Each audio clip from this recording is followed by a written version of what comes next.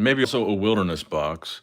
And then I've got a whole case. I took the liberty of going ahead and taking these out of the tins, but I've got a whole case of the new Yu-Gi-Oh! Dueling Mirrors Mega Packs, which I think this is a really, really fun set. So I'm going to kind of open these intermittently to spice things up tonight, but really cool set. And a whole case of those. We're going to hunt that quarter century rare Blue Eye. Let me go ahead and get this stream pulled up. What's up, Eddie? What's up, Brian? There we go. Live chat. What's up, Supper? Okay, so also, I've got some brand new stuff that we can give away tonight. So I've got some new promo. So if you guys didn't know, I talked about this on one of the streams.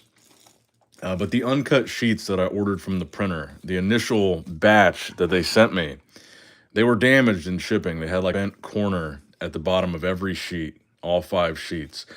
So we were able to get replacement sheets sent. And with those sheets, they also sent some unstamped but hollow promos. So kind of an interesting third level of rarity here with the promo cards. There's no pre-release stamp. These are not numbered, but they ended up sending me just extra hollows that they printed with my new batch of uncut sheets.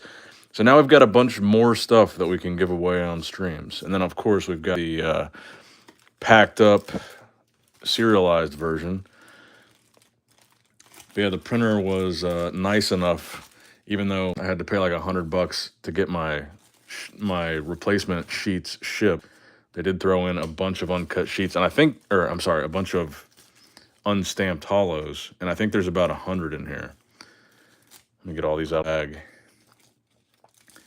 So now we have 3 different rarities of the promo card. We've got the non-hollow, we've got the stamped, serialized, sealed in pack hollow, and now we've got the just regular old hollow. So now I got to send some of it to grading too and get these on the record. Goblin, what's up? Raw Prank, Smoking Them Grits, Eddie, Zach Collects Cards, Supper. What's up, everybody? What's up, Tuffy? Yeah, they look pretty good. I was going to go ahead and try to get an official count of them right here. I think there's about 100 because I counted one of the packs, and they sent me 4 packets of cards, and the first one had like 21, so I think there's close to 100.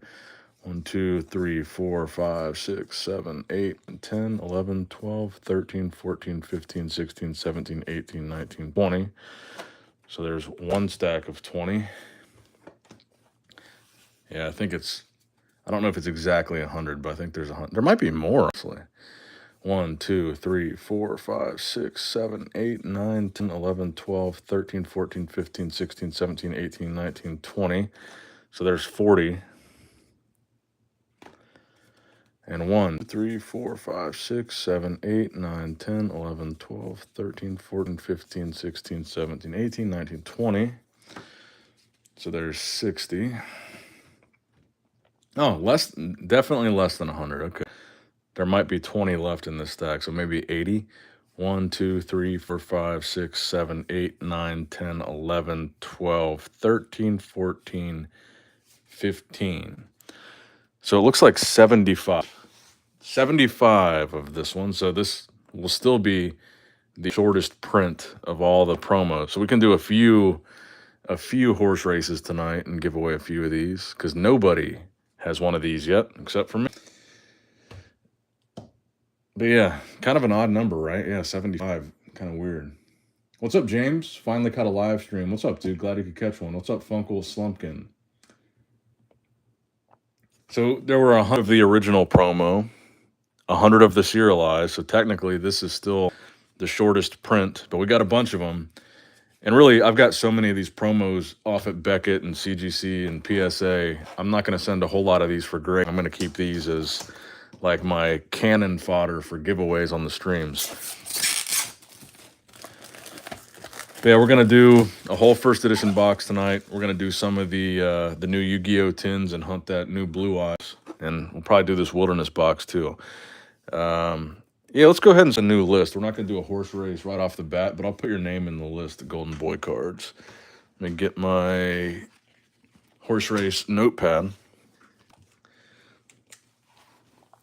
We'll start collecting some names.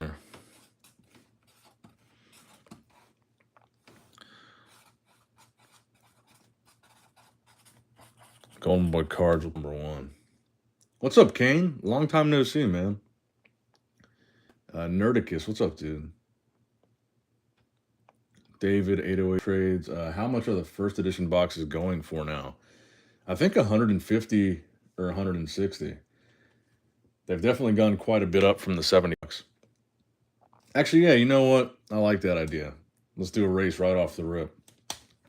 Let's throw Raw Pranks in number 2.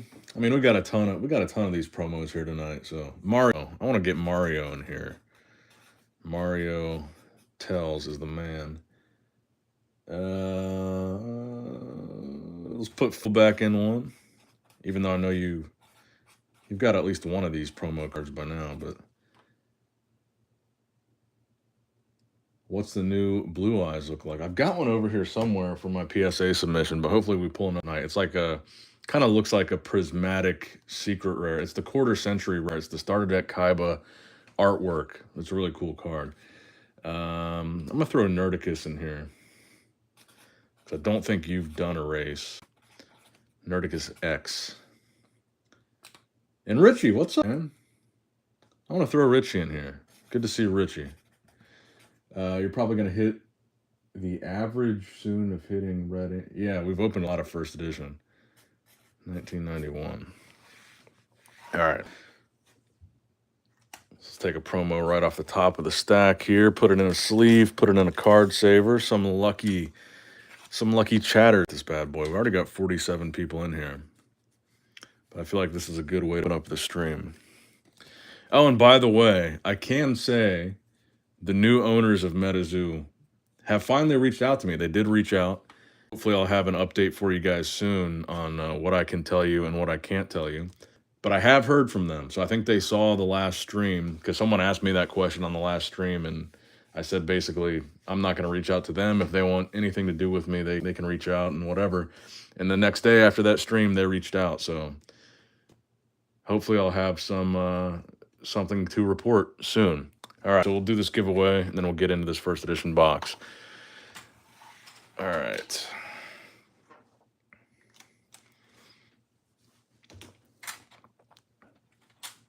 Oh, just want to make sure all are right up against the line. All right, so Golden Boy cards, number 1 with the red horse, Raw Pranks, number 2 with the blue horse, Mario Tells, number 3 with the purple horse, number 4 with the orange horse, Funkel Slumpkin, number 5 with the white horse, Nerdicus X, and number 6 with the black horse, Richie 1991. Gentlemen, let's get this stream started. Start your engines. Let's go.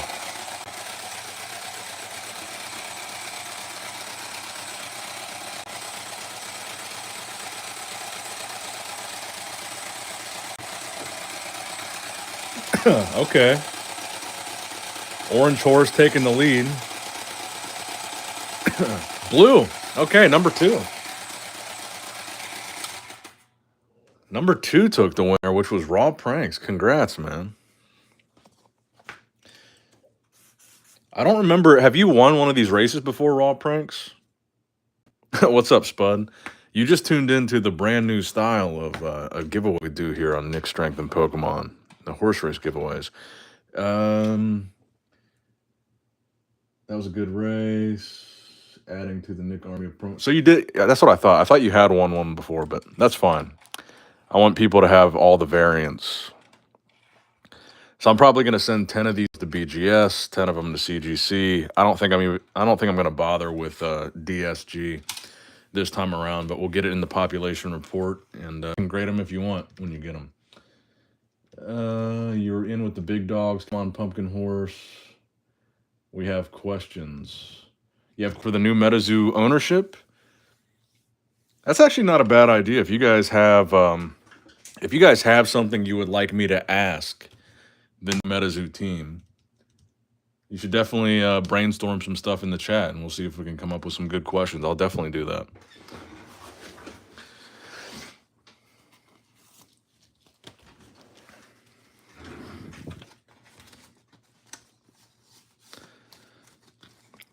But I can probably basically just tell you this. So they did reach out right after that stream, and they had me sign an NDA. And from that point, we'll have some kind of discussion, and I guess I'll figure out what I'm allowed to tell you guys and what I'm not allowed to tell you guys. But I'm assuming they're going to tell me something that I can tell you guys. We haven't had the full conversation yet, but that's about it. That's the only update I really have. But it is a cool date, and I think that we'll potentially have some questions answered for you guys. I don't know if they're willing to come on and do any type of interview or anything, but I'll definitely find out what I can. What I'm able to share with you guys, and whatever I can share, I'll share with you immediately. What's up, Master Ryu? How's it going, man? Good to see you. Silver and Hollows. What's up, my boy? But yeah, definitely feel free, guys. If you have any questions for the new Metazoo management, ownership, team, whatever, feel free to ask them in the chat. I'll try to read some of them off. I definitely think they, I don't know if all of them watched the last live stream, but I definitely think they watched the streams, because I specifically remember saying in that stream, when somebody asked me if they had reached out or if I had talked to them, I said, no, they haven't, but if they do, I'd be happy to talk to them. And they reached out the next day. So I think they are paying attention. I think they are watching these streams, and I think they're looking at the community feedback here. So if you guys have any questions, I'll read them out loud on the stream. And if they watch this back, maybe they'll include some of that information the next time I talk to them, or maybe I'll just ask them myself. But definitely not a bad idea if you guys have questions for the new Metazoo team to throw them in the chat.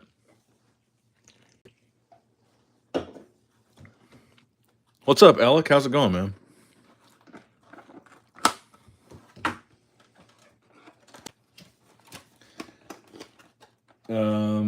Chris G, his question is, what do with all the old inventory? What are they going to do with all the old inventory? That's a good question.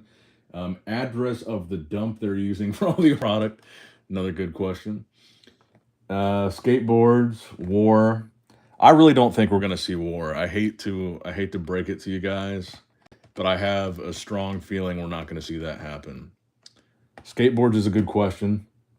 Can you ask them if they still plan on printing war, or is that art they will be using for their new plans for Q1 2025?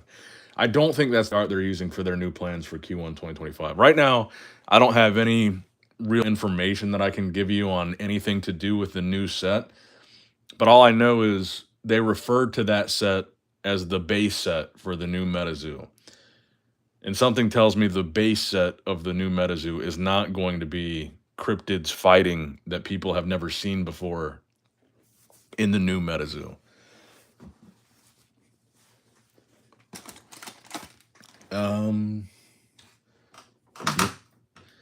Will they on gold and silver and bronze tickets? That's a good question. I feel like that's a doubtful one, but maybe. Make rare promos available in booster boxes, please. Slip in fun and cool bonuses. Hi, Nick. I purchased the 008 out of 100 lolcow car on eBay. I got it yesterday. It looks great. Awesome, bro. Okay, cool. I was wondering who you were. Yeah, I didn't recognize the username on eBay, because the guy that bought the uncut sheets was a guy that I recognized. But yeah, thank you, man. Thank you for buying that. I'm sure the charity appreciates it. And yeah, very cool. I'm glad it arrived safely. I appreciate you, man. So thank you again.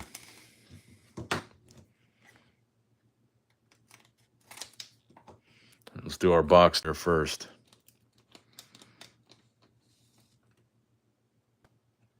Oh, cool. A light aura. I feel like I don't see this very often.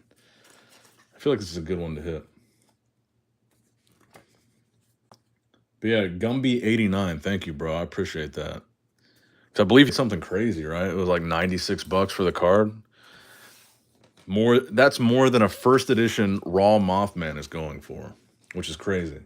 Will they unblock everybody from Discord, legacy format, AI art? That's a good question. That's one of my biggest questions for them as well, is what's going to be the artwork for the new Metazoo? Are they going to bring back any of the old artists? Is it going to be AI? Do they have their own art team?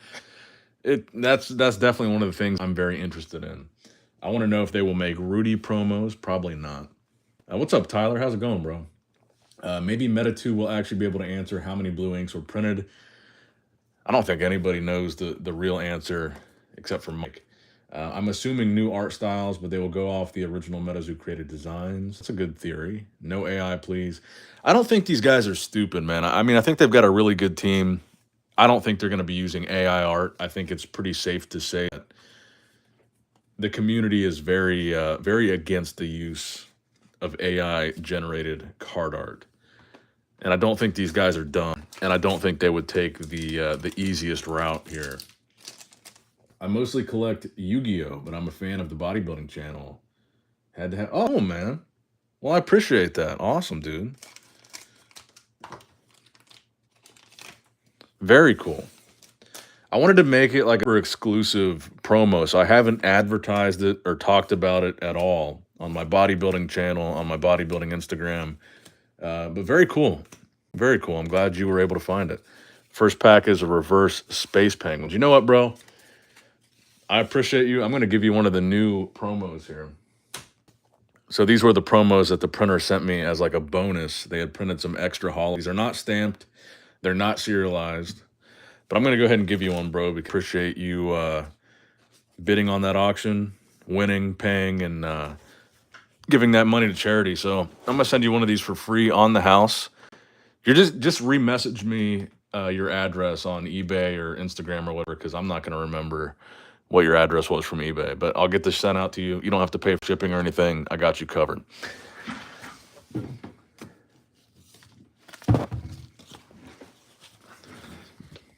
Oh, wait, card.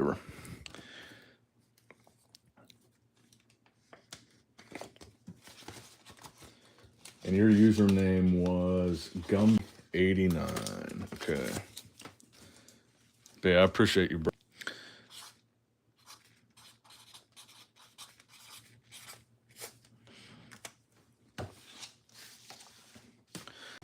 Really hoping I can get unblocked in the Discord. So are there still a lot of active people that participate in the Metazoo Discord? Yeah, no problem, bro.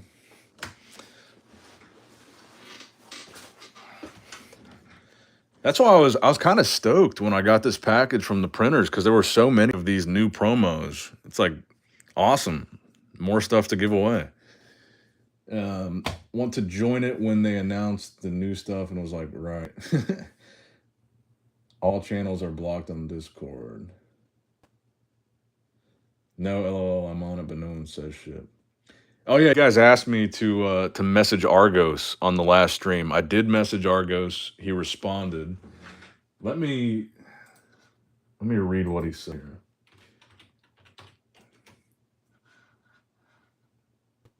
Let's see.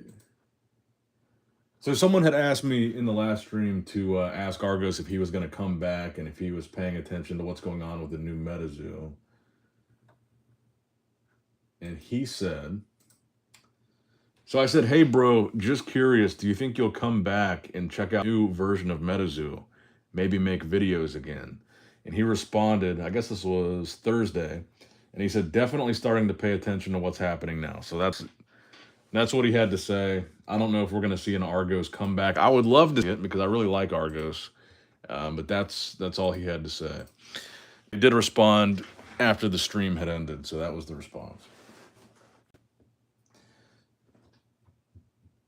I really don't think they're going to do the AI route for the art. I think that would be a big mistake. And like I said, I think these guys are not dumb. They know what they're doing. I think they know better than that. But maybe I'm wrong. But I think to be the vice president of the Pokemon company for that long, this guy's not an idiot. Pokemon's not using AI art.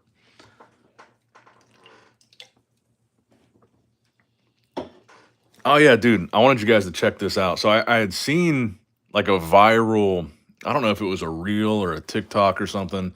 I'd seen this on social media. So I went to Walmart last night and I got one of these Skibbity toilet mystery boxes. And this is like what the kids are into nowadays, the Skibbity toilet video series. And they sell these at Walmart, and they're expensive as hell. They're $50 for these things. But the packaging, the toilet itself is really well made. Like this thing is solid. I don't even know what the prize is that you get out of this, but I got one of these for me and one of these for Josh. But but man, I just thought it was really interesting, kind of a weird collectible. And I'm still reading this label, and I'm not sure what actually come here. But I'd seen this on social media, and I went to Walmart last night. I was on a date with this girl, and they had these. So the toilet contained one of the prizes, I guess. Two mini figures for mystery stickers in a lanyard. So it's like junk inside of here. I was surprised by how expensive they were. They were either $45 or $50, but the packaging is really nice. I mean, it's a solid ass toilet. So I thought maybe I'll open that on this stream, keep some cards in it or something, because I don't know if you guys can really tell from the, does the lever do something? Oh yeah, it does say try me.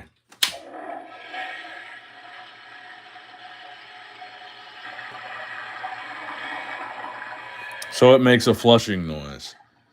Well, I don't know if you guys can tell like the size of this from the can here, but I'm gonna probably keep some cards in here, some of the hits. The back of this, like the tank of the toilet, is pretty good size.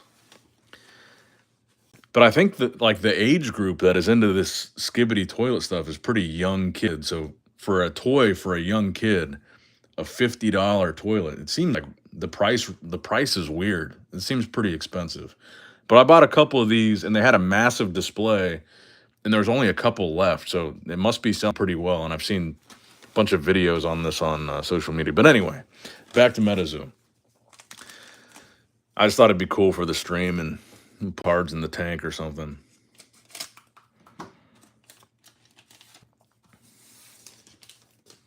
$13 plus what comes out of the toilet. Oh, no way, dude. Are we about to have a Mothman right off the rip? It's funny because I was just on FaceTime with my buddy Chris, and he opened his first edition box, and he only got 10 hollows and like nothing good. No Mothman. It was like the worst first edition box I've ever seen. Oh shit, it is a man right off the rip. I think it's a full hollow, right? No, it's a reverse. Damn. Reverse hollow Mothman right off the rip. But yeah, me and Chris were on FaceTime tonight. Didn't do anything. Man, that would have been dick if we pulled a moth right off the bat. Need an opening video of that. I'm gonna open it on the stream for sure. Let's go ahead and throw in one of these packs. I was really big into Yu-Gi-Oh growing up, and this is like this is a really fun set to open, this new Dueling Mirrors 10 mega packs. And that Blue Eyes Chase, it's such a good looking card. Metazoo Menace, what's up, bro? Hey, I really liked that video you did with the promo cards, and I really liked the ending where you had the PSA 10 Evolutions Charizard. You're the man, bro. I love you, man. You have a Hero Quest Zombie Mothman. No, it's still on my bucket list. I still don't have one. But yeah, I thought that video was really cool, dude. I really appreciate that, and I'm glad that I got you hooked on Metazoo. So these packs, there's an ultra rare, there's a secret rare, and then there's this. This is like the quarter century rarity. I haven't gotten this one yet. Toon Kingdom. Really, really cool hollow pattern, these. And so there's a starter deck Blue Eyes artwork that is this hollow pattern. And I've already pulled one when I did this before, but I did it off camera, so I'll pull one tonight. Then you still get another ultra rare and another ultra rare. So there's a bunch of hollows in here, and then you get these really cool, like special secret rares. Quarter century rares, rather.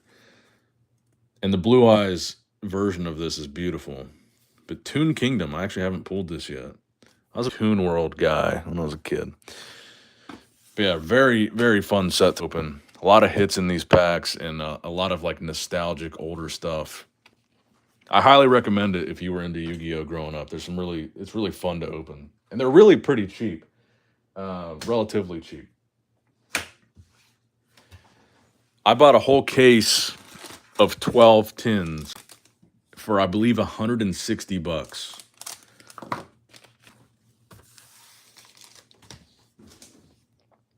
No, it's I believe 4 packs per 10, 3 or 4 packs per 10.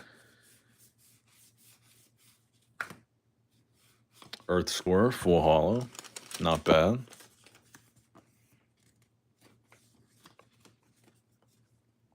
If you're interested in some old school Yu-Gi-Oh sealed product, I got a lot of stuff looking to sell. We'll give you a good deal if interested.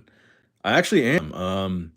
I'm looking to replace some of my starter decks. If you have any starter decks, that would be cool. But yeah, I'm actually curious about what you've got. So yes, shoot me a message, bro. I'd be down to talk about some deals. I don't have a whole lot of sealed vintage Yu-Gi-Oh. I certainly don't have any sealed vintage booster boxes, but I definitely like collecting the old starter decks. Bought a case of those tins. Got ooh, nice, bro. You got 2 blue eyes. No Dark Magician Girl. I didn't pull a Dark Magician Girl either. My wife pulled a Time Wizard too. That was high. Ooh, nice. Yeah, it's a really enjoyable set. A lot of nostalgic stuff in there.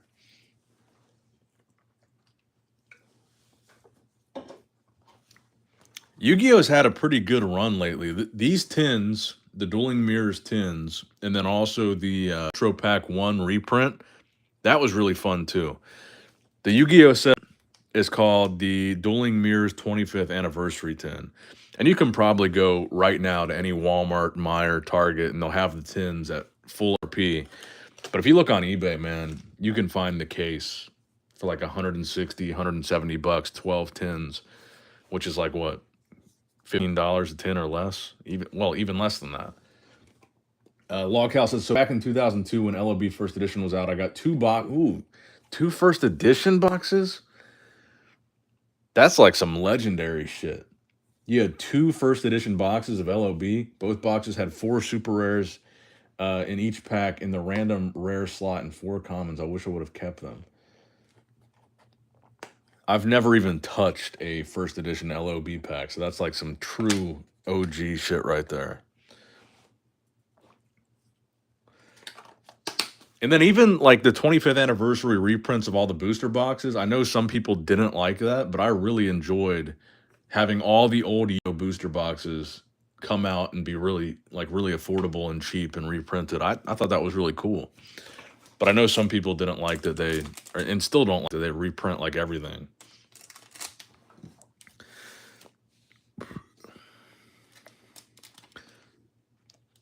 Yeah, that works, dude. Just send me some pictures of what you got on Instagram. Only have unlimited Yu-Gi-Oh starter deck, no Kaiba. Just send you, yeah. Shoot me pictures of whatever other stuff you got. Holy Grail or Holy Gem. The good old days. $2.99 a pack.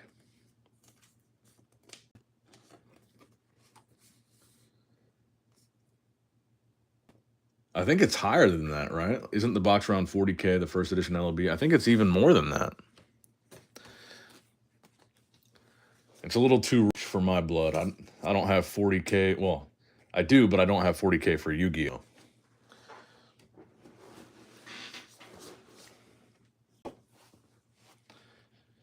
Pokemon, I agree.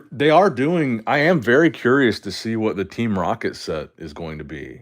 Bryson says Pokemon needs to reprint their vintage sets. I would buy a bunch of them. I know there's this Team Rocket set that's in the works. I don't know how much of a reprint it's going to be, just maybe a reimagination of the original Team Rocket set.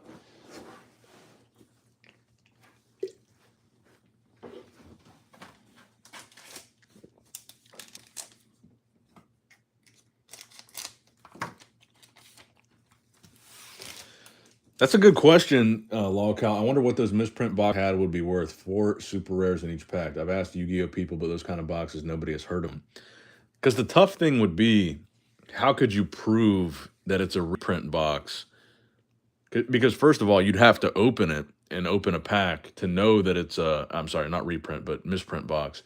You'd have to open the box, break the seal, and open a pack to even know there's a misprint. So I feel like that would diminish the value. So I feel like it'd be kind of a wash, right? Like maybe on a per pack basis, they would be worth more if there was a way to prove misprint packs. But the fact that you would have to open the box and take a pack out and open a pack, I feel like it'd be kind of a wash.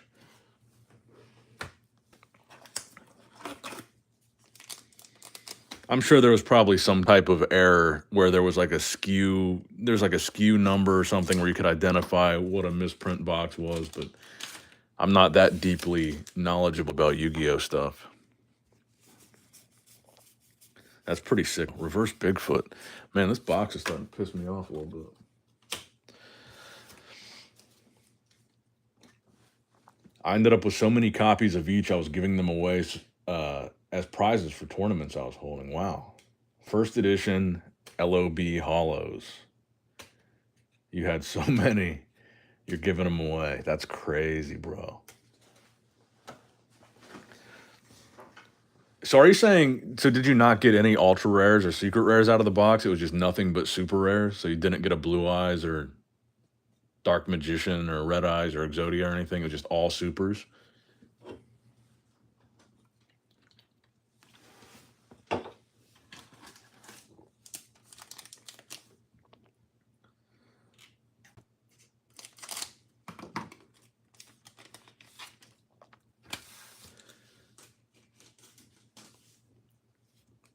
I 100% agree with what you just said, Supper.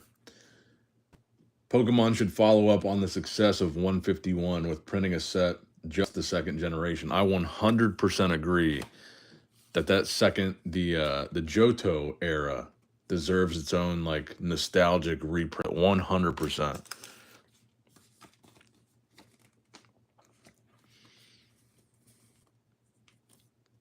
I want to see Typhlosion, Feraligatr.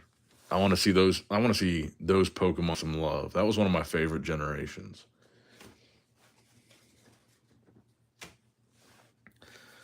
Yeah, Neo was really cool, and that was kind of like the era where I was growing out of Pokemon cards, but like the era that I came into Pokemon in general, like watching the anime on TV, the Game Boy games.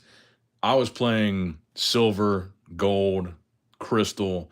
Like I had Red and Blue, but I was more like of age during the like Gold, Silver, and Crystal era, and that was like the era that I was watching on TV. So I was really young with like the first generation anime, the first generation cards, the first generation Game Boy games, but I was really prime Pokemon age around second gen.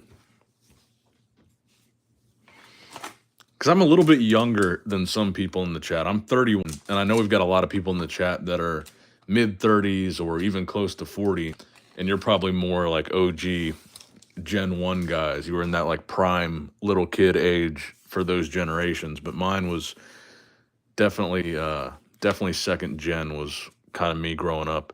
Beast of Busco full hop.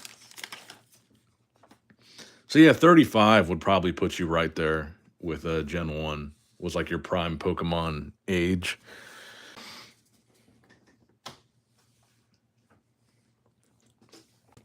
And it's kind of weird too, because this is like the only chat, this is like the only time that you guys make me feel young, or this is the only situation I feel young, is people say in the chat they're pushing 40, and I'm like, damn. Because even on my bodybuilding channel, my main channel, like most of the people that I talk to or interact with or that message me, they're like young dudes that are like college age, like early 20s. That seems to be like the really active, like prime demographic for boxing. But because the trading card niche is like so nostalgia driven, it's a lot of older people that are looking back now that they've got money, trying to collect their childhood, which is cool. I like that a lot, but it's kind of weird how it's different than bodybuilding, because bodybuilding almost seems like it would be a more mature subject matter than trading cards. But the trading card demographic actually seems to skew a little bit older, which is kind of wild.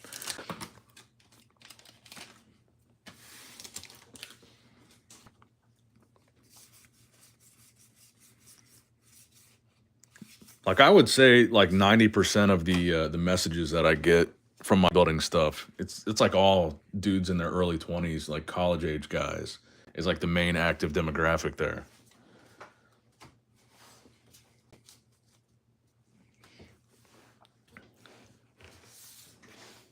And I am saving all the reverse hollows. I'm not burning them. I'm not throwing bulk pile. We're saving the reverses too for first edition. But I am curious, like what I'm gonna find out from these new the new Metazoo owners. They made me sign an NDA, but they haven't told me anything yet. And we're gonna schedule a phone call, I guess, to talk about some stuff. And I'm assuming they're gonna give me some information that I can share with you, and then some information that I can't. So hopefully, I can provide some clarity to you guys on what's going on. Hopefully, they don't say, everything we're going to tell you, you can't repeat to your audience. I hope they give me like some kind of nugget, something that I can give you guys. But we are in communication now, and it looks like this ball is definitely rolling with this new Metazoo. They're on top of things. They're paying attention, and so far it seems pretty promising. Because they're definitely watching these streams. They're definitely reading what you guys are saying. They're definitely listening to these, and yeah. But hopefully, I can provide some kind of information for you guys because we really don't know much about what's coming.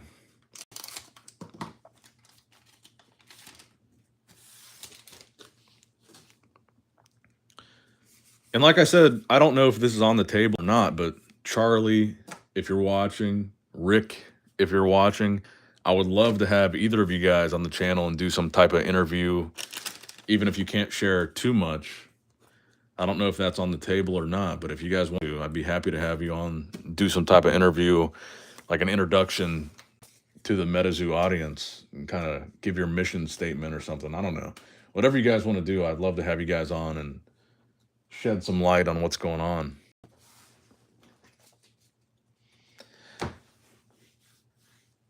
But they definitely seem like they're on top of things. They definitely seem like they're paying attention.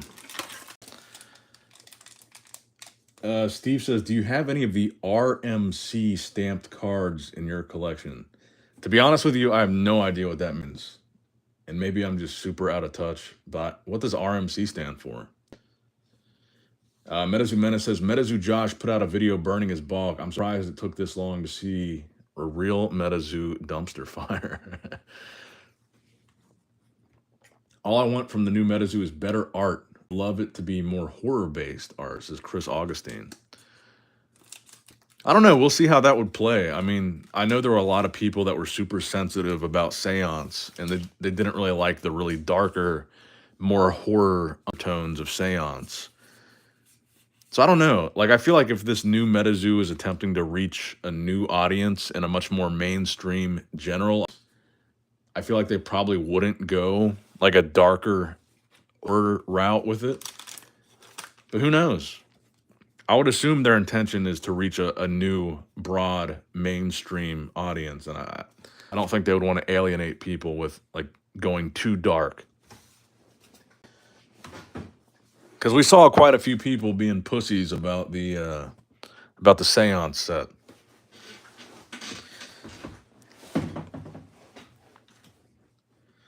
I forget what the dude's name. What was the one dude that used to make Metazoo videos? He wore glasses. I forget his name now. But he was one of the dudes that was making videos like, oh, this is too dark. This is not kid friendly. Just like kind of pussy shit. No, not KFC. KFC.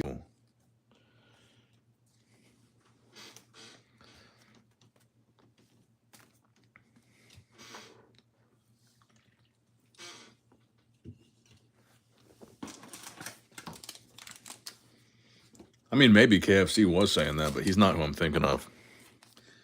Yeah, that's it. Frankly Collecting.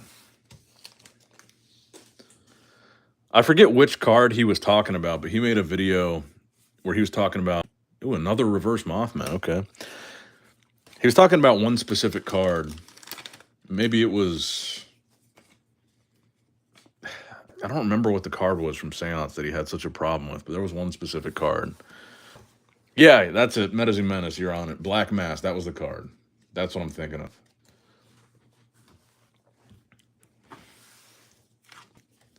And I mean, if we're being real, it was like the least offensive. I mean, there was nothing offensive about it. It wasn't even that dark. It was a cool card. It was certainly a darker than normal Metazoo card, but I mean, it was like something where it was like, this is some pussy shit if you're complaining about this card being too graphic. I mean, it's only darker than usual, but it wasn't anything crazy.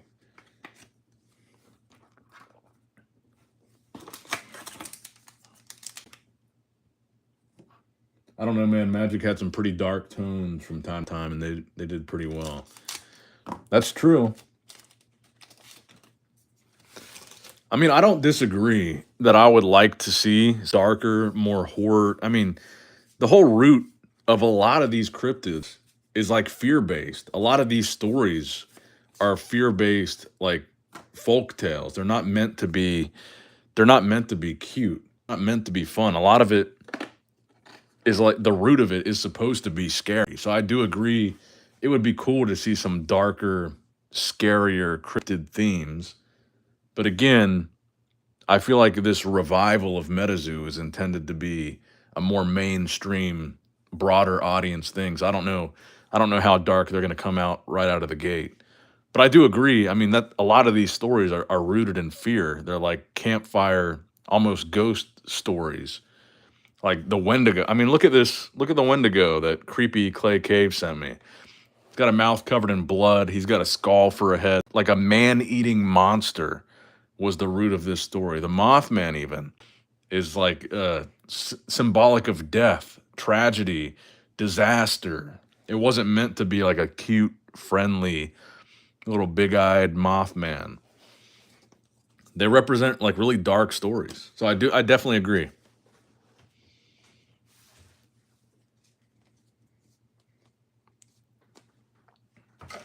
Chris says a Wendigo is horrifying. Maybe do the mainstream base set and give more limited run Nightfall 2.0 horror themed run.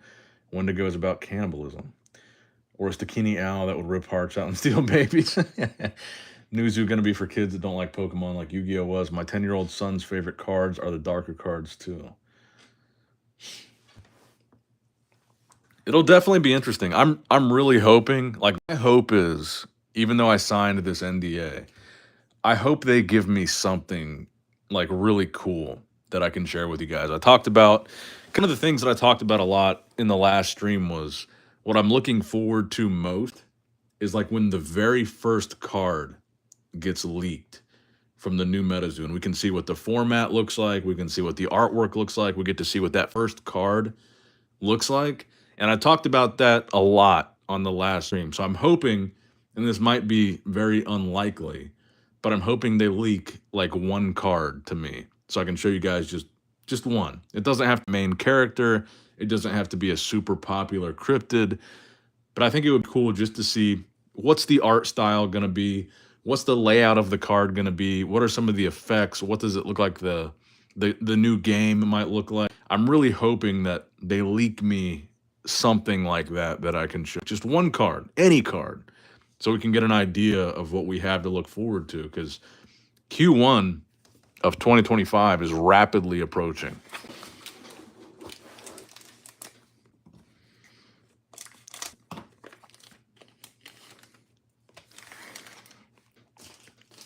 It's an orb.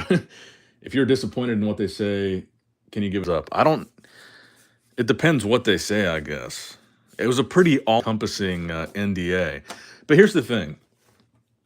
I don't think they would reach out to me just to fill me in. Like, I feel like they obviously have their own marketing agenda. Like, I don't think they're reaching out to me just to be like, hey, we want to tell you and only you these things. Like, I think there's obviously got a kind of objective of like, here's something that you can tell people. Here's something that you can share. Want to get this out, but you can't tell them this.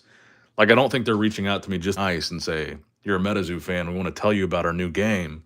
I'm sure they have some kind of, like some kind of agenda of they want me to maybe say something, I'm sure.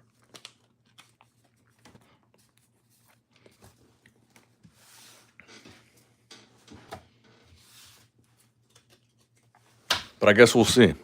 Let's do another Yu-Gi-Oh pack here. Different times, I remember in the 90s, old shows like Are You Afraid of... Oh, that was a good show. Are You Afraid of the Dark was good. Dark tones, fear-based stories did really well. Now, maybe not so much. Reaching out to you, probably start building the hype. That's what I'm thinking. I mean, I don't think they reached out just to be friendly. I'm sure they want to get some information out there. So I'm sure that's part of it. I'm hoping that's part of it.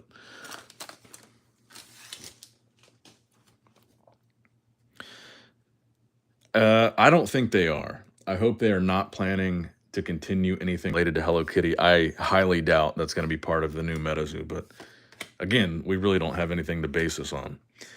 Evolzer Leos. Oh, that's a sick looking card. Vicious Astroloud. Parallel Exceed. This is such a beautiful foiling on this card. Cassie Muller.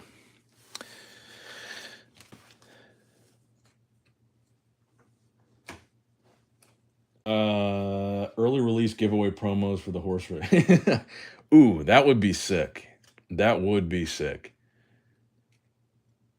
I mean, I'm hoping just for the minimum case scenario, just leak me one card that I can show people. I'm sure they already have some cards done. I'm sure they have artwork done.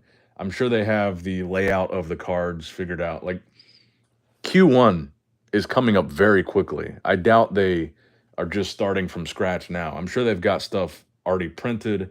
I'm sure they've got prototypes and layouts, and just let me leak one card is all I'm asking. But it would be cool if we had like a pre-release promo from them to start giving away on the channel, like just some random card. And I'm sure maybe they will do that. Maybe they will have some kind of pre-release thing to get hype going. Because they gotta do something, right? I mean, I don't think people... I do think there's a certain set of people that will just buy into this new Metazoo that came from the old Metazoo. And there definitely are going to be people that are just going to new one. But I think they got to do something as far as marketing, as far as showcasing the cards, as far as getting this information out there to get people to actually participate and buy this new set. So I don't think we're going to see just radio silence, no communication, and just have to operate off of rumors and speculation. I think they are going to start pushing maybe some kind of pre-release promo, sharing information, maybe leaking what cards look like, maybe showing us what their Mothman looks like. They're going to do something because they're trying to sell a set in a few months. And I don't think that many people are going to go into buying a new set just blind. And I think that's why they reached out to me. I don't think they are... I really think they're trying to get this ball rolling, and I think they're trying to get people on board. And I think that's them reaching out to me as part of that. Because, I mean, these next couple months are going to go by pretty quickly. I think people don't realize this is a legitimate corporate type company. That's why artists aren't known and info isn't held super tight. Info is held super tight. It's not a Kickstarter game anymore. Yeah, that's facts.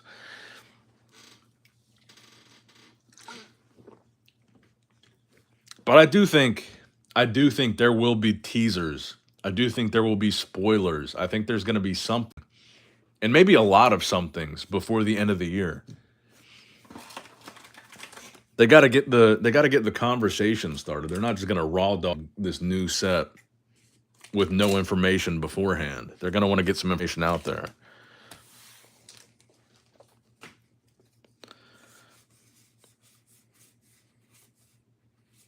Beast of Busco reverse.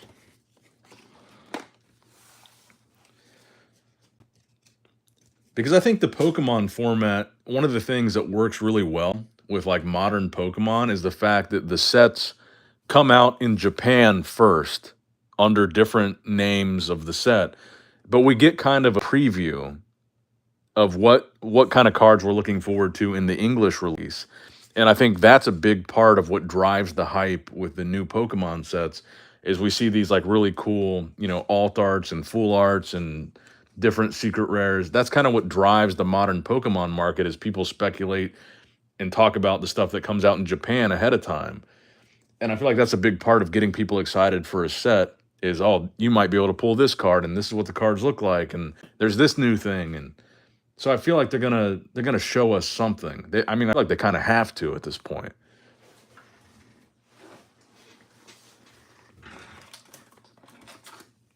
And I also think they need to build back trust from the existing remaining Metazoo community, which is probably why they reached out to me. I'm sure they're gonna give me something that I can tell you guys.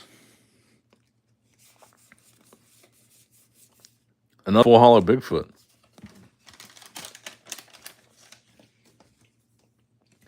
Metazoo Menace says, "Is there a big Collecticon or Comic Con first quarter that Metazoo might make a huge announcement at?" I don't know. And also, like, I don't know how much this new Metazoo is going to follow the blueprint of the old Metazoo. I honestly feel like the Comic Cons and Collecticons, while they were cool from a fan perspective, I don't know how productive they really were. Like, the convention scene was cool for the fans. I don't know how productive it really was for the business.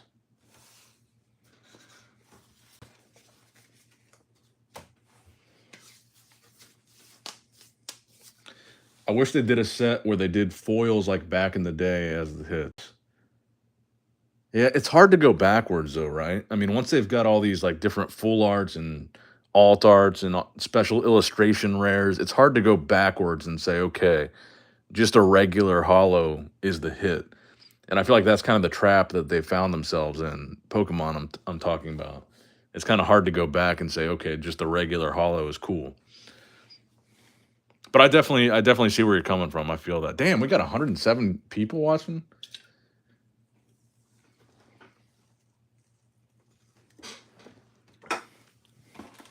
Crazy. But why buy Metazoo and start over? Another good question.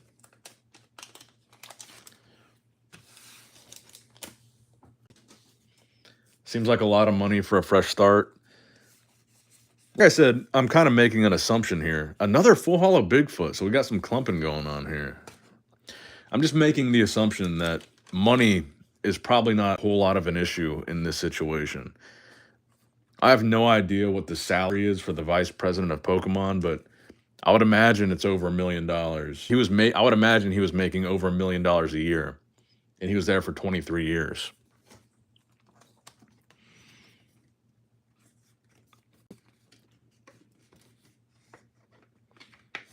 Who knows though? I mean, I feel like money is probably not a huge concern for them, especially if they think about this like this is our proof of concept for our new startup company. It could be the next Pokemon. This is going to make a ton of money. I don't know.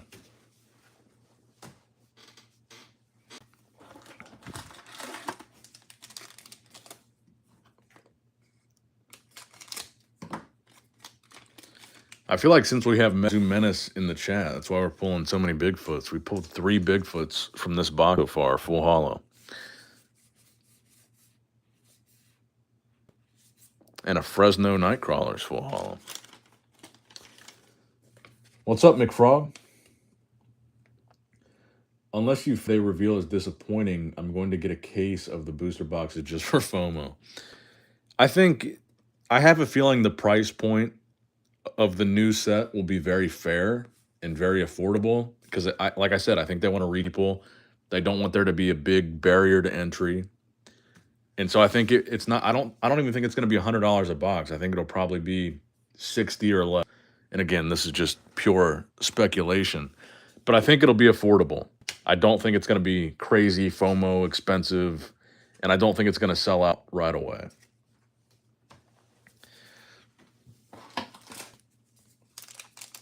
Any players in the chat, says Metazoo Josh. And the wife of the CEO of GameCubator Labs was the SVP of the Pokemon Company. They have a ton of money. Oh, I didn't know that she worked at the Pokemon Company too. Blitzen Buki says, wait, Poncho noted on Stash Flute stream on Whatnot, ready for this, he said he would love to draw new Metazoo art and laughed a little. I think he already made new art, just saying. Well, I don't know. Maybe they will reveal some of this to me. I mean, I don't know. What do you guys think? If they want to start from scratch, right? If they want to completely rebrand Metazoo, start over, start fresh, would you like to see them go back to the old artist, or would you like to see them do something completely new? Because I would kind of like to see some homage to the old Metazoo in the new Metazoo. But if they completely rebrand it, I don't want it to be too similar, right?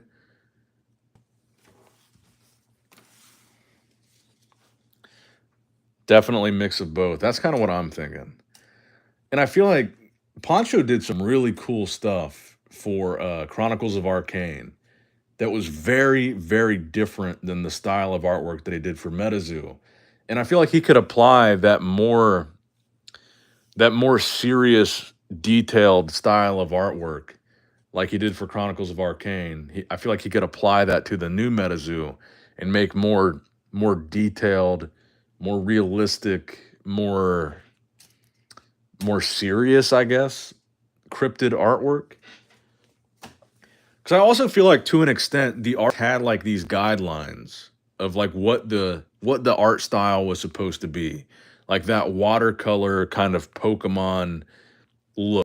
And I feel like if you remove those guidelines and say, okay, it doesn't have to be too cutesy, it doesn't have to be this specific style, just like give me a serious version of Bigfoot. Give me a serious, detailed version of Mothman. We don't want it to be cutesy. We don't want it to be Pokemon, chibi, whatever. I feel like they could go with the same or some of the older artists in a completely different direction still.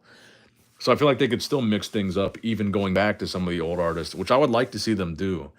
But I think if they're going to completely rebrand it, I do think it can't just be old artists. It's got to be a mix of new and old. Never know will like it more. True. Very true. It doesn't make sense to fully start from scratch. Despite the meltdown, there was success and a following built before the mismanagement caught up that had to play into their interest to buy. So I guess that's the other conversation to have, right?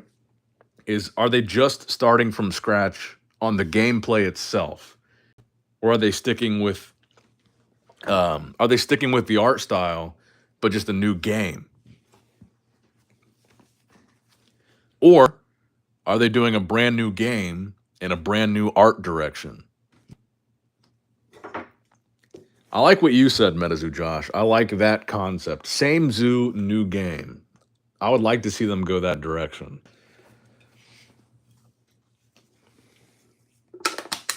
I can see it falling in the lines of Magic the Gathering style artwork versus cute artwork like Pokemon. It is cryptids after all.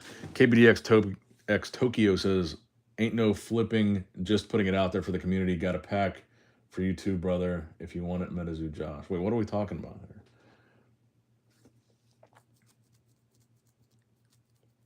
Are you talking about Cryptid Camp? I believe it was you that I saw post the KBDX Tokyo. You got some cool Cryptid Camp exclusives, didn't you? Bailey said he was sending me some stuff to open on the channel, so I'm excited for that. But I know there's a lot of people that are not super stoked on Cryptid Camp, and I'm not super sold on it either. But I'll give any TCG a chance. I'd like to open any new startup and just see for myself, do I like this or not? Like some of the images that they posted, and I've talked about this like every stream, but some of the images they posted of the new Mothman, the new Snipe, the new Snallygaster, I didn't like those. But I guess only until I see the cards in person for myself can I make a real decision. But I have a very hard time believing that if MetaZoo is coming back, I don't see any other game replacing them as the premier cryptid trading card game. I think the cryptid camp idea I think came up when they thought MetaZoo was done and not coming back.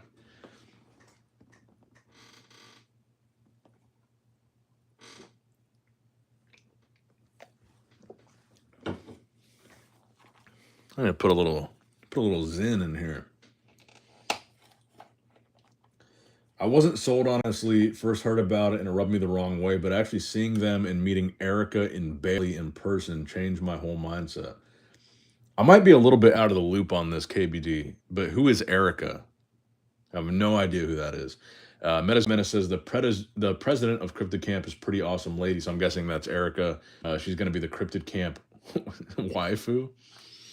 Cryptid Camp and Nom Nom can't even get off the ground before Zoo came back. RIP. Yeah, honestly, I want to take another opportunity to shame Nom Nom. I was kind of excited about it. I ordered some booster boxes from the Kickstarter. A lot of people were pretty stoked on Nom Nom. Victor Larson, I liked a lot of the artwork that he did for Metazoo.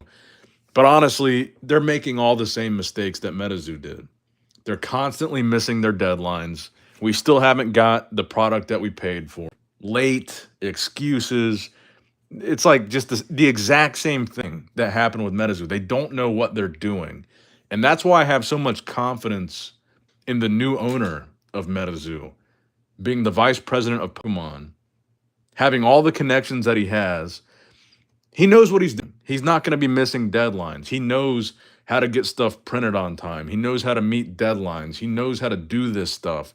And he has those connections where, like, these guys are all making the same mistakes. Nom Nom is making the same mistakes that Metazoo did. I think you could argue that with Metazoo, kind of the beginning of the end was that second Kickstarter. That was like the tides are turning now against Metazoo because that Kickstarter, so many people participated in. I believe it was over $2 million they raised on that Kickstarter. And it was just excuse after excuse, missed deadline after missed deadline. We did this wrong, we did that wrong. And it was just the exact same thing with Nom Nom. I feel like no one is going to put their faith and their trust and their dollar behind a company that's trying to be the next Metazoo, that's making the same mistakes that Meta made. I think it's unacceptable, honestly. Whether their excuses are valid or whatever, it's just the same thing. It's just deja vu.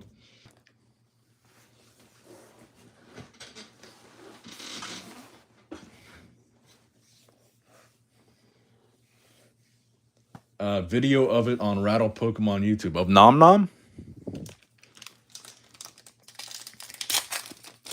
I think Rattle does a really good job of his investigative reporting. Who is Cryptid Camp, by the way? I heard of them as well. I know that Bailey's behind it, and it's basically the same idea as Metazoo. This is a cool card too. This is the new reimagined work of the XYZ Dragon Cannon. I think this is one of the chases, actually.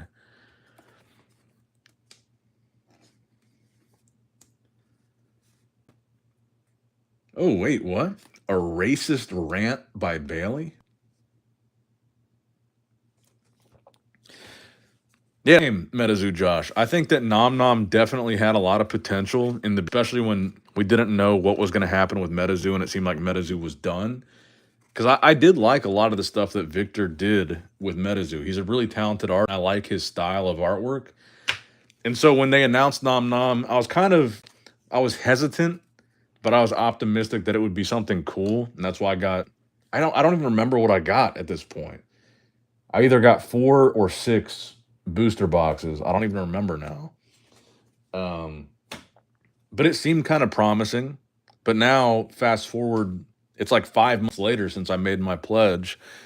And they're just like Metazoo 2.0. They're making all the same mistakes. They don't know what they're doing, constant delays. And it's just deja vu. Lockout says, I'm fully confident that Nom Nom will fulfill their orders, but the inexperience has hurt them permanently. They should have brought in experienced people. And again, that's why I think this new Metazoo is going to be successful is they have probably the most experienced person leading the way. I just don't see them making these mistakes that Metazoo made and that all these new games that tried to replace Metazoo and doing these Kickstarters, they're all making all the same mistakes because nobody has the experience of running a TCG before that are heading these companies. I was really disappointed with Nom Nom, though. Jake says Nom Nom and Arcane are both dead in the water, in my opinion. Yeah, it definitely seems like the steam for Chronicles of Arcane has cooled off quite a bit.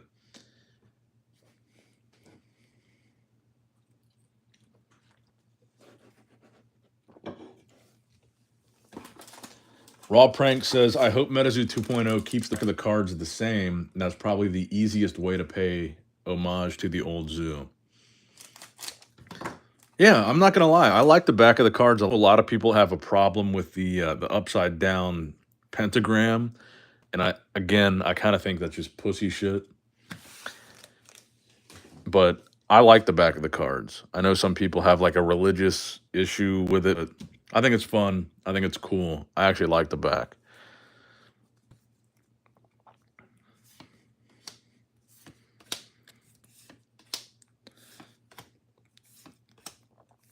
I think it's only satanic shit if you want to think it's satanic shit. I think most people look at this and just think it's a cool back. I don't think like the average person thinking, oh, hail Satan, when they look at the back of a Metazoo card. I think people like read too much into these things and they see what they want to see. They want to see something demonic and satanic and bad. But I think just aesthetically, it's a nice back. Baby got back.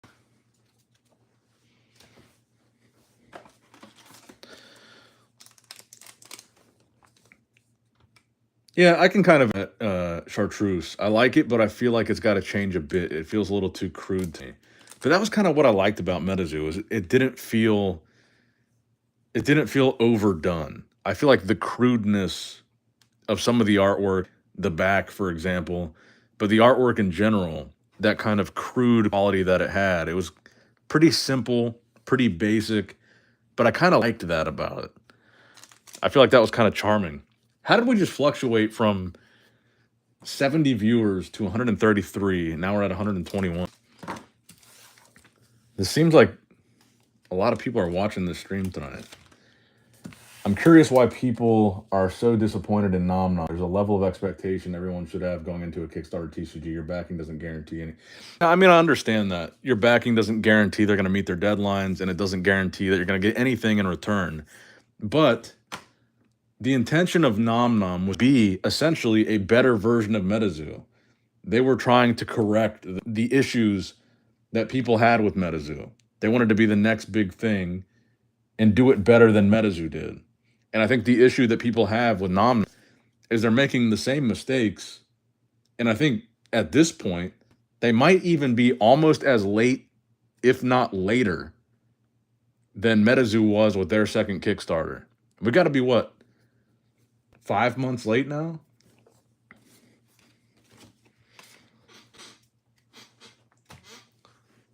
I mean, we're in October now, and I think the Nom Nom deliverables were supposed to be promised early, wasn't it early summer? And we're in late October. Thanksgiving is coming up. They're pretty far behind. Lawcow says, why trust someone that can't keep their word? They literally targeted people that got hosed by Meta. That's facts. And I think that's why people are so disappointed with them. It was people that were disappointed in Metazoo. It was people looking to continue their Metazoo enjoyment somewhere else because they were let down by Metazoo. Nom Nom was kind of similar. The artwork was similar. Victor used to be the I forget what his title was. I think he was director of the office at one point. So people went there as like to replace their Metazoo addiction. And then Nom Nom kind of did the same thing that Metazoo did.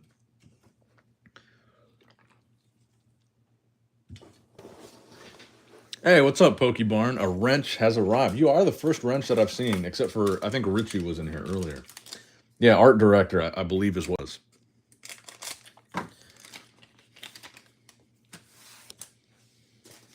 Pokebarn says, I know 2 people associated with Nom Nom, and I'm not surprised by the issues.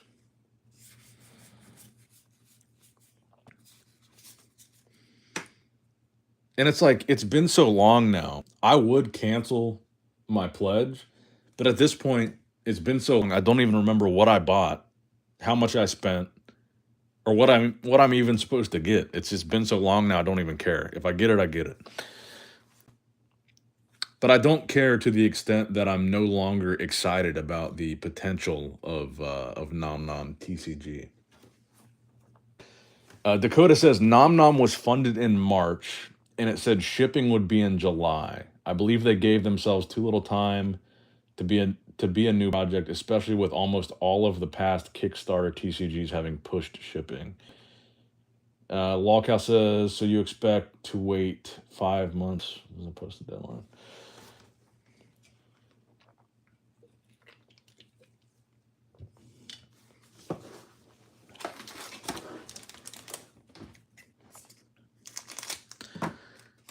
Look, I mean, my objective is not to shit on any upstart TCG. I like that there's more TCGs. I like that there's so many because I think all ships float in a rising tide. I think it's cool that so many people are trying to flesh out these creative ideas through a new TCG. But also important to call out and constantly point out people that are making the same mistakes as Metazoo made.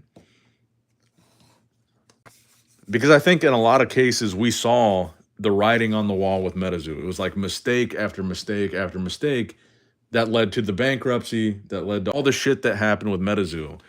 So I think getting off to starting a TCG with a Kickstarter and you're just at the very beginning of your new card game and you're already making these massive mistakes, I feel like that's worth pointing out and calling out. Even if they have a good excuse or whatever. I understand that a Kickstarter, you're not guaranteed anything.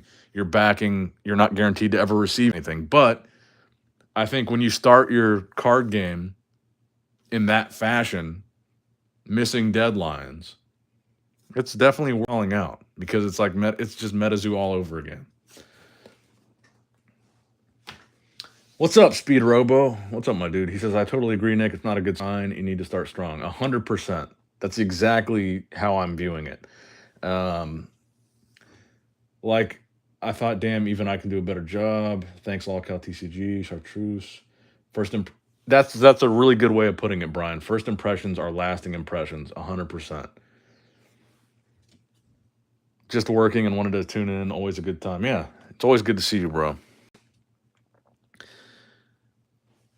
Joel Zuski says, I didn't expect anything. I pledged money to support the people who seemed passionate about trying to create a new game. And see, yeah, I get that. Like I said, it's not my intention to shit on anybody that's trying to start something cool and creative in a new card game. But I do think I think very clearly targeting the former Metazoo audience, right? Like, I think very, very obviously, Nom Nom's audience is fallen Metazoo fans or people that are still Metazoo fans. I think very clearly that's who they appeal to. I don't think very many people would disagree with that. That's kind of the audience they're pulling from. That's the consumer base they're targeting. And that consumer base of Metazoo fans has already been let down and shit on and missed deadlines, all that stuff. So I feel like there's a higher degree of importance of starting strong when you're targeting an audience that's already been screwed by their previous TCG.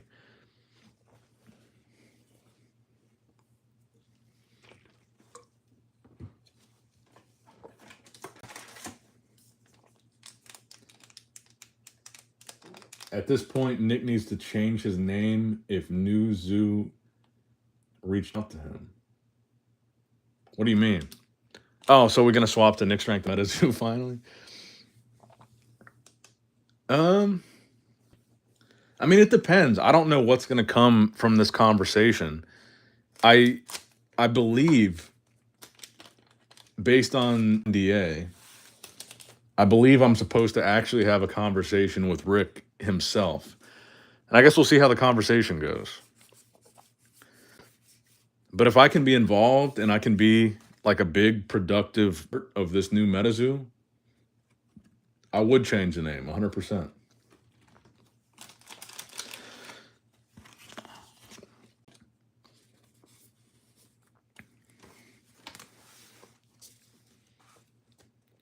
Oh yeah, Speed Robo, you're getting in here a little bit late. I talked about this earlier in the stream. The new Metazoo ownership did reach out to me, but really all that I have to share is they had me sign an NDA, and we're supposed to have some kind of extended conversation.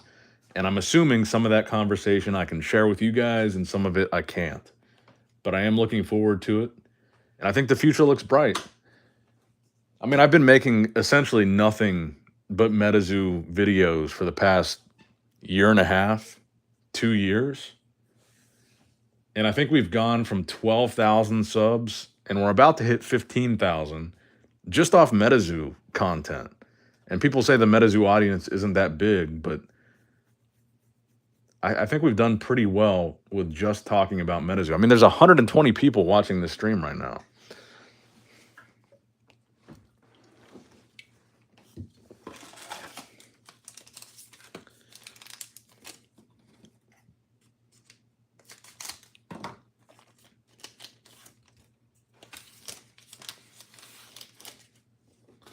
Just picked up a reverse hollow kicker moth and 2 serialized out of 25 tops lore cards for $100. Nice. Fun Collectible says eBay says different. What are you talking about? I don't think 120 people are keeping the sales up.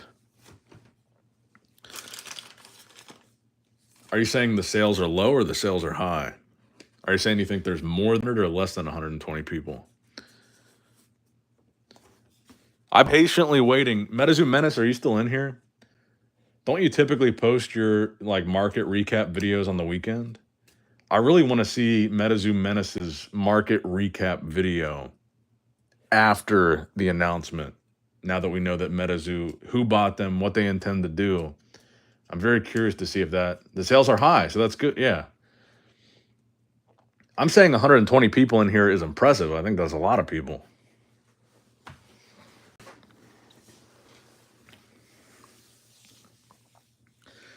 All I can say is learn from Argos. Be pros versus cons. Don't be all in. I will never be all in.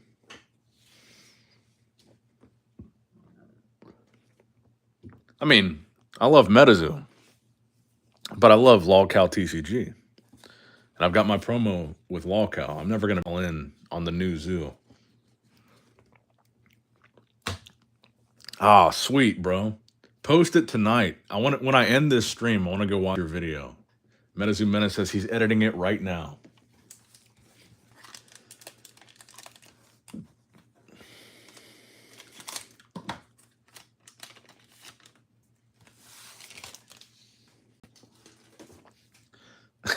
Brandon says, what if Rick is calling you to help him reach Mike to buy back Metazoo from...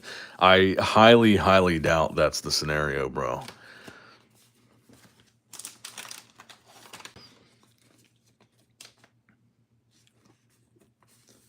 Tyler says, I've been selling a lot. Sales on cheaper cards are definitely increasing, but some of the rare stuff isn't doing well in my experience. Yeah, I've seen some stuff. Like, I think first edition boxes have definitely gone up. Ball has gone up a lot. It looks like the first edition Mothman in a PSA 10 has gone up quite a bit. I mean, I remember at kind of the low point of Metazoo, I think the lowest Mothman that I sold was a PSA first edition Mothman for like $65. I think the Mothman is back up to like 150 or more for a PSA 10, which is good. I mean, things are definitely moving. Even Hello Kitty is at 50, says Fun Collectibles. Tyler says definitely a lot of new people bidding on stuff. Jake G says Metazoo market is alive and well. Compare it to every other Kickstarter game since 2021, and it's not even a competition. Most of them are nearly non-existent. Yeah, I kind of made this point. You know, I've done a lot of these streams where I've opened up a lot of these new indie TCs, and I've graded a lot of the stuff because a lot of these companies sent me the product for free. So I graded it and I figured, well, I got it for free. The grading is really the only money that I have in it. And when I go to list these cards on eBay, you know, Chronicles of Arcane or even Otherverse, nice, Uncle Sam Full Hollow, Otherverse, Primal TCG, the secondary market is like non-existent. Like, you see people in the chat talking about these games. You see a little bit of talk on Instagram about Arcane and Otherverse and stuff, but you look on eBay, like if you really look, there's not very many sold listings. There's not very many people participating in auctions. There's not very many bids on graded cards from these other indie TCGs. So as big of a failure as people want to make Metazoo out to be, look at some Metazoo auctions right now. Really any staple card. There's a bunch of people bidding. The sale prices are pretty high, and you really don't see that with a lot of other indie TCGs right now. Although I will say, my LawCal TCG promo went for more raw than a all first edition Mothman, which is pretty fucking impressive.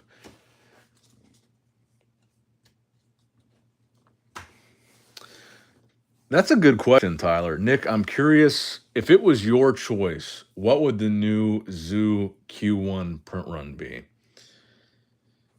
If I had to look at it completely as a fan of Metazoo, and I'm not taking into account the new business, like clearly they've got a business plan, they're kind of rebranding, they've got an idea of what they want to do. But if I had to look at it as just a fan of the old Metazoo, what I would want to see most, I want to see war happen. I think war would be just as a pre-existing Metazoo fan, I was really disappointed that war never happened. I think some of those card arts would be sick. And I'm really disappointed that we didn't get that. So just as a fan, I would like to see war, and I would like the print run to be low.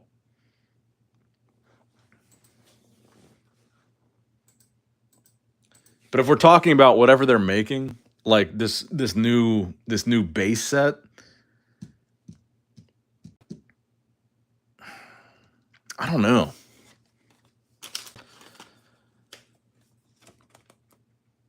Because I feel like their intention is obviously to expand the Metazoo fan base. I really think they just want to reach a new audience. So I feel like with their base set idea, having a new Metazoo base set, I feel like the print run will probably be higher than we think. I see 10K, 50K, 20, 25K. Metazoo Josh says 1,000. But like you got to think about they've got the resources, they've got the connections. Like I feel like they're gonna get this printed for as cheap as possible. Like because they have such good relationships with these people, not because they're cutting corners, but because they have those connections. So I feel like Mike Waddell trying to print 10,000 boxes or 25,000 boxes, he's probably not doing it as efficiently as Rick would do it, because Rick knows how to do it for the most cost-effective way. He's got the connection, whatever. So it's kind of different because I feel like Mike just wasn't doing it as efficiently or as effectively as this new guy would do it. So the money that Mike would spend on 10,000 boxes or $25,000 boxes is probably different than Rick. I definitely think not 100,000, but I think if their intention is to reach a broad audience, it would have to be relatively high. I'd say like 25,000. I think 100,000 boxes was too high. Maybe even 50,000 boxes would be way too high. If you're really trying to build the player base and you want people to have access to cards, you want people to be able to build decks, and you want a lot of people access to this set, I think it can't be too low, but it can't be too high. So I'd say like 25 to 30.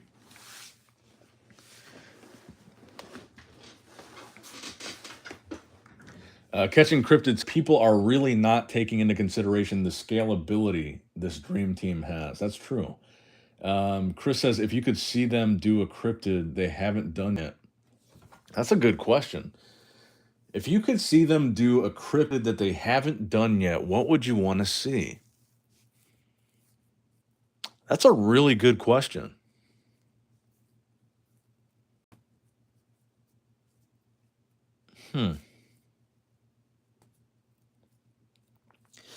I think my answer to that question, I would answer your question with a question. Is like, what do we define as a cryptid? Because one thing that I really wanted to see Metazoo do that I thought would be cool, and it kind of extends into mythology. Cryptids are kind of mythology in and of themselves. I would have really liked to see an Egyptian based set with all the Egyptian gods. I mean, yeah, it was kind of like a religious thing for them, but It's mythology. It kind of is in the same vein as a cryptid. I'd like to have seen like an Egyptian based set. But I guess it depends on what your definition of a cryptid is. Because cryptids are mythological, and so was all that like Egyptian lore.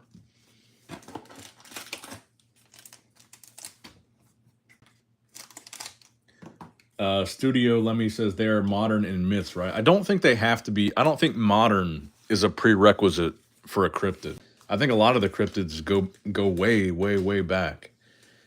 I don't think that being modern is a prerequisite for a cryptid.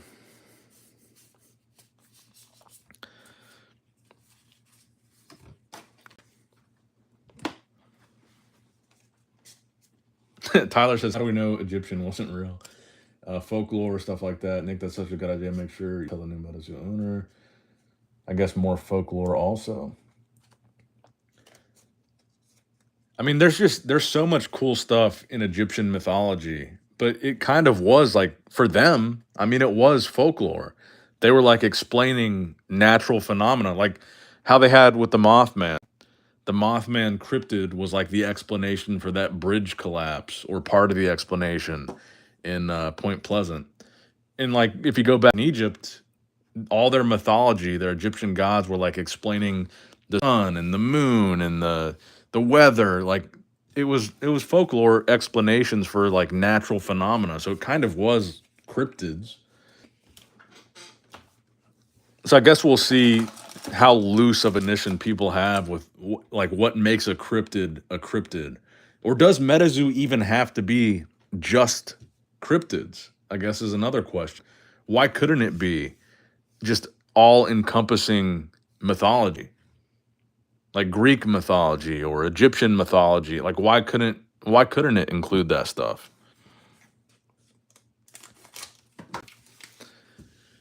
I think that is a really good question to think about going into the new Metazoo.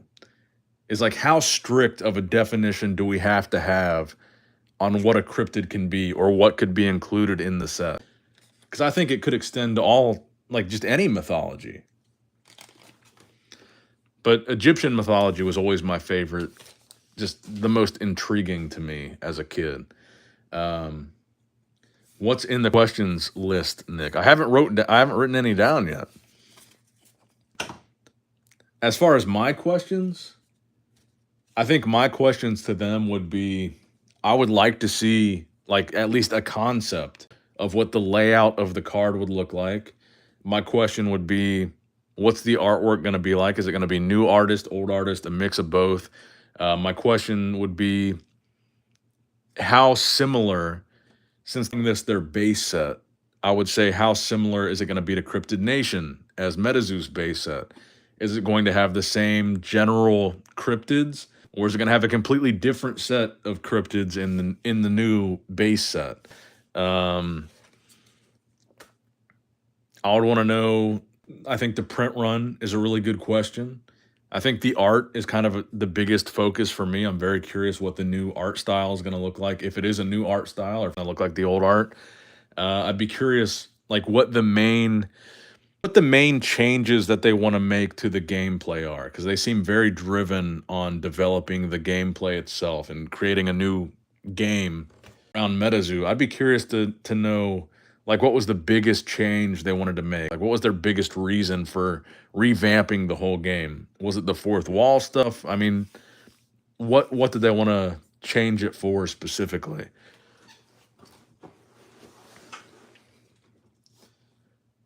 Could do Egyptian based set and then collab with Yu-Gi-Oh. See, but that's the thing is like Yu-Gi-Oh.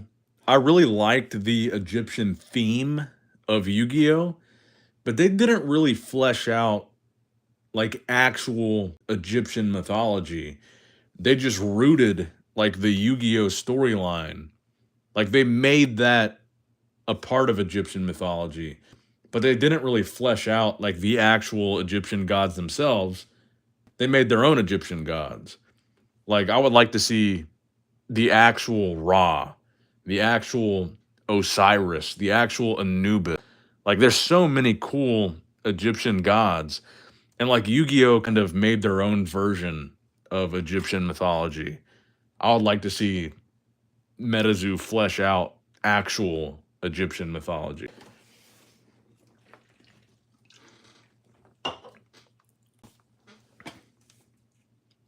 Because if we're being honest, Egyptian mythology is probably one of the it's fucking cool. It's probably one of the coolest like historical we have. Like those hieroglyphs, they made like they made characters. They made, these gods with a human body and a jackal head, a human body and a crocodile head, a human body and a hippo head, a human body and a hawk head. Like they made really cool, just like OG stuff, like OG myths. And they drew them. Like we have the concept of what they would look like, and they're really fucking cool.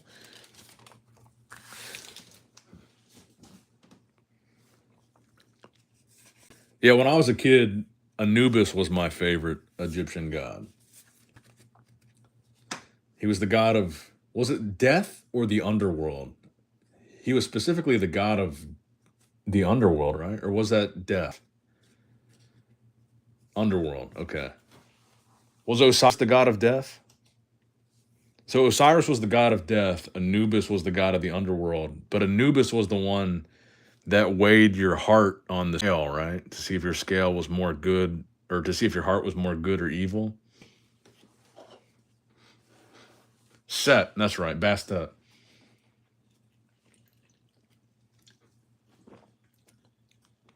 And then they had like the Egyptian mythology had like their own hellhounds, right? Like they had like a dog that would dog-like thing that would it eat your heart or would it eat you? Now I want to look up like an Egyptian mythology video after this. But if you failed the scale, like if you failed the test of whether you're good or evil, wasn't there like some kind of creature they had that would eat your soul or eat your heart or something?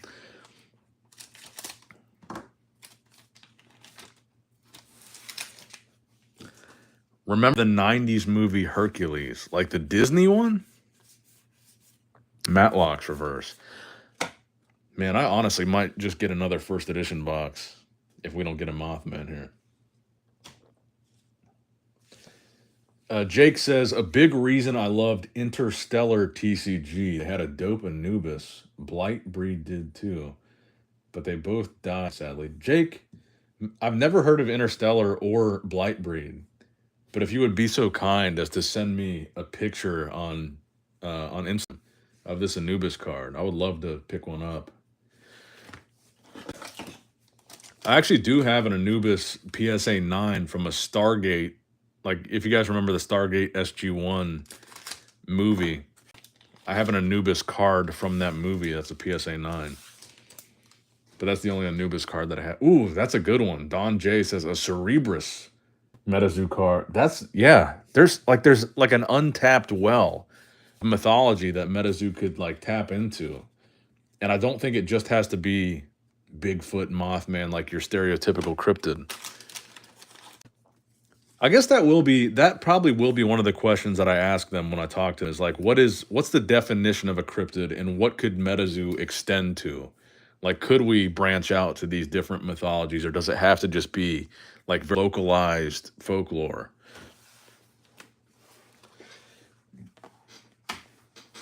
A Leviathan, yeah. A Kraken, maybe. A Cthulhu.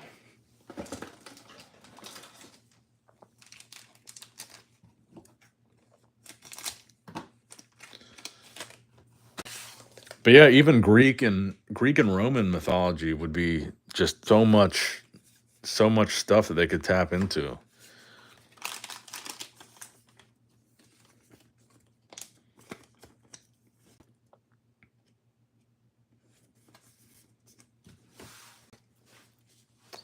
And I think they really could go that direction because I feel like a lot of the Native American stuff that they tapped into with Metazoo with Native, like a lot of the Native American stuff is like kind of ancient, like very old, like almost religious for the Native Americans were a lot of these things.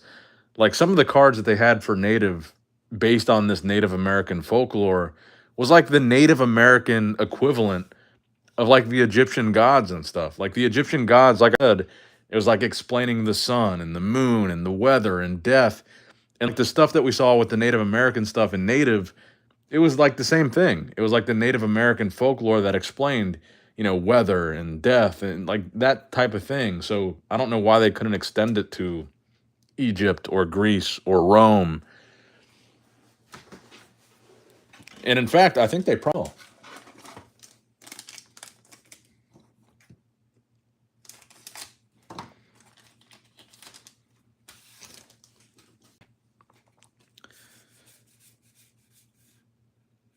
Silver bullet again. Yeah, I'm definitely gonna grab another box of first edition, guys. I'm kind of disappointed in this box. We've had a lot of Mothmanless boxes. Yeah, I guess Quetzalcoatlus was considered a god, right? Ooh, yeah, a Medusa card would be cool. All right, last pack of this first box, and we'll figure out what box we're doing next. Oh, did we get one? No, it's a Snallygaster. Damn. I'll open up more of these Yu-Gi-Oh packs too. But I'm gonna grab another box of first edition, guys. I'll be right back. And I gotta pee. We've been going like 100 minutes, so that's a long time. Be right back.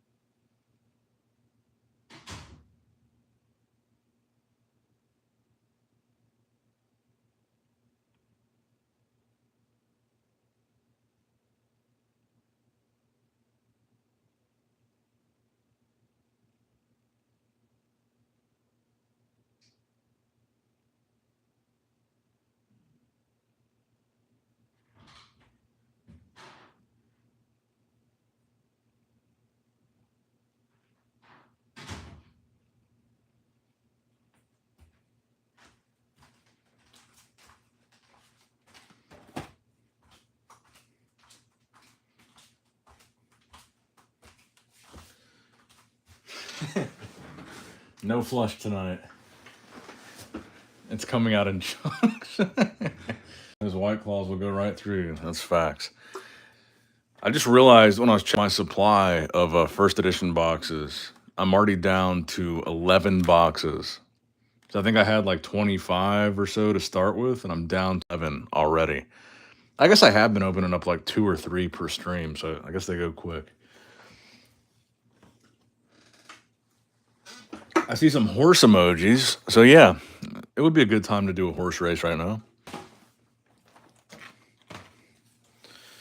Give away some more promos. Since you guys had to endure the sound piss, I think you guys deserve a free promo. All right, let's get one of these bad boys here.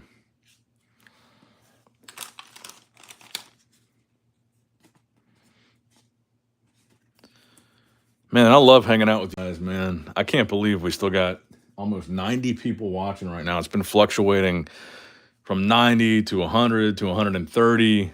That's a pretty big amount of people watching tonight. But let's get a list going for this race and give away the next promo. So shout out to Bayaya, the printers of these cards, for sending all these bonuses. Because bonus for me just means more free shit for you guys.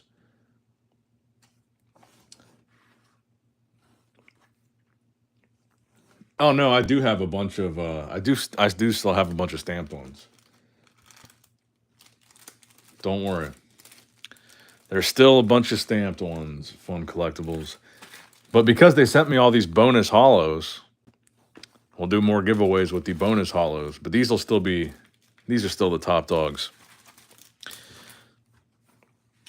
All right, let's see. Who do we have in here? I want to put Metazoo Josh in here. He's been pretty active in these streams here lately, so I want to get Josh in there. I'll put Smoking Them Grits. I believe it was Grits that suggested this horse race. Tyler, I got you.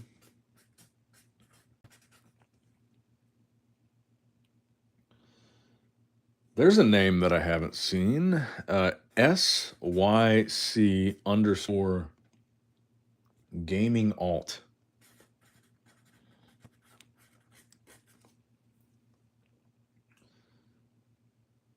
True P TCGs. I don't think you've been in one. True P. And Balls. We'll put Balls on another one. Balls Mahoney. And don't worry, guys. This will not be the last race of the evening.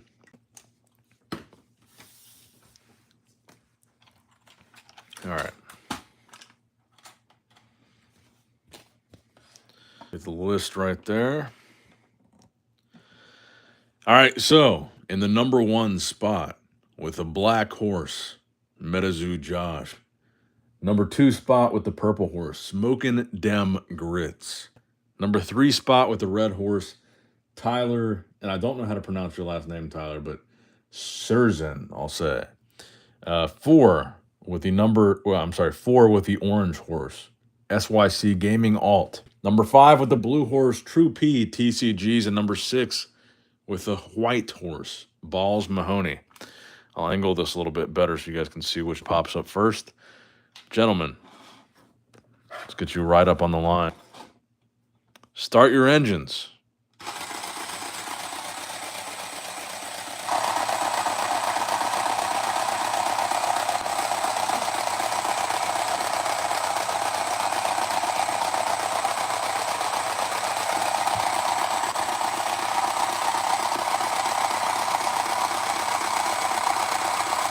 There it is.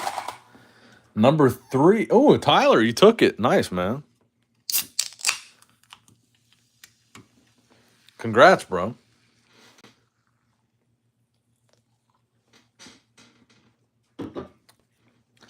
And Tyler, you know the deal. Just message me your address. You've won a couple of these, right? Did Red win last time? So here's what we'll do. I truly believe in the true random of this race here. But what I'll do is for the next race, we'll make it just 5 guys, and we'll take Red completely out of it. There's no rigging here. This is true random. So we're going to leave the number 1 spot empty.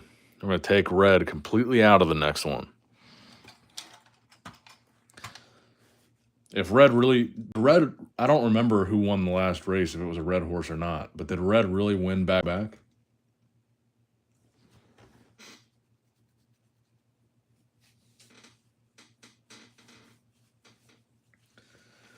Number 2 won the last race, so this race was 3, but I don't remember the color of the horse. I don't see color, guys. All right, let me make sure I just get this in here, though. Congrats, though, Tyler.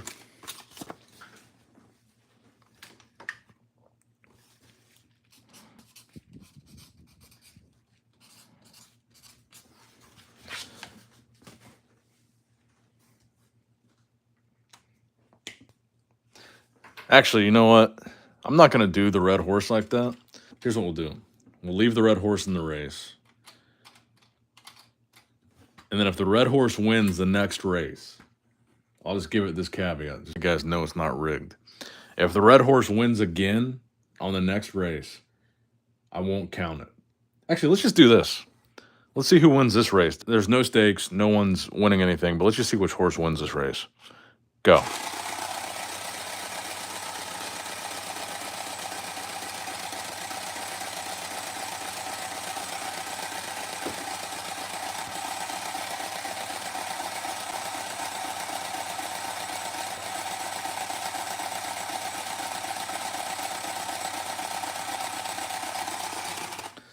All right, red didn't win that one.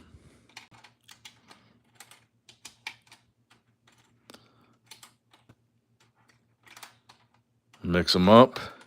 Let's run this one more time.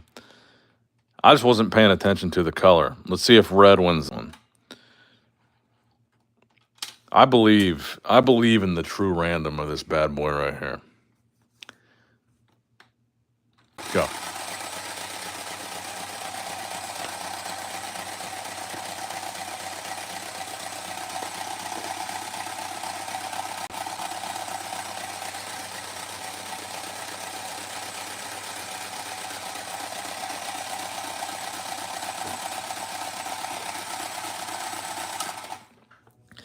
All right, yeah. We're leaving red in the race. I don't buy into red being the fastest horse. He has lost twice in a row, and we're mixing up the lanes here. We'll leave red in the next one. I don't want to discriminate here. It's on Amazon, though, to whoever asked where I got it. Amazon has got these, and they're dope. I saw it pop up, Tyler. I saw your message pop up, so I got it.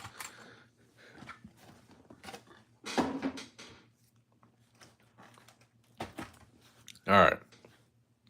Back into another first edition, but we really need to catch up on these Yu-Gi packs here. I'm getting carried away. I'm enjoying talking to you guys so much. What did TMX say? TMX wins best comment. The field is mapped. Clumping is real. True random. All the Metazoo keywords there. All I want out of these Yu-Gi-Oh packs. Ooh, nice. Torrential Tribute. I remember playing with that card. All I want out of these Yu-Gi-Oh packs is that Blue Eyes. So I'll try to burn through a couple here. Because I want to grade them. And I want a PSA 10 on that Blue Eyes. Are you going to open any Nightfall tonight? I will open some Nightfall soon. I'm saving the Nightfall that I've got for Halloween. I was just telling the chat earlier, Unknown says, please tell me you have a decent position in sealed first edition you won't open. I've got 11 sealed boxes of first edition left. However, I cannot promise that I'm not going to open them. But I do have 11 boxes of sealed first edition left. Actually, maybe 12. Maybe 12. What's up, Mario?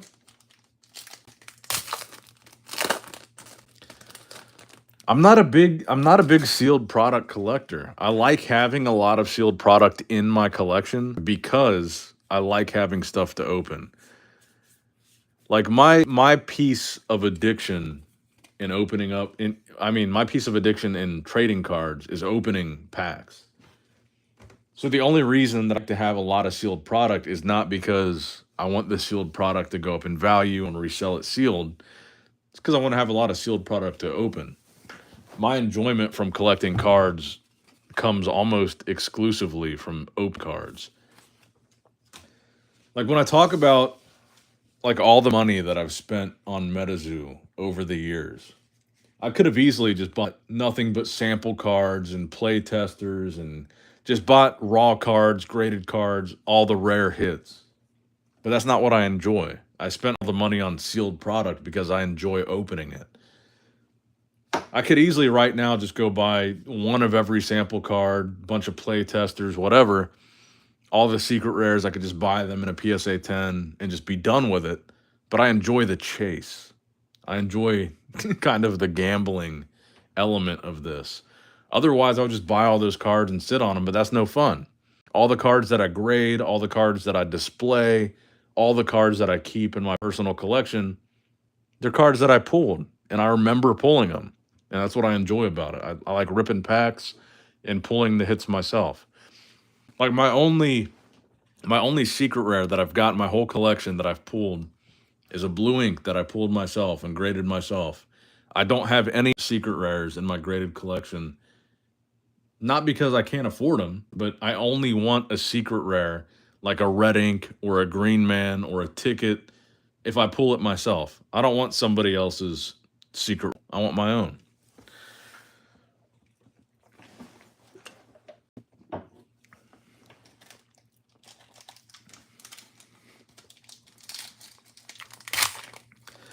Yeah, I kind of gave up on that. I spent way too much money on the Kuromi boxes because I was really chasing that dragon of trying to pull that Kuromi and Mothman myself.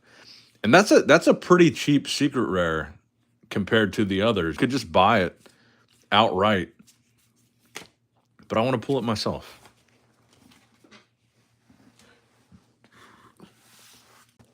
How do we still have 100 people watching right now? It's crazy. All right, let's do 3 more packs of Yu-Gi-Oh! And we'll do another first edition box.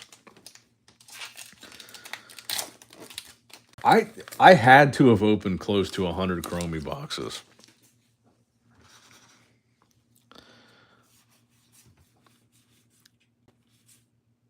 That's a cool looking card. Bahamut Shark.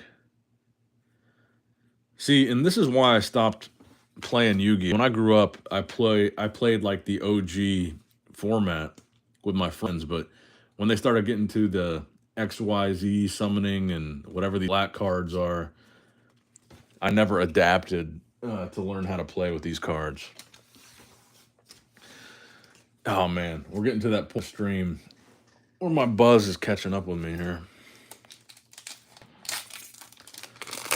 Oh God, there's no telling. Bryson says, how many first edition Cryptid Nation have you opened so far? I honestly have no fucking idea. Oh, Funkle, you want me to open the toilet? Oh, okay, Jake. I'll check that in a second here. Another cool looking card, but not a Blue Eyes. All right, we'll do the toilet before we get into the first edition box. Per request by Funkle Slumpkin. Nick is a real man. He doesn't pee sitting down. I honestly don't. That's a cool looking card. I almost can't even read that. Speed Droid, Terror Top. It's a really fun set. Experly Noir.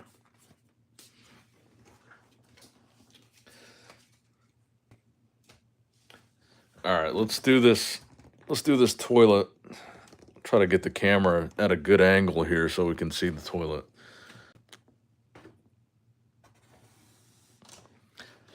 Honestly, for as expensive as this thing is, it was either $45 or $50. I don't remember exactly what it was, but the packaging is really cool. This is a big ass, solid. I mean, I don't know who needs a plastic toilet, but it is kind of cool. And I got another one for Josh, my ex-girlfriend's little brother, because he's from that generation that is into this skibbity toilet stuff. What we got here? So I think if I'm not mistaken, there's 2 prize segments here. There's a prize in the actual bowl, and there's a prize up here in the tank. So I think there's 2 segments of this opening.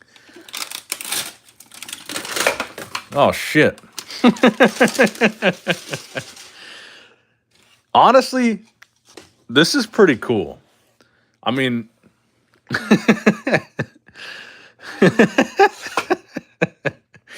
honestly, I kind of love this, to be honest with you guys. So does this stay closed? That's kind of a dumb design. Oh, okay. So if you press the button, it stays closed. And I guess if you press it again.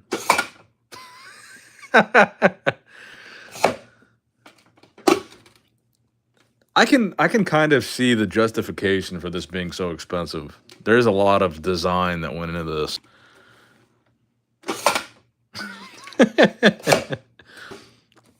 And I don't know if the scale comes across on this video, but it's pretty good size. I mean, you put the booster next to it. It's pretty big relative to the size of booster box. Like, it's a really good sized thing here. Probably over a foot tall, I'd say.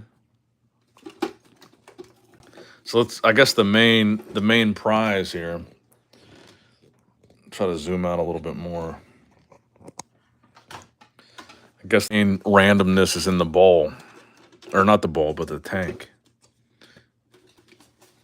So wait, let me see. Does it do anything if you press this while it's open?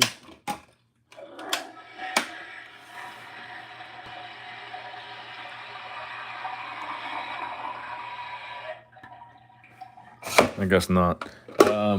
Audio says, Nick, as an OG watcher, what can we do to get some history videos of bodybuilders like before pertaining to this channel? You're doing great with changing it up as far as collecting goes.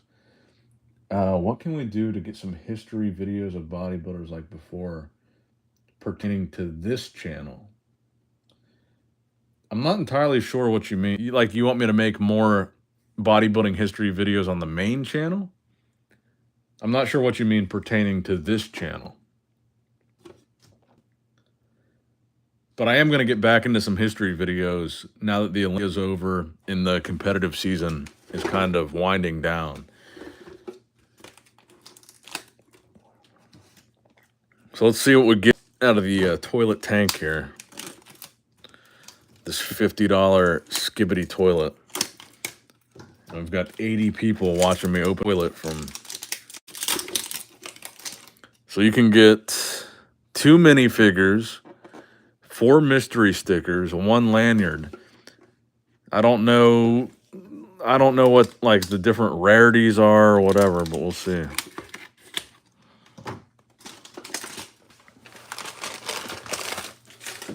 Shout out to the skibbity toilet. So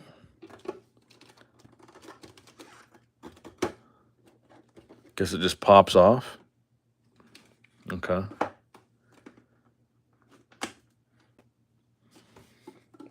So, is this the fucking sticker? This folded up. No, I guess it's not. Oh, you can get a mystery plush.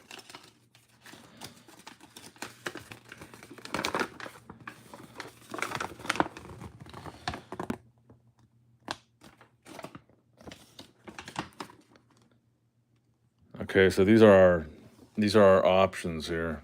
I don't know if you guys can see that. So I don't know what the rarest thing is here. Interesting. All right, let's see. Bonkers Toy Company. I will say this packaging is top notch. And for the 86 people watching me open a toilet right now, I spent $50 on this just for you guys.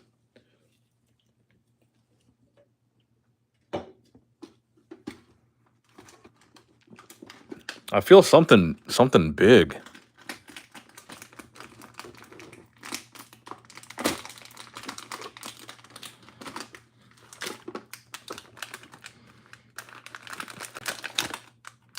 Okay, so there's 2 things.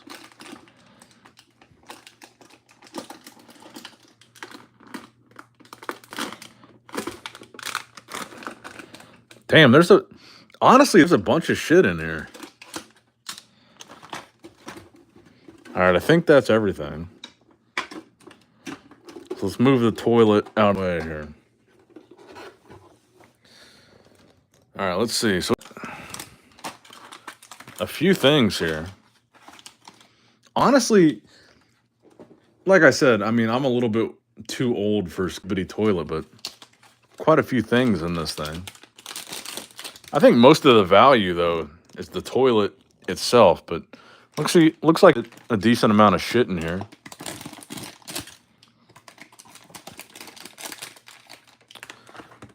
So here's our first mini figure. Honestly, the quality is pretty decent. I feel like the paint job on this is pretty good.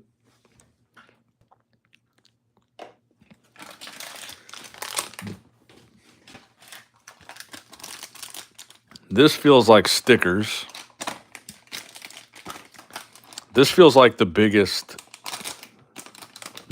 thing here.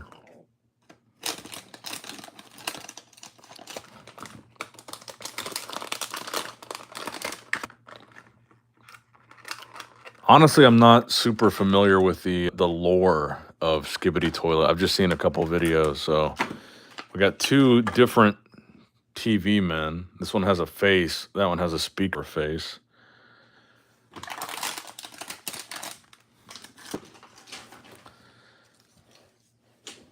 Yeah, in the bowl, there's this. And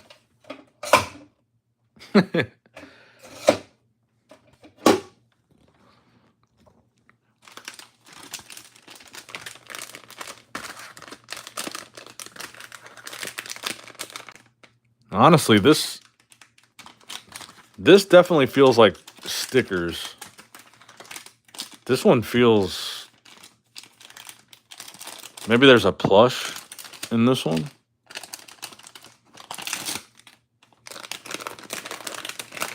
Oh, this must be the lanyard.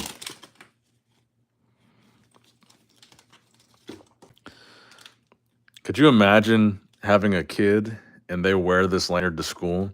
You want to scan my Skibbity Toilet QR code on my necklace today? I can't wait to have kids. I'm going to spoil my kid junk like this. So we got the QR code lanyard.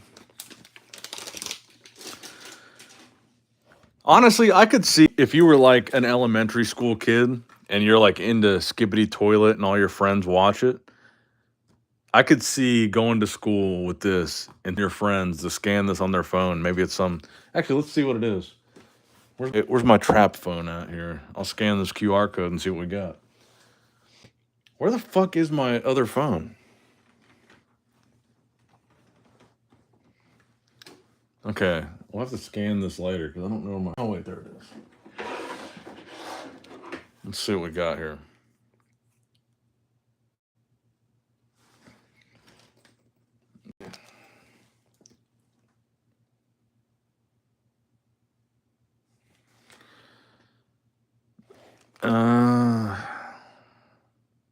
I'm not gonna subscribe to this. Do I really enter my email to see this?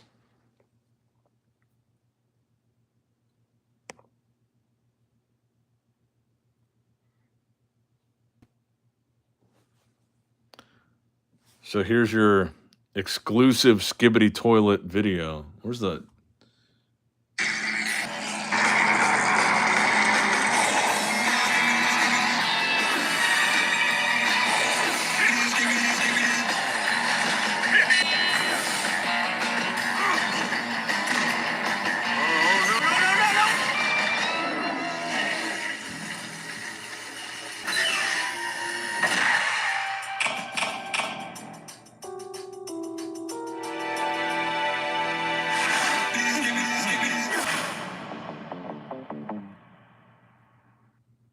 That's it.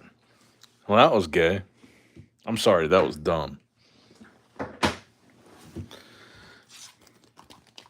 right, let's see what our stickers are here.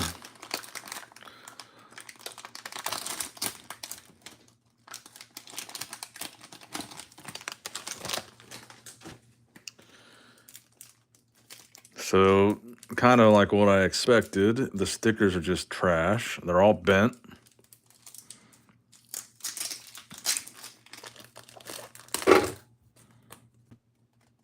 This is also killing your viewership. Hey, what you sign up for here at Nick Strength and Pokemon. All right, so trash stickers.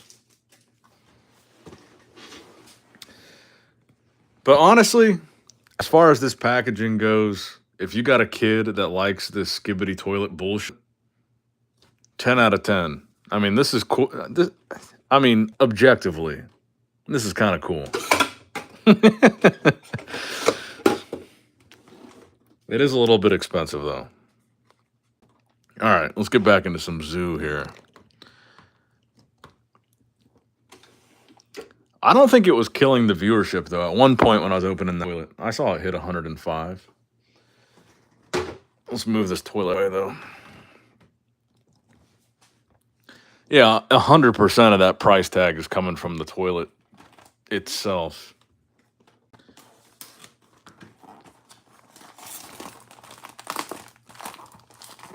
Yeah, I mean, That's why I opened this on the stream. I was gonna put some cards in here because this, like I said, I don't think the scale comes across very well, but you can fit a lot of cards in this bitch.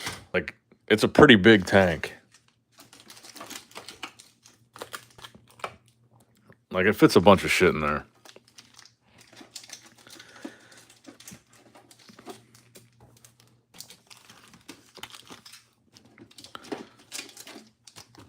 Yeah, that was like 20 pack there.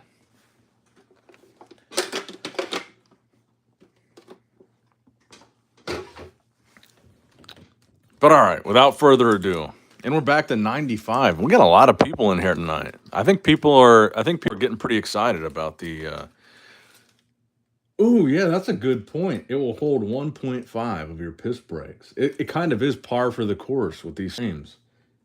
You think I could piss in this thing during the stream?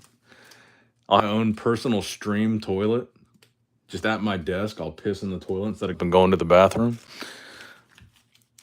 It kind of does fit the channel because I take so many piss breaks.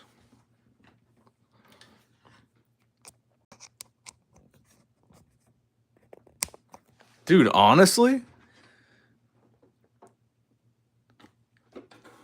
this thing could probably hold a couple full loads of piss. I feel like I could piss in this like 3 times, and we'd be good to go.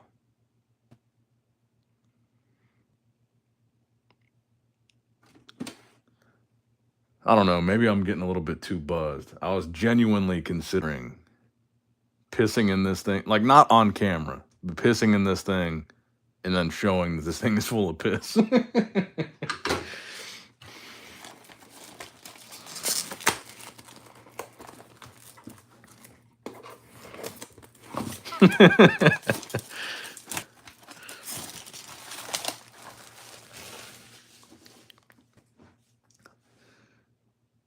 Actually, it looks like people like that idea.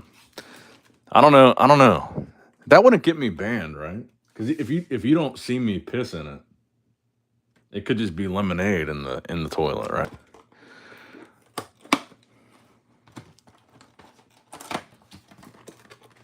Oh, this is okay. This is weird. I don't know that I've ever seen this before. I don't think I've ever seen 2 horizontal packs on top of the box topper. Audio, thanks, bro. $2 donation. We can watch during piss breaks. You can't. And apparently, dude, that's your 20th super chat. It says. Thanks, bro.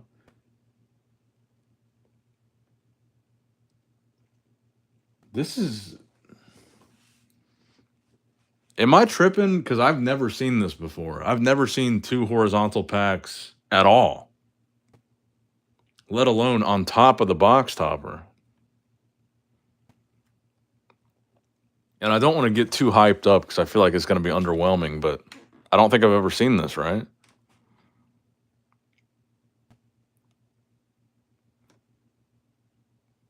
Yeah, okay, let's count the packs. Let's do that. So let's set these to the side. These were the 2 packs that were on top, so there's 2 packs there.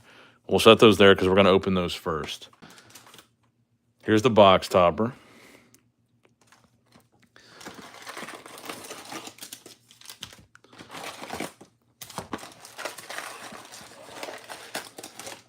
What if we get crazy here? I've never seen a horizontal. Like, I've seen a lot of issues with first edition, but I've never seen packs that were packed horizontally.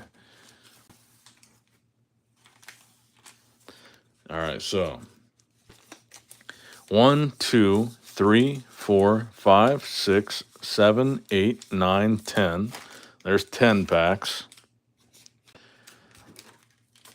1, 2, 3, 4, 5, 6, 7, 8. So there's 18 packs. Tyler says he's seen boxes with extra packs. 1, 2, 3, 4, 5, 6, 7, 8, 9, 10.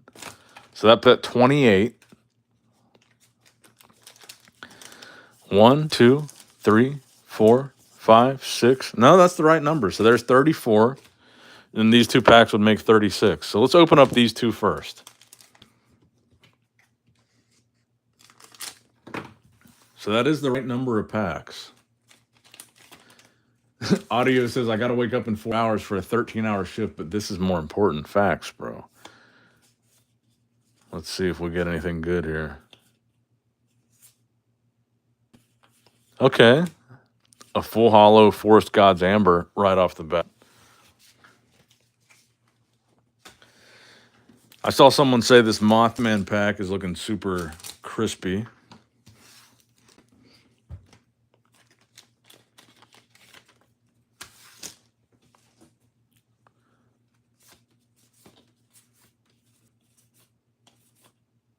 Huggin' Molly. Ooh, reverse Ibiquetza. All right, let's check the box topper, guys. Let's see. Is this a red ink?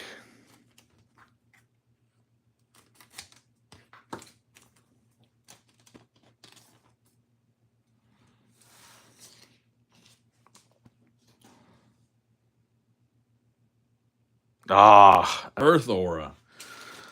Okay, nothing special about this box, I guess. Just random packing error. All the boxes that I've opened to first edition, though, I've never seen a horizontal pack.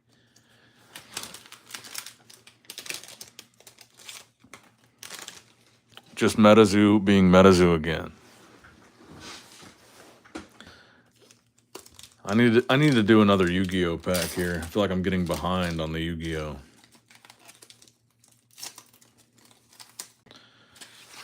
Yeah, sometimes they get a little bit laggy. I don't know what to do about it, to be honest. That's a pretty cool card. I can't even read that. Wake up your elemental hero.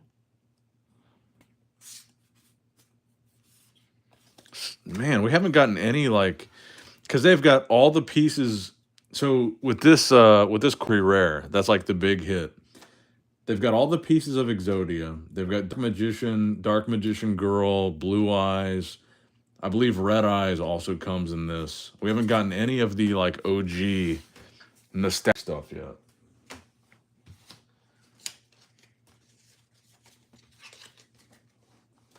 Let's do a few more of these and see if we can hit something nostalgic before we crack some more first edition. Because as soon as this stream ends, I'm going to finish my PSA submission, and I'd like to get something cool to send from Yu-Gi-Oh. But I've never seen this before. This is pretty cool. This like designed version of Raigeki. I've never seen this before. Is that supposed to be Slifer the Sky Dragon?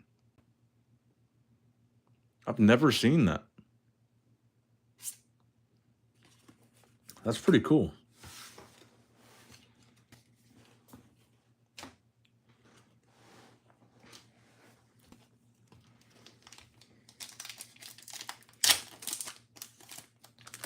Yeah, I know there's a few different alt arts of different like cards in here, but I've never seen that version of Raigeki before. Alternate Great Insect, Firewall Dragon, Dark Fluid, Neo Tempest, Terahertz, and Trickstar Light Stage. They've got a really cool alt art for Red Eyes in here too.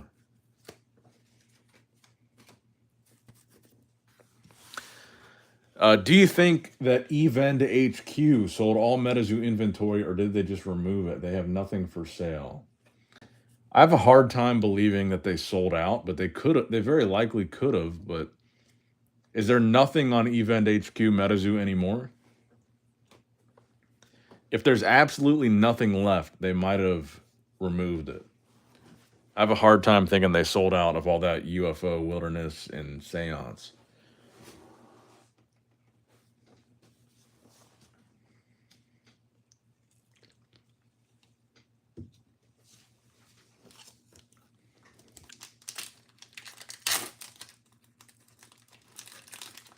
Yeah, I think we talked about on the last stream, but he sent me a message saying they bought a whole case of first edition boxes from Event HQ, and they said that the label on the original case said Shaw.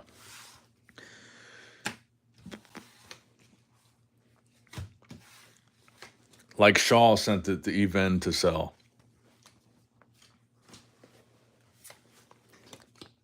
Crimson Dragon is a beautiful card. All right, one more.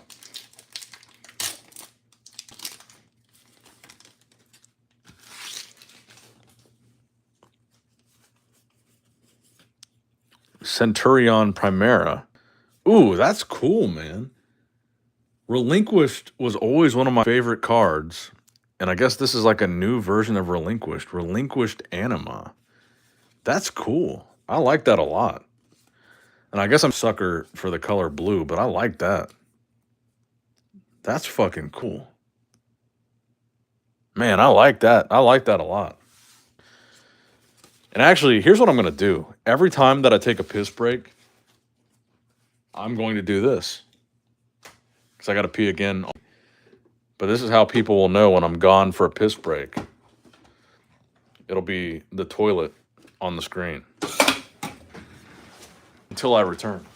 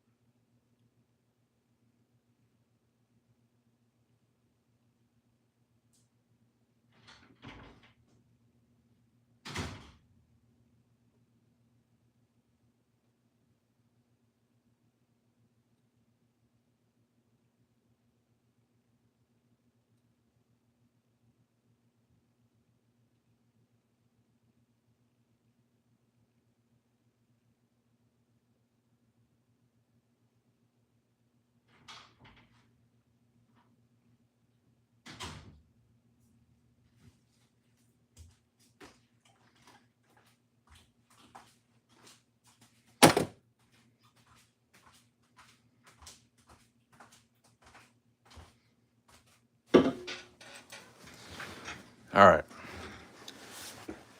Let's get this toilet out of here. Okay, there's the check. Fucking Nick. I'll open this too, just as a random aside. Damn, we dropped to 46 people. Well, 46 people are gonna see me open this. So I've been like going on dates with this girl, and she's a single mom. She's got a daughter, and her daughter's birthday is coming up this weekend. Birthday, and I saw this, and I bought it for myself. I guess they sell like mini Furbies now called Furblets. Buying her daughter all these toys, I was like, let me get myself let me get myself a Furby. So I wanted to see what this looked like. So I'm gonna open it on stream. Because I've never seen this before. And I got her daughter one, but I got myself the blue one.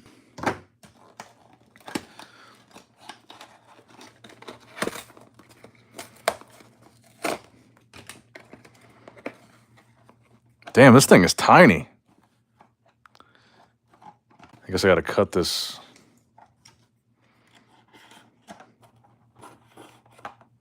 I don't want to cut his hair too much.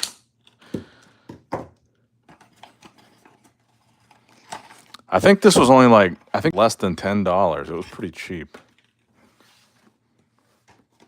Nick strengthened stepdaddy. And now we jump back up to 90 viewers. Where's the face of this thing at? What the hell? Oh, shit.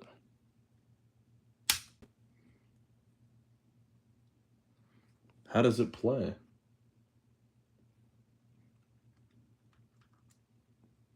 And is this one of these things where I got to take the strip out of the battery compartment here? Let me get a screwdriver.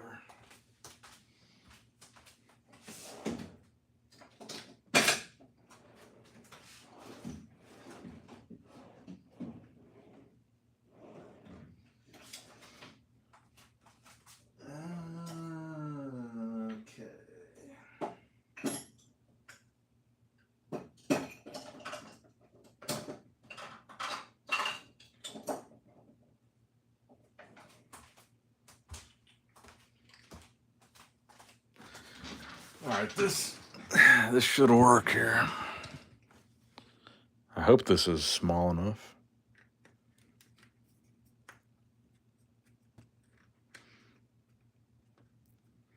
They did a Mogwai crossover. It does kind of look like a man, these screwdrivers are so shitty. These are like the free screwdrivers that come with your Ring camera. And the thing that holds it in is not very good.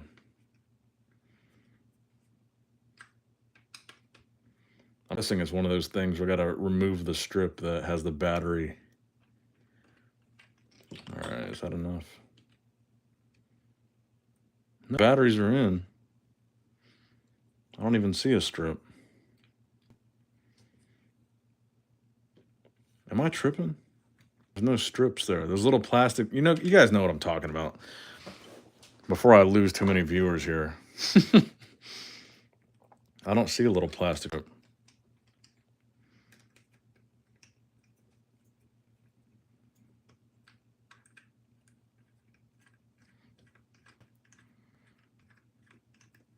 I didn't see a little blocker in there. How the fuck does this thing... This is way too complicated.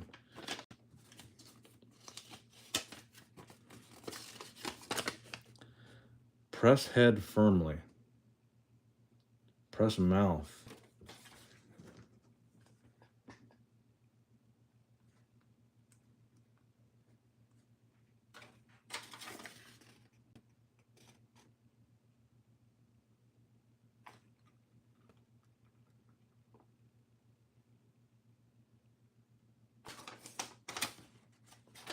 Man, this thing is busted as hell. Why is it not working?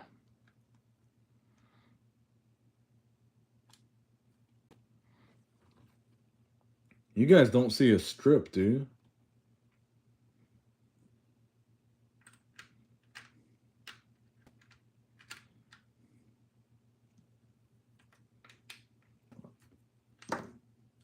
I hate this fucking screwdriver. All right.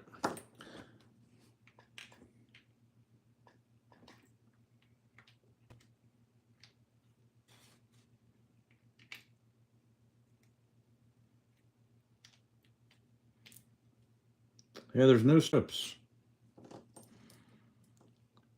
I'm sorry if this is dragging on too long with dead air. I just really want to see what this thing does.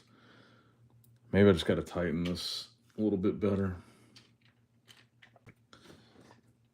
I mean, I paid $10 for this fucking thing. It better make a noise or something.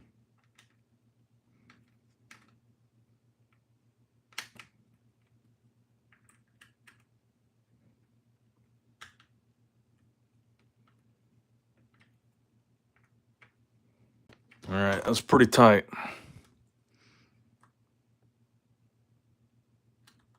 What the fuck? Press head firmly. Then press the mouth within 5 seconds. I don't know why they have this translated into 20 fucking languages on here. Press the head. Press the mouth. This is about to piss me the fuck off. Should not be this fucking complicated.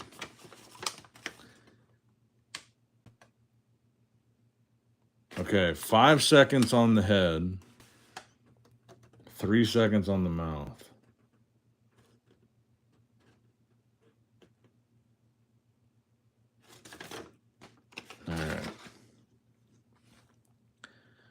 1, 2, 3, 4, 5.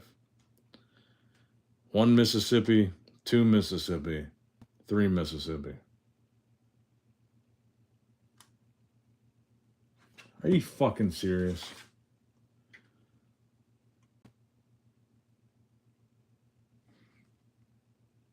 Oh my god. Hold them both at the same time, maybe?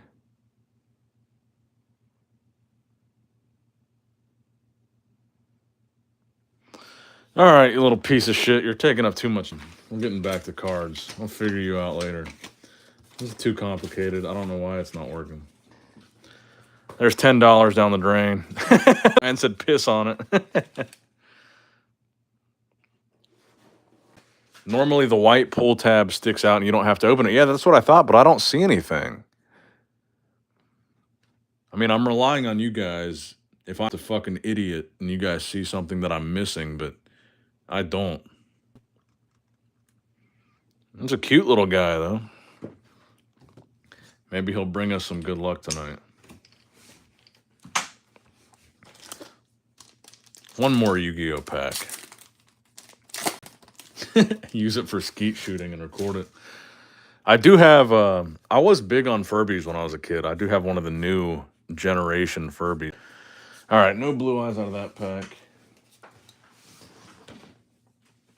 Come here, Furby.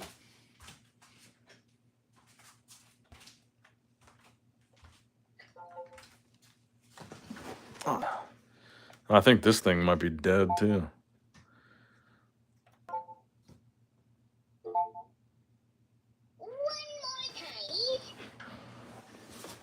I think this one repeats stuff back to you. Hello? Say, Metazoo is alive and well. Okay. Time to stretch Unai mind and body. Pick up Furby and let's go. Ready? Hold Furby straight out in front of Unai as far as can reach.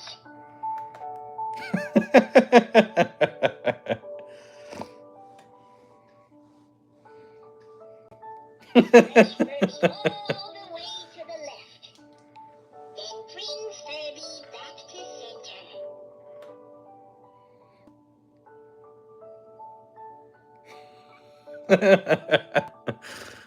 Breathe in and lift left foot. Breathe out, put foot down.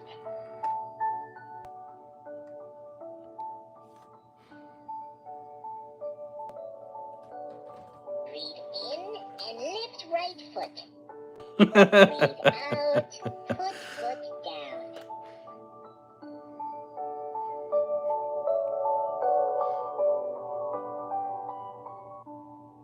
Swing Furby back and forth. Back and forth. Exercise unlocked. Pat Furby head to practice again. That's what you get if you buy a new Furby. All right, first edition packs. All right, Furby, shut the fuck up. We're done here.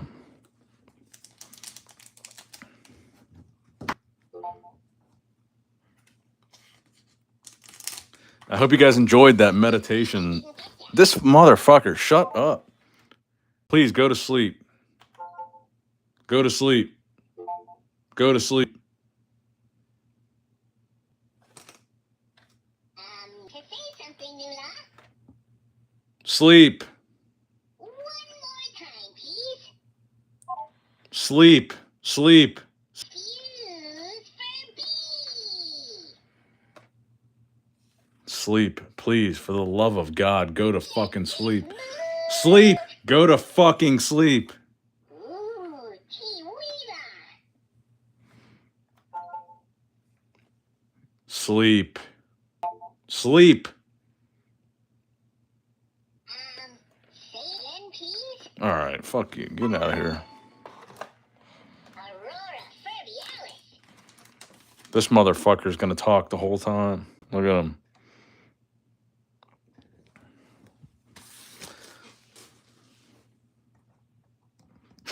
They're sentient.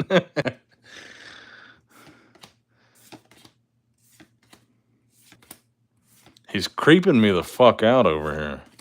Earth's core, full hollow. He's still like lit up. He's watching me. Don't look at me. Look away.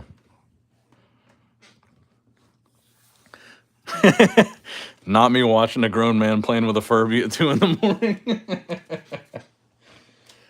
Hey, this is what we do over here, man. It's just bullshit and shenanigans late at night. Oh, where'd my chat go? Why is it not on my computer? Oh, there we go. Live chat, pop out chat.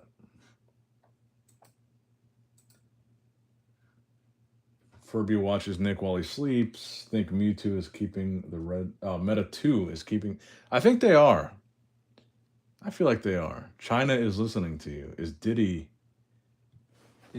looking through him? Nick strengthened Furby. Studies have shown that most people into TCGs like black borders the most. True. I definitely like to look at my promo cards. Like, this fucking Furby, it's not saying anything, but its ears are still lit up like it's listening to what I'm saying. Maybe on another stream I'll show you the other shit that it does.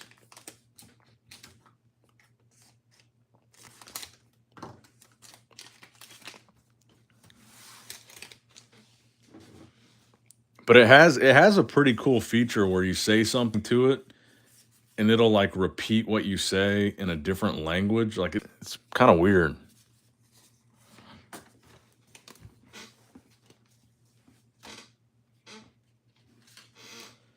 I'm going to be very disappointed if we don't get a Mothman tonight.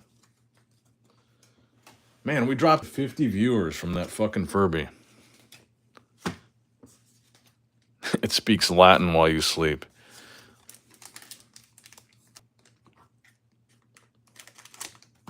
I'm very disappointed about this one, though.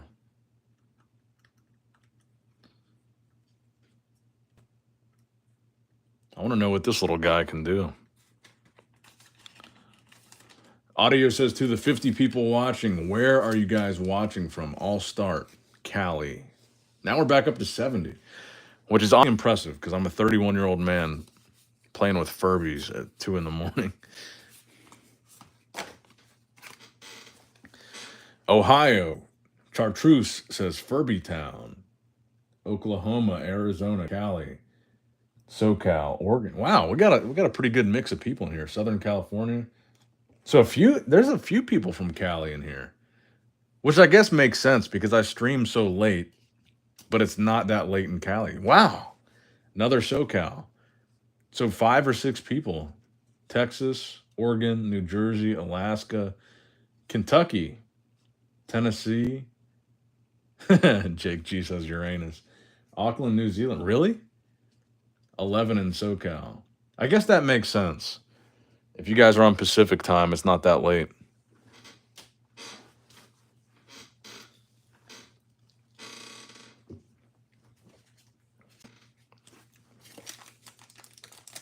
Master Ryu from Nevada.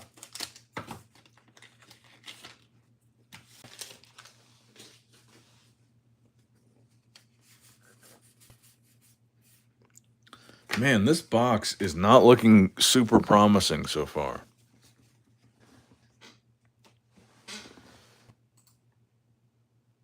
Let's see. New Furby how to record.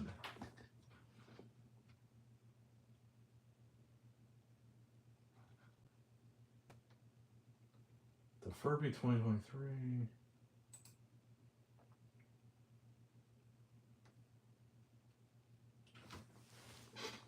All right, let's see if I can get this Furby to say something about Metazoo here. You press the heart button. Hey, Furby. Hey, Furby. Can I repeat, please? Hey, Furby. Nula, so smarter. This is so fucking complicated. Fun fact. Oh, the hanger is real. Feed Furby. I want to get it to say something. That's so Una. All right, let's do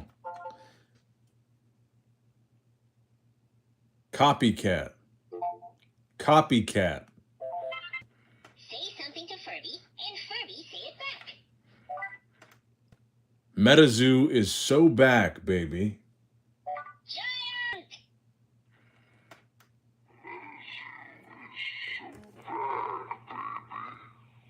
Pat Furby head for another voice.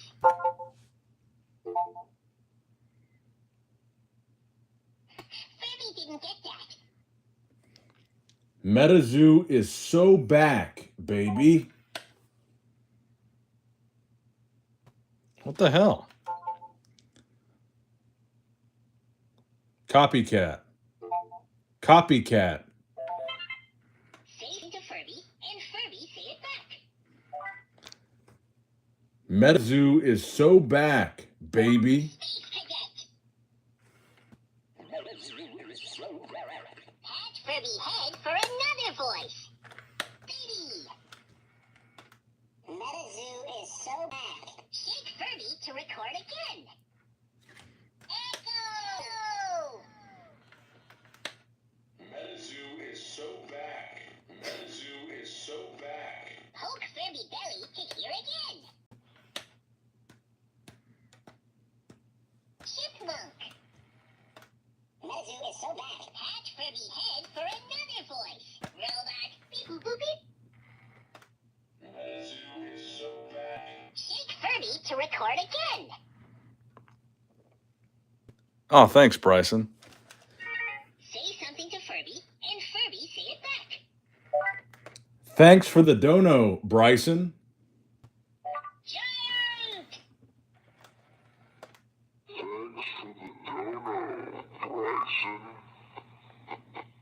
Hobie belly to hear again. Space Cadet. Thanks for the dono, Bryson. Pat Furby head for their full baby. Thanks for the dono, Bryson. Shake Furby to record again. All right, I'm done with this fucking Furby.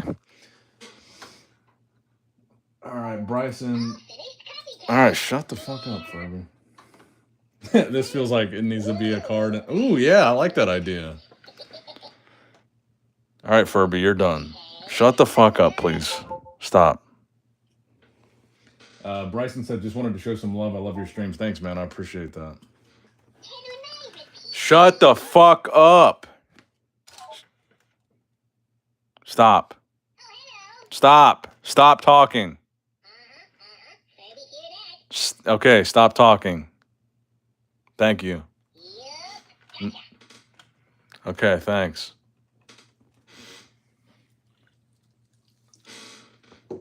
Jesus Christ. Hungry. Feed. All right, you done? Who? Are you done? You talking to Furby? Yeah, I'm talking to you, bitch. Shut the fuck up. Furby got lots to say about that. Yeah, I bet you do. Shut the fuck up. You don't say. Yeah, bitch. Furby hear that. All right, then shut the fuck up. Yeah, keep talking. Yeah, shut the fuck up. You betcha. All right, you done? That's what I thought, motherfucker. A cocky little fuck. Dance? I- Furby listening. Say dance party. No, shut up. I'm opening cards here, bro. You done? All right.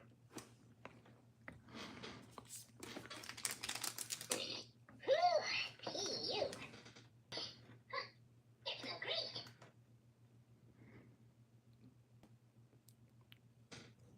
Am I drunk or did this thing just argue with me when I told it to shut the fuck up?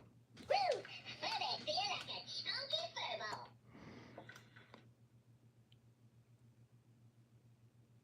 I feel like every time I talk, it says something else.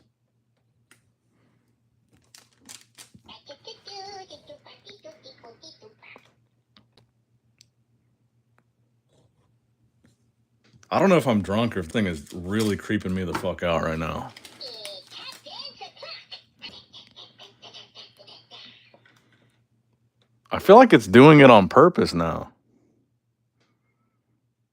Like as soon as I pan away, it starts talking shit again. I love you. Oh, I love you too, buddy. But shut the fuck up. Nap, nap time. Yeah, go to sleep. All right. All right. Okay. What am I doing with my life? I'm talking to a fucking Furby at 2 in the morning.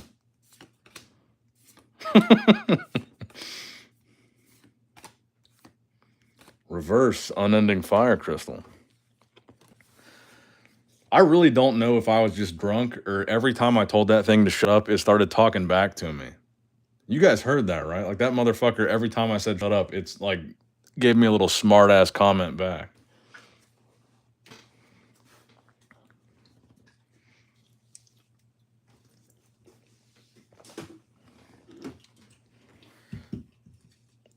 I need another claw for this. Fucking playing with Furbies at 2 in the morning.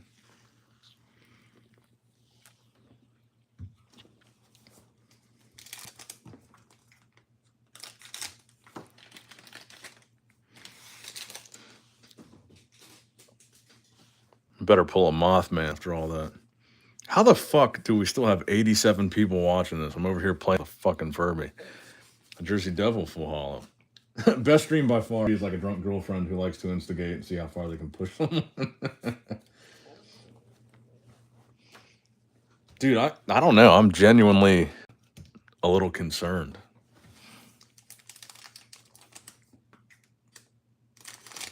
Because I feel like it's only supposed to respond to your voice when you press the button on its head. But I feel like every time I to shut up, it heard me and it said something in response to me telling it to shut up. But I feel like that's not how it's supposed to work.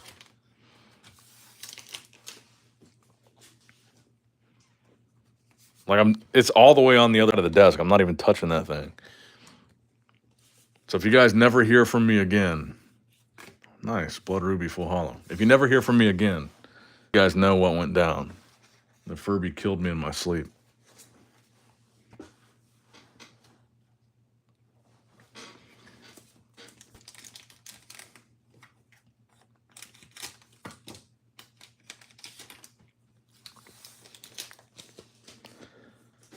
And I mean, this one would be a little bit more manageable if I could get this thing to work. It's pretty well on the screen, but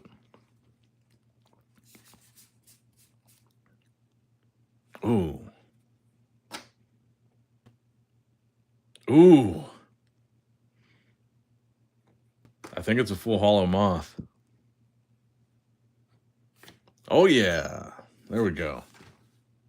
Now we're talking. Guess the Furby brought me some good luck.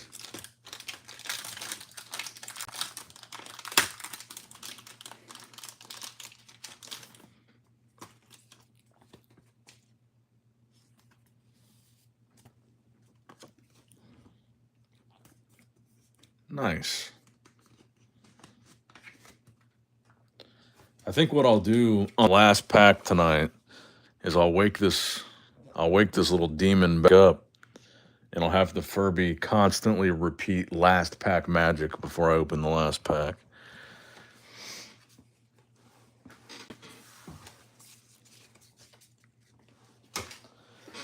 I'm an innovator here on these little Nick Strength and Pokemon streams.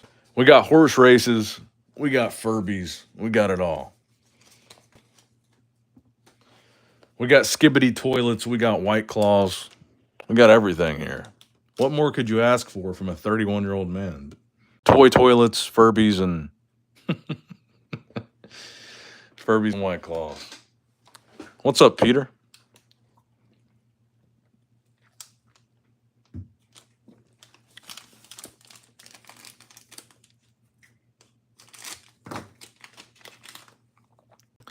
Only thing we're missing is Laura's Peach. Holy Gem, reverse. All that matters is that we're having fun, though, right? You guys are having fun. What's up, Zoo Vids?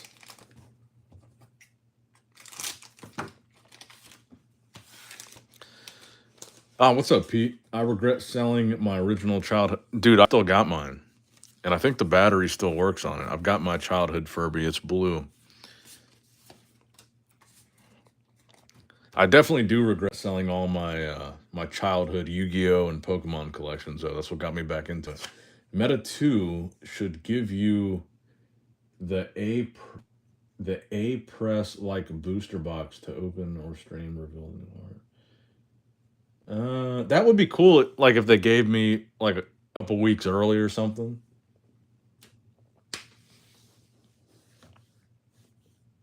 And I wouldn't even want it for free. I would buy it if I could just have a couple weeks early. I would buy it to open it on the channel. I wouldn't even expect a free one. I would buy it, and if I could get it a couple weeks early.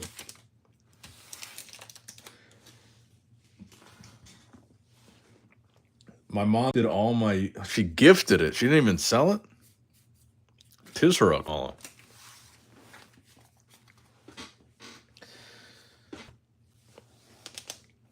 Yeah, that was kind of my situation too, Pete. I sold all the good stuff, like all the base set stuff, but I still had some remnants in a binder of hollow Neo era stuff.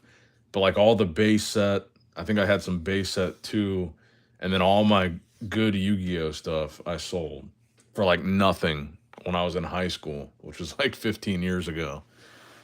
I was a very early adopter to eBay. I made a because you got to be 18 technically to have an eBay account, and I made an eBay account under my parents' name when I was like a freshman in high school, and I was selling all kinds of shit on eBay, like just any childhood shit that I could find. I was selling on eBay for like beer money or whatever. I remember selling my Zune, my iPod, my Pokemon cards, my hit clips, like all kinds of shit for like $20 here and there. Because I had a job all throughout high school, but I only worked during the summer. I worked at the local like a pool, so I only really had money during the summer. So throughout the school year, to make extra money, I would go into my closet and like find old childhood shit and sell that on eBay. But at the time, I wasn't thinking, oh, when you're 30, some of these Pokemon cards could be worth thousands of dollars. I was like, if I could get $20 for these cards that I haven't looked at in 15 years, that'd be great. Then I could go buy some beer this weekend or something.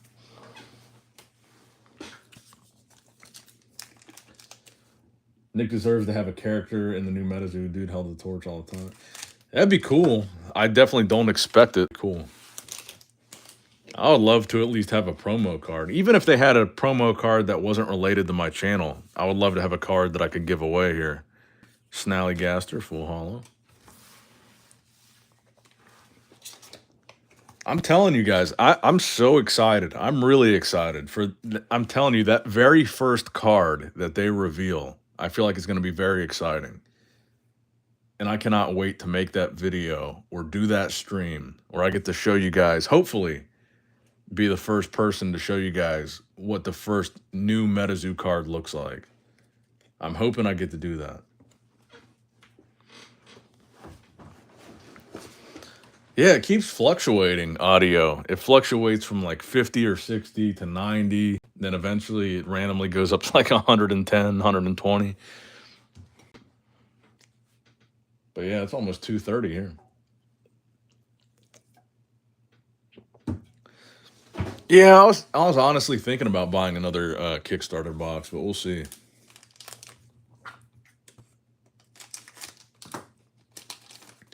I've been ever since I bought all these first edition boxes, I've been kind of reserving.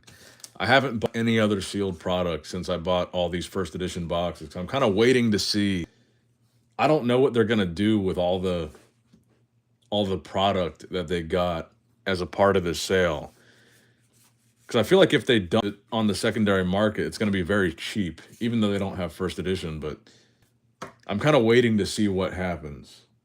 So I feel like if they do sell some of the product that they got from the inventory as part of this sale, prices are going to be way cheaper than what they are now. So I'm kind of waiting on buying anything sealed.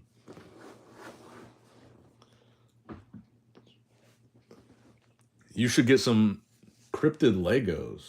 I haven't even seen those. Is that a thing? I'll look into that for sure. Some cryptid Legos for the background. Okay.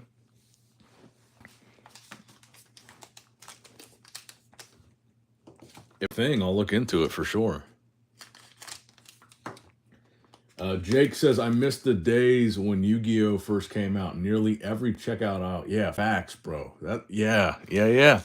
Dude, even the gas station. I remember being a kid and going to the gas station with my mom, and the gas station would have like an open booster box of whatever Yu-Gi-Oh cards, like right up there at the cash register.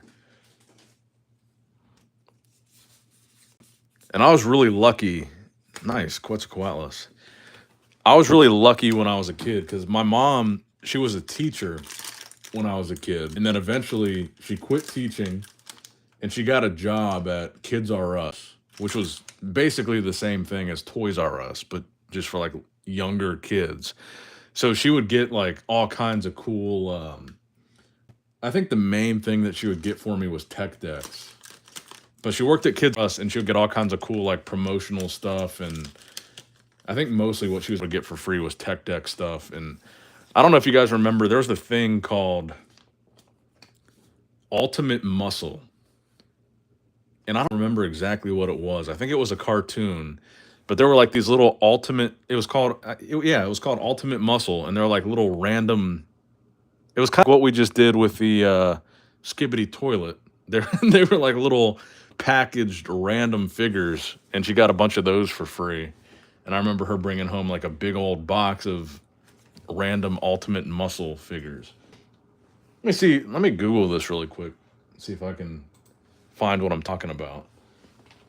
Ultimate Muscle mini figures. I think I'm right.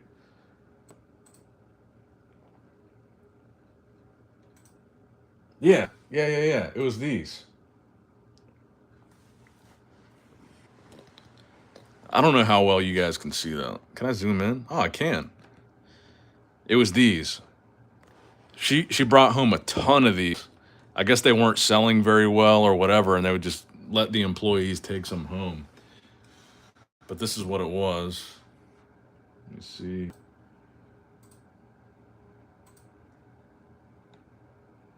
Yeah, Ultimate Muscle minifigures. We had a ton of these when I was a kid. But yeah, that was the main advantage of my mom working at Kids R Us, was these Ultimate Muscle things. Those and tech decks. I guess when they didn't sell. Because, I mean, I used to work in retail, and I think I've told these stories before, but when I worked in retail, the stuff that didn't sell or the stuff that you got rid of, you were supposed to take it out to the dumpster. But if you just took it home, nobody really knew or cared.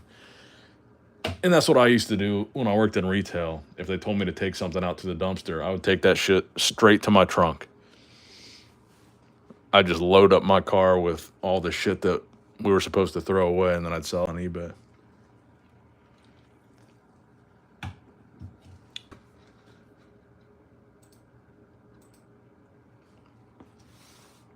Ooh, yeah. Ooh, that's a good one, Dakota. Mighty Beans. I definitely remember Mighty Beans. Yeah, we've talked about homies a lot on this channel. I've got a very extensive homies collection. I like all that stuff, like the really small figures, homies, Mighty Beans, Crazy Bones, all that random stuff like that. I thought was really cool.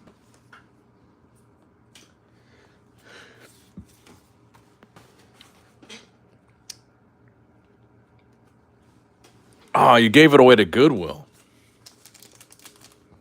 Damn, bro. I mean, honestly, I don't know what the secondary market is looking like on Mighty Bean, so it might not really matter. But I don't think Mighty Beans have held up very well. Piazza Bird Reverse. All right, we're running out of luck on these first edition packs. Let's do some more Yu-Gi-Oh! I want to get something vintage, something nostalgic here. Give me a fucking Blue Eyes. I don't know what that is, but it ain't a Blue Eye.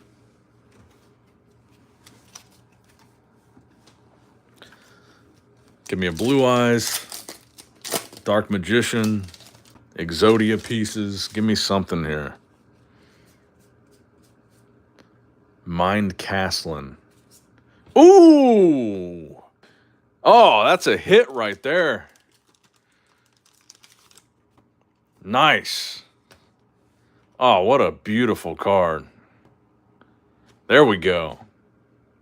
That's a fucking hit right there. Nice. I opened a whole case of this before. Didn't get any Dark Magician. I know this is like the chase for sure. Nice. That's a hit. It ain't a Blue Eyes, but let's see what let me know what it's going for. I think that's like the big chase here. Dark Magician Girl Dueling Mirrors.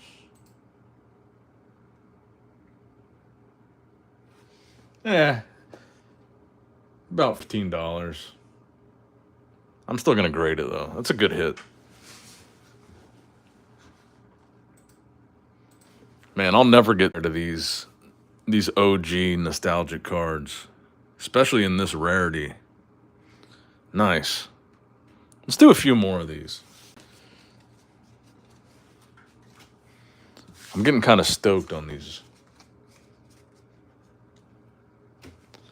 Definitely gonna send the PSA though. There's an alt art of Dark Magician Girl in this set. Oh, okay. I haven't seen that one yet.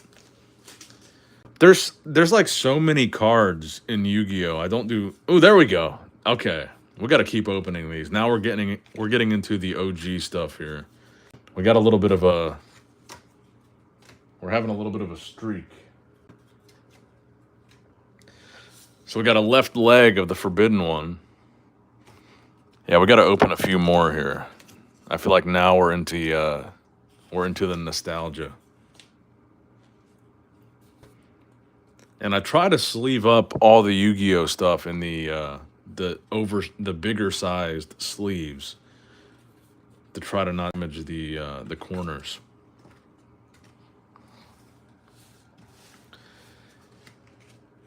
And if you guys are OG Yu-Gi-Oh fans, did you guys see they're doing a Nintendo Switch game that has all of the classic Game Boy games, and I believe even the GameCube. I think it was Duelist of the Roses, but they're doing a Switch game that has all the old Yu-Gi-Oh stuff on it.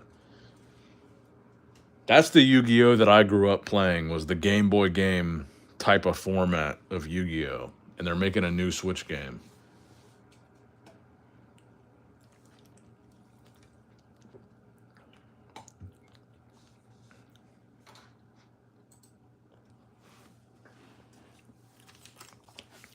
I sold all my Yu-Gi-Oh during COVID, kind of sad about it.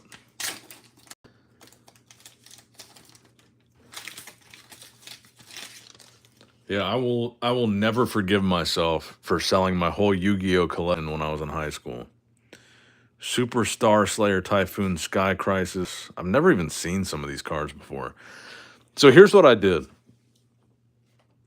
This is probably one of my biggest regrets as a TCG collector in my entire life.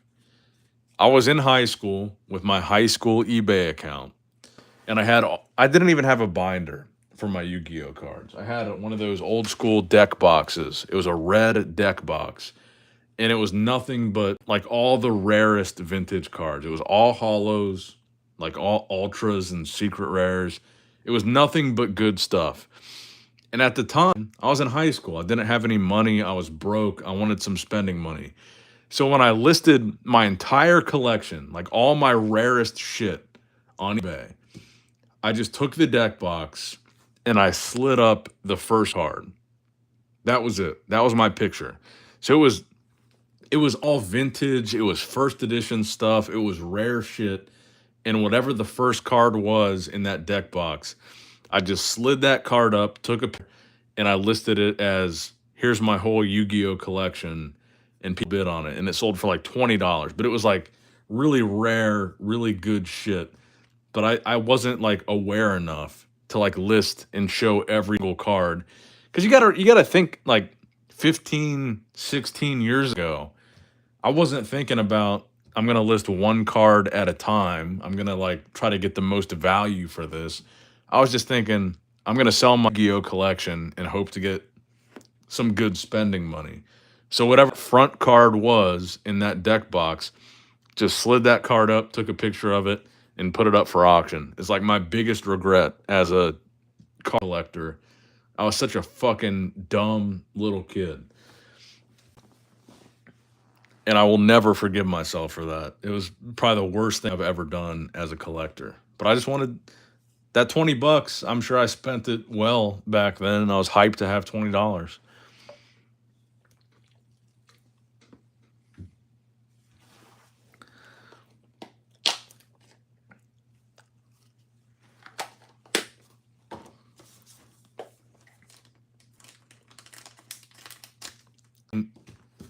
You got to think about when you're like a 15-year-old kid, and it's like 2008, 2009, $20 in 2008 and 2009, that would last me like a month.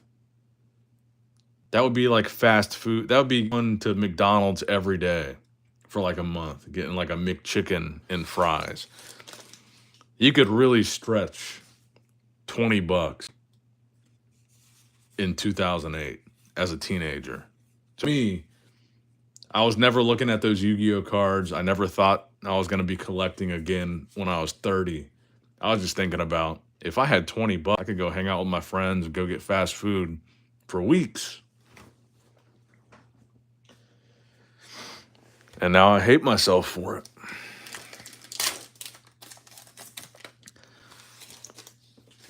Because I definitely had, like some of the cards that I'm thinking of, I definitely had a first edition Pharaoh's Servant Jinzo that was like minty in sleeve in that collection that I sold.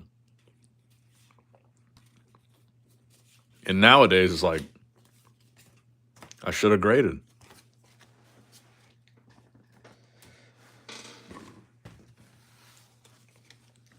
And I think the main thing that I had in that collection that I was really disappointed with is like when I was a kid, every Christmas was Yu-Gi-Oh. So every Christmas I was getting tons of the if you guys remember the old school Yu-Gi-Oh tins, like Red Eyes Black Dragon, there was a Blue Eyes, there was a Red Eyes, there was a Jinzo, XYZ Dragon Cannon, like all those like 2002, 2003 era tins. And I had every single one of them. Like all the promo cards from all those tins were in my collection. Minty in sleeves in that deck box for 20 years. And I sold I sold the whole fucking thing for $20. And yes, Arcanum, I can see him.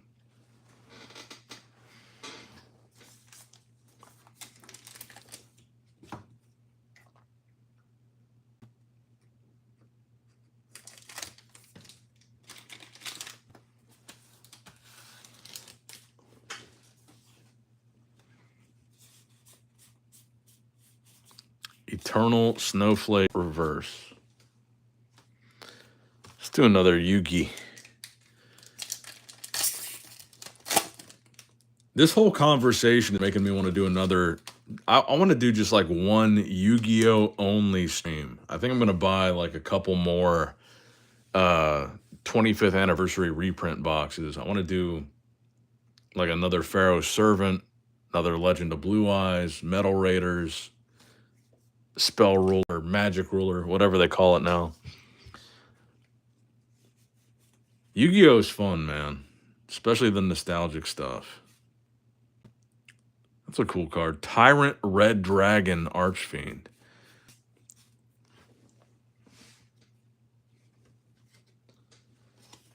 Got the O3 Blue Eyes and Jinzo 10. Ooh, nice. I think I've told this story before too, but when I first started collecting cards again, it was 2016 was when I got back into collecting cards. COVID was like when I got back into Pokemon with like the Logan Paul stuff. Pokemon had that resurgence, but 2016, I went to Walmart and I saw they had the Legendary collection, which was like the reprints of all the good OG Yu-Gi-Oh stuff.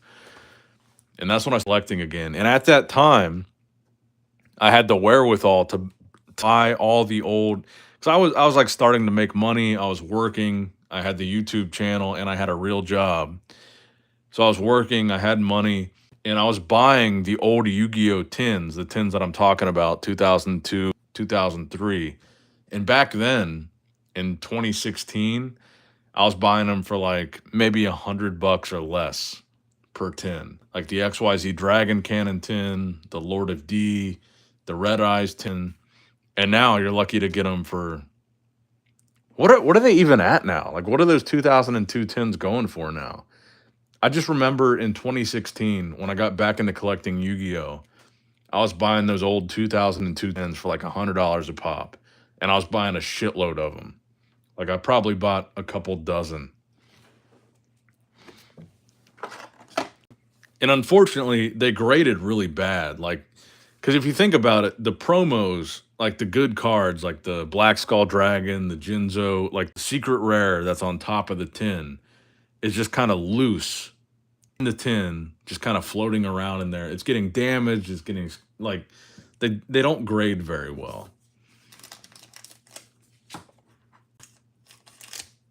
So I think even back then, at that time, I graded them. They just didn't. They got really bad grades, and I ended up selling them because they were like 7s and 8s. But I did buy a lot of those tins when I first got back into collecting cards. Yu-Gi-Oh was really what got me back into it.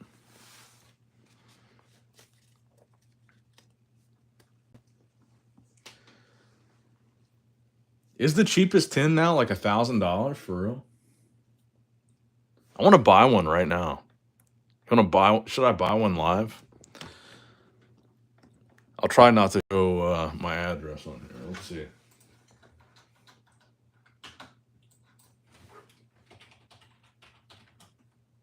Yu-Gi-Oh 2002 tin sealed. Honestly, that's not bad, dude. $700 for the Blue Eyes tin. Let's make an offer. Hold on, let me make sure it doesn't show any sensitive information.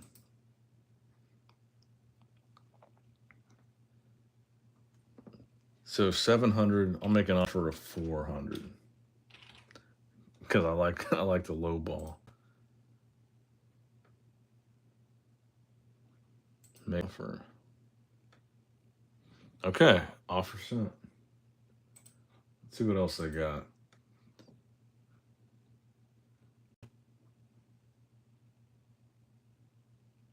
Damn, 1,300 for the Red Eyes tin, or the Black Skull Dragon tin. 700 for the Red Eyes. Man, these are expensive. God damn.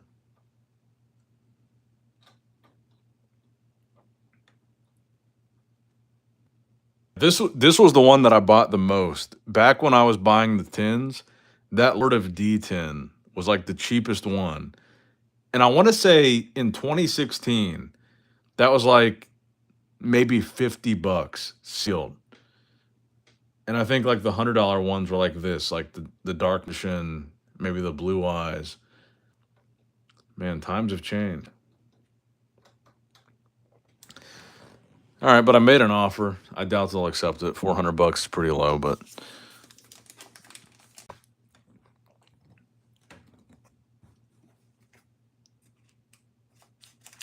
I'm definitely getting like some very serious nostalgia for Yu-Gi-Oh right now.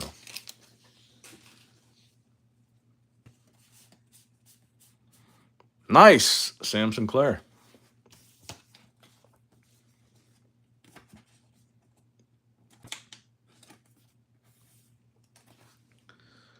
Are you opening Wilderness tonight? I think I will, yeah. What time is it? 2:43. I'll do it. I think at one point during COVID, it was like, yeah, COVID was crazy. I used to buy them for 50, the good old days.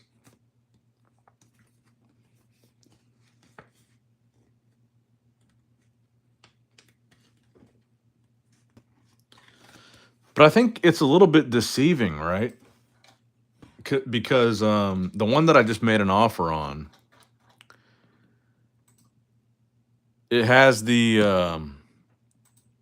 SDK Blue Eyes artwork, but it's not an SDK Blue Eyes card, right? It's this one. It's this Blue Eyes, right? So it's a little bit deceiving. I don't know why they did two different Blue Eyes tins with the one with the SDK and then one with the LOB, but they're both the same promo, right? So it doesn't really matter, but it's just cool to have that artwork on a tin. I wonder why they did that though. Two different Blue Eyes tins, but they're the same. It's the same promo card.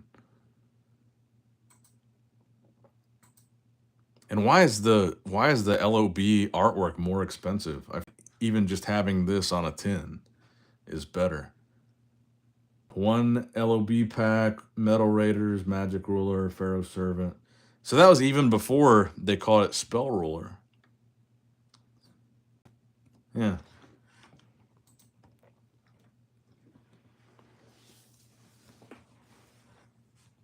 Last one sold for $7.29. I have a Black Rose Dragon. No idea if it's worth anything. You know what I used to buy is when I was buying a lot of Yu-Gi-Oh, the second generation tins, like the GX era, and I wish I could go back in time to this time frame, but like there's like Insect Queen was one of the tins. There's like a Gaia tin, but like the GX era of tins. So I was buying these like OG 2002 tins at this time, but like the GX era tins were literally like $35 or $40 pop in 2016. So I bought a shitload of those back then too. I wish I could go back in time. But I think I had some good foresight back then buying those tins. Cuz I wasn't even a serious collector. I was just like chasing the nostalgia. And I was like, man, $40, $30 for a tin that's, I mean, at that time 10 years old maybe. It's kind of crazy how 2016, how long ago that really was.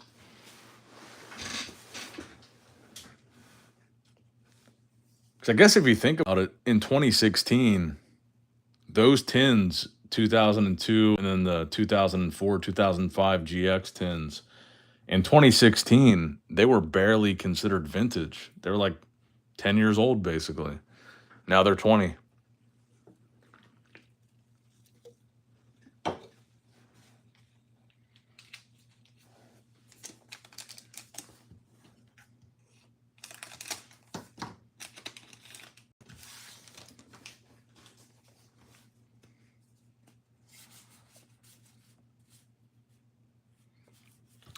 Another Sam.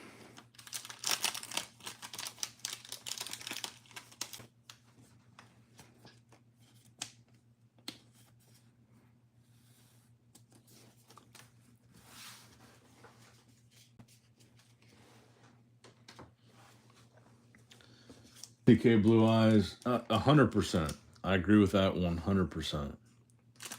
SDK looks so much better than LOB.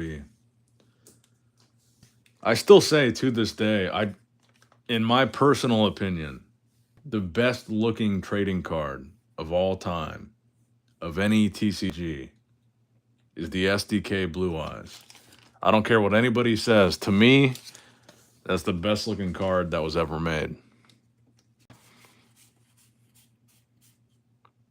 Funeral Mountain Terra Shot reverse. I don't know what it is about that card, but that SDK Blue Eyes artwork is just, it's the GOAT. It's the best. There's just nothing like it.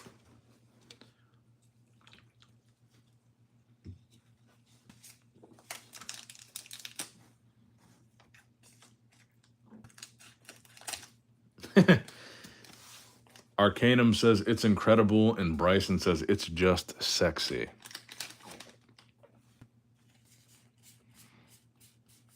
Flatwoods Monster, reverse.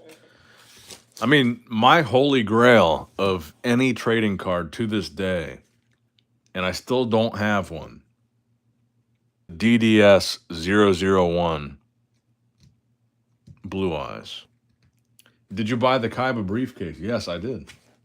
And I graded a PSA 10 on every single Blue Eyes in that briefcase. Actually, I'll grab a couple here. I'll show you guys a few.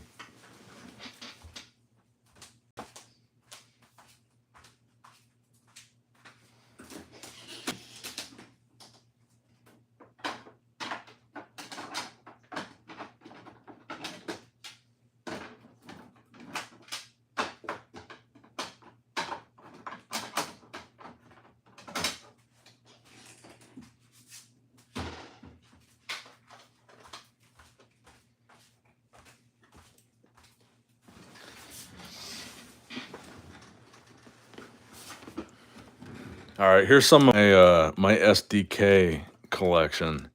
So we got the Maximum Gold SDK, beautiful with the gold outline, Blue Eyes, PSA 10. And we've got this was the 2016 Megatins, the C13 Blue Eyes. This was one of the ones that I collected heavily because this was like the first reprint, like the cheap reprint of the SDK, and I bought hundreds and hundreds and hundreds of these because back then they were like 99 cents a pop because it was a reprint. There wasn't much value, and I bought a ton of these, and I only graded 110, so I got one of those. And this is the briefcase one. I think it's almost the same holographic as the DDS.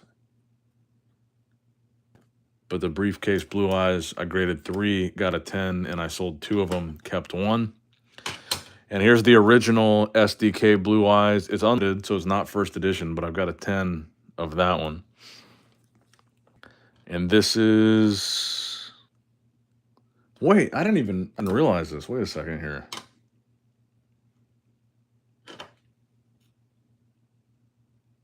I didn't even know I had 2 of these. Wow, that's the first time I've realized it. I got 2 of the 2016 Blue Eyes in a 10. I thought I only had 1. Well, I hope you guys check my eBay because now that I know that I've got 2, I'll probably sell one of these. I thought I only had 1. I didn't even know that. And then this was from the 2016, this non-holo version of the card from the Kaiba Legendary Decks PSA 10. Then what is this one? Oh, okay, I see. So I bought both briefcases, the English and the Japanese. So this is the English, very close to the DS Blue Eyes in a 10. And this is the Japanese briefcase 10. More of the original anime style of the card. But yeah, next to base set Charizard, DDS Blue Eyes artwork is like one of my favorite of all time. But this is honestly the first time that I've realized I've got 2 of these, so I'll probably sell one of these. I thought I only had 1. But yeah, I don't know if you guys love that SDK Blue Eyes as much as me, but let's try to pull one from these Yu-Gi-Oh packs.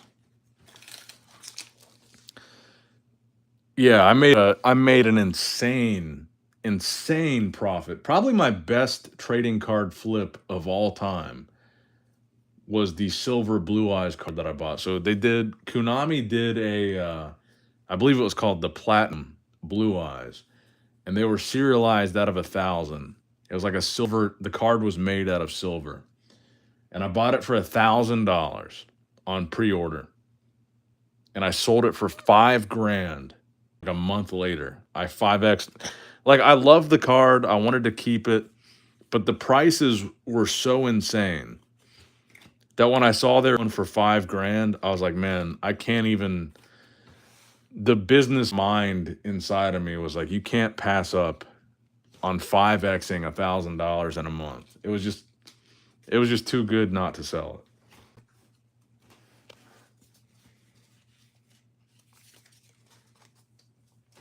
But yeah, I sold the platinum blue eyes. It was just, I loved it. It was a beautiful card. I wanted to keep it, but the price just went so crazy. I just couldn't pass it up.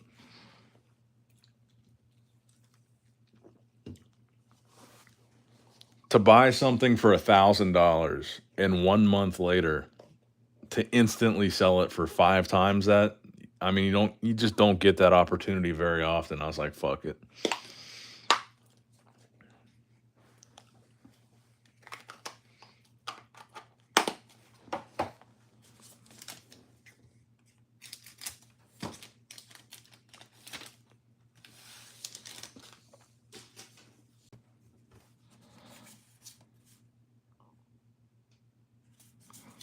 Jersey Devil, full hollow. I thought we were gonna have a moth. Let's do here's a Yu-Gi-Oh pack.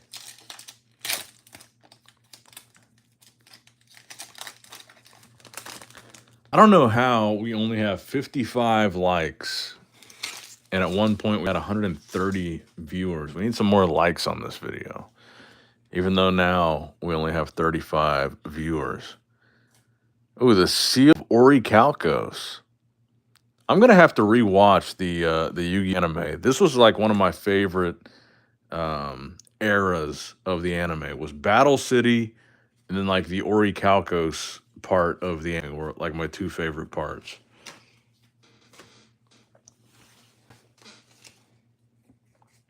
Yeah, I am. Let's do another one right now. If you guys hit the like button, we'll do another giveaway right now. And we'll put Brandon in the #1 spot since you requested this. But yeah, we got plenty of promos to give away. We'll do another one right now.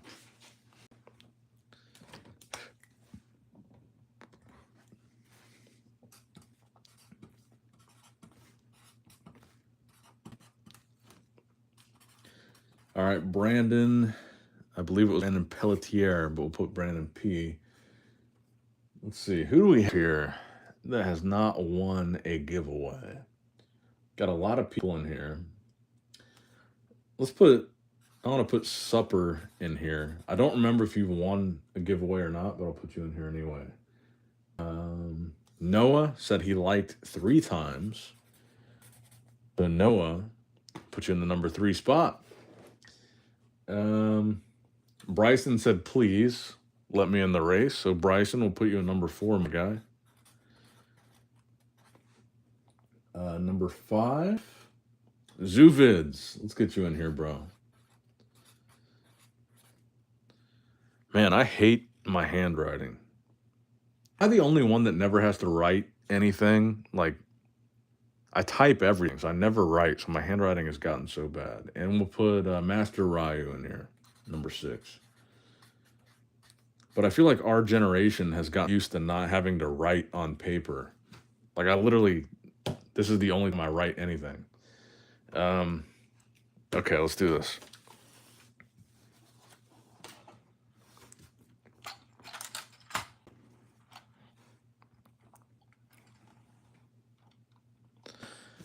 Mine looks worse, don't worry. My handwriting has always been bad. You know what I think about all the time is how many of you guys, and I'm sure because a lot of you guys are older than me, in elementary school, how many years did we spend learning how to write in cursive? I literally have never once, not one single time, as an adult, written anything in cursive. Not including like my signature. I've never written in cursive ever as an adult. And I feel like I spent like 5 years learning how to write in cursive. But anyway, #1, With the red horse, Brandon Pelletier. Number 2, purple horse, Supper. Number 3, orange horse, Noah. Number 4, white horse, Bryson. Number 5, blue horse, Zoo Vids. And number 6, with the black horse, Master Ryu. Gentlemen, good luck. Start your engines. Let's go.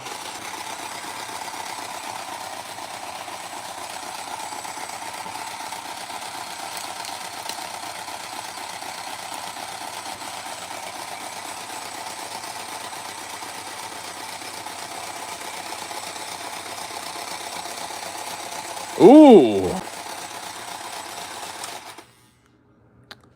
All right. What do you guys think? That looks pretty close between 1 and 2.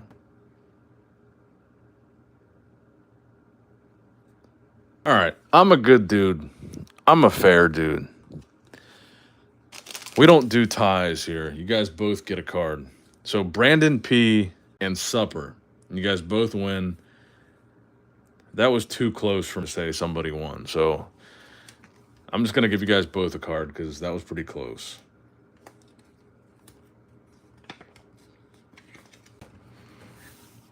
And I think if I picked any one of you two guys, I'd be pissed because that was pretty damn near a tie. So let's give you both a card. So same as everybody else, just shoot me a message on Instagram. I need your address. So let me get these packed up for you guys. Brandon P and Supper.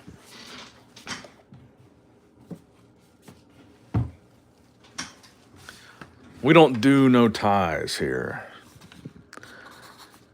We just do winners.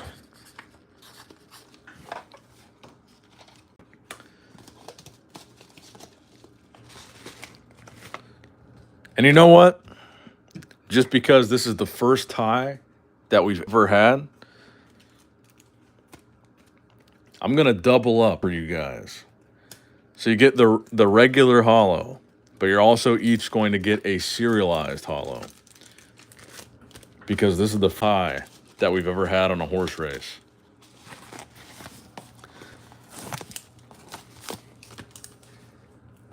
Out of all the times that I've done this race, I've never seen a tie, so special occasion. So Supper, you also get a serialized pro number 91.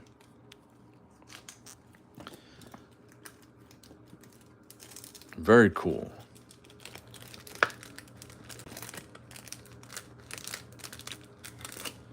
And like I said when I began this stream, these cards are selling more than a raw first edition Mothman from Metazoo. So these are no just bullshit promo cards. They've actually got some decent value to them. And there's a lot less of them out there than the first edition Moth.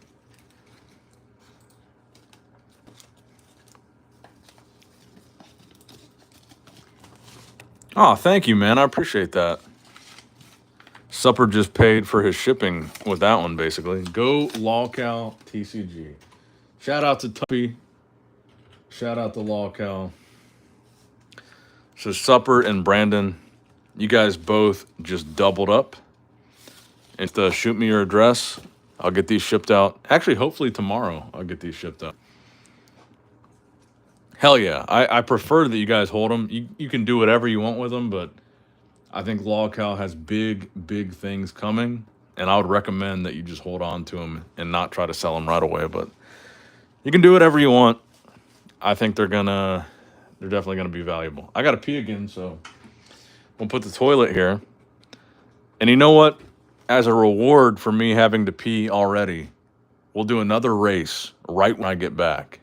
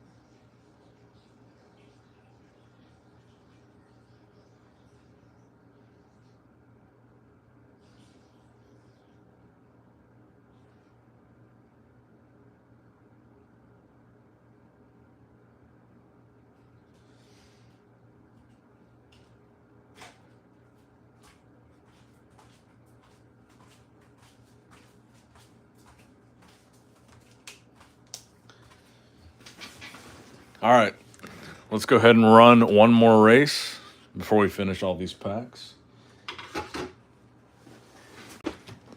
Because I definitely enjoy a good horse race, but let's go ahead and mix up these horses first. So if you want to be in the next race, let me see some comments in the chat, and I'll start picking people for the next one. Oh, thank you, man. Yeah, absolutely. Thanks for the donation. Am I friends with you on Facebook? Shoot me Shoot me a friend request on Facebook right now if we're not already friends, because otherwise I won't see your message. But yeah, you can definitely send it on Facebook. I don't know if we're friends or not. Let me see here.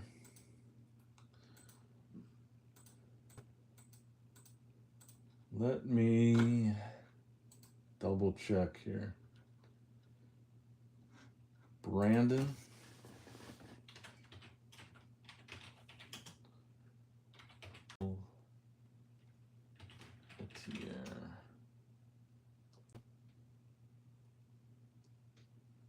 Whoa, Brandon. Are you friends with my sister on?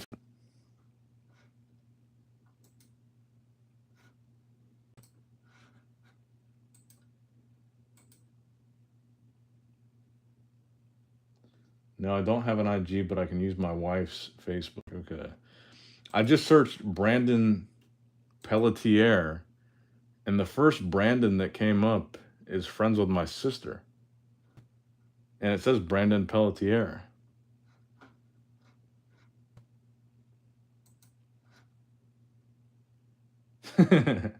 Where are you from, Brandon? The first Brandon that came up is from Columbus, Ohio, and friends with my sister.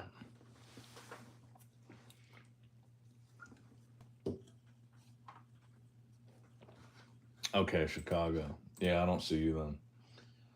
Well, whatever way you can find me, just get me your address. At the worst case scenario, email address nickstrengthandpokemon@gmail.com. But now I'm wondering who this Brandon Pelletier is that's friends with my sister. I don't know. Small world. But let's do another race right now.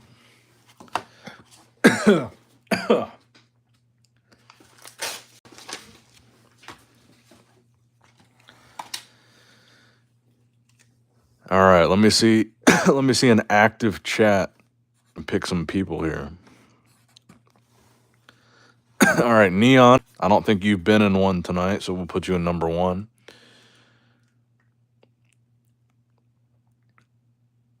Bryson, you didn't win tonight, right? We'll put Bryson back in here.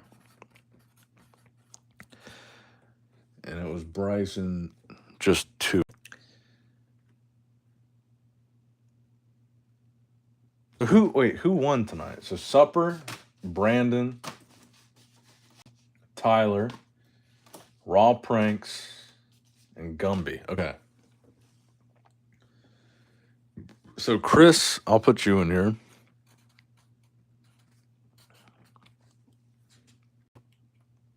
Yeah, Supper won.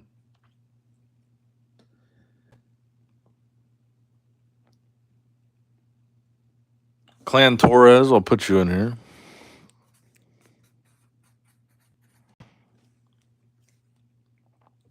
Let's throw our boy Audio in here. And LSM 42. I don't think you've ever been in a race. Maybe you have, and I just have a bad memory, but all right, let's do another one right now, guys. All right, the horses have been randomized. And again, I just want to thank all you guys for stopping by tonight. The stream is not over. We're going to keep opening stuff, but it's always fun hanging out with you guys until 3 in the morning, opening cards, talking, horse racing, giveaways. I love you guys. Let's do this. So number 1, white horse, Neon. Number 2, the red horse, Bryson. Number 3, the purple horse, Chris.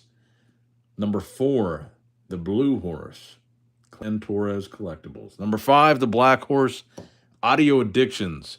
And number 6, the orange horse, LSM 42.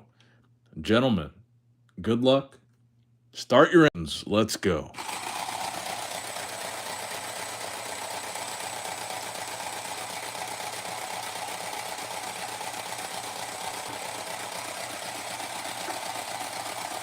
Ooh, orange is taking a lead.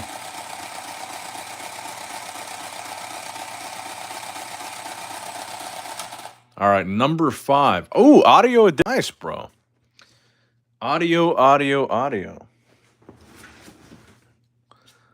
Let's get you a promo.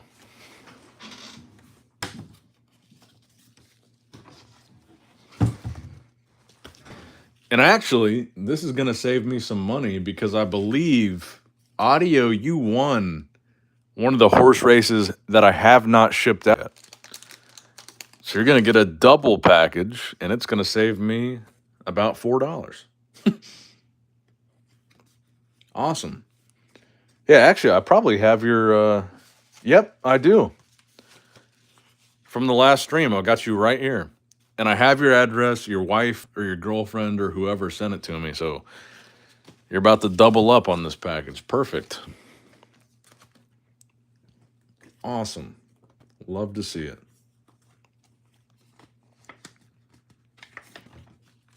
Congratulations, Audio. Now do you have Audio? Do you have every single promo card now? Do you have the non-hollow too? You got all 3 events?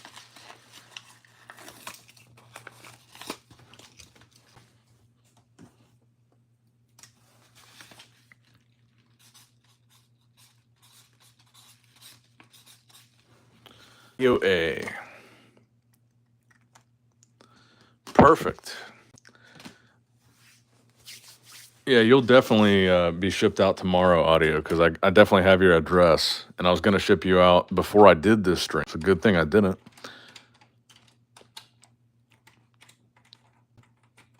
Let's randomize these horses a little bit. And we'll still do a couple more giveaways, because like I said, we got way more of these extra hollows than I was anticipating. I sent a message to your Gmail and G. Let me know if you don't have it. Okay. Thanks, man. Let's go. My wife messaged you. Thank you. Yeah, okay. I definitely have your address. But I appreciate that. Damn, how many of these White Claws have I drank? I gotta get another one before we open these. So we got... Oh, we still got a bunch. Okay. We got a bunch to open still. Bunch of first edition. Oh, yeah. Oh, yeah. We got a good ways to go here. Let me grab another White Claw. We got some time. We got some time here, boys.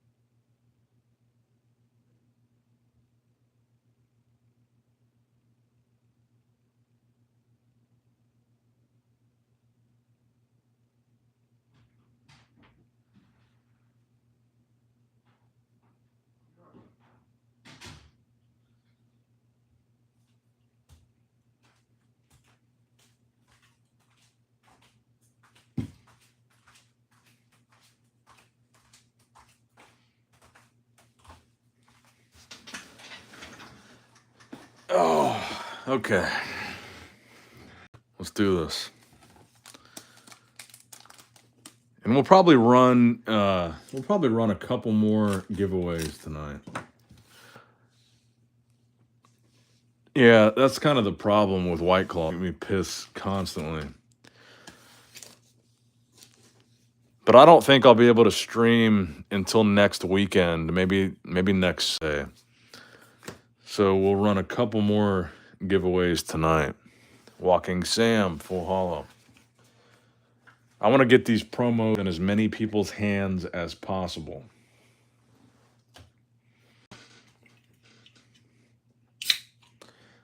And you don't have to, but when I send you a promo card, if you post it on Instagram or whatever and tag me and tag LawCal, I would greatly appreciate it. But you can do whatever you want. You don't have to. But I do like to see when people post them.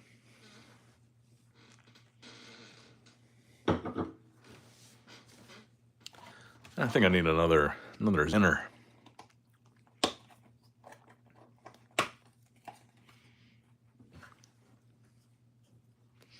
It is. It really is an awesome community. It's almost. It's after 3 in the morning right now. Hours of opening cards and playing with Furbies and talking about nostalgia. Ooh, that's cool. I have an idea for the NSP packaging too. What do you think of a workout DVD packaging? I like that idea. So I had a question, Tuffy, for the horror Halloween stuff. Is it like cassette tape sized or is it like a full sized VHS? Because I know when I saw the description of the packaging, it said VHS, but is it just one of those mini cassettes or is it like a full sized VHS tape packaging? Literally, ooh, that's fucking cool, bro. So it's full size VHS tape cases. Dude, that is honestly sick. That's sick as fuck. Bro, you got to send me some of those. Send me some to open, but some to keep sealed.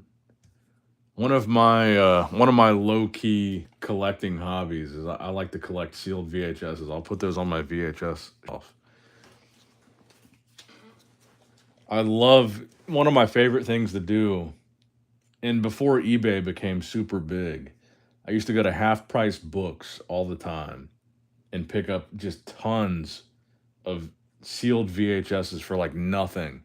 You can't really do that now because people have caught on to like valuable VHSs and reselling them on eBay. But I used to go to half price books all the time and just buy like just classic movies that were sealed in their VHS. And man, that's fucking sick. A full sized VHS. Man, that's such a good idea. I love that, bro. I really love that. Oh, so you don't really consider it a Halloween set? Just our characters as horror movie characters.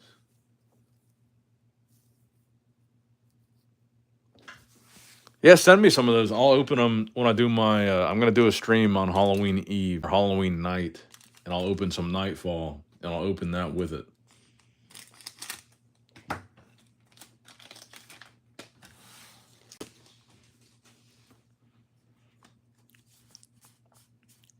Man, that's such a good idea. I like that a lot.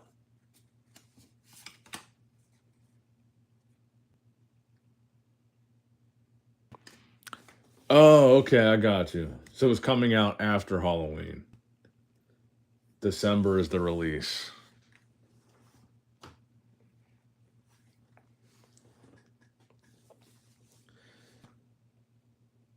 Yeah, I like that. The workout DVD packaging.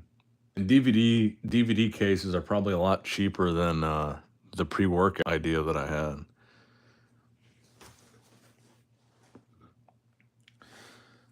Man, I'm excited for this. I think it'll be cool.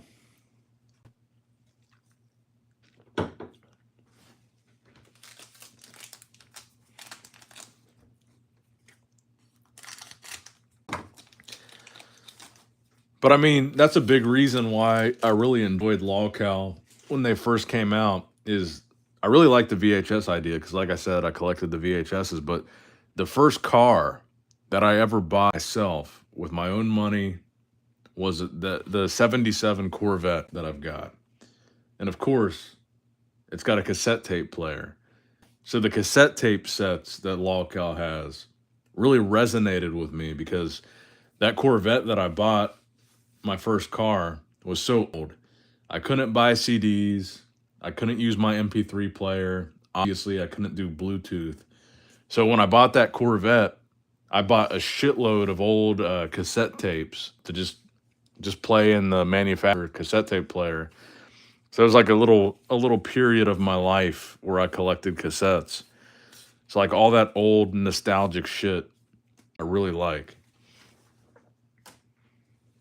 And it's in there right now. That Corvette is out in my driveway right now, and I've got a cigar box, like a big black cigar box that's just full of cassettes in that car right now. It's probably got like mice in it because I haven't driven that car in a couple years because it's kind of a death trap. But when I first bought that car, I definitely was in a little bit of a phase of collecting cassette playing it.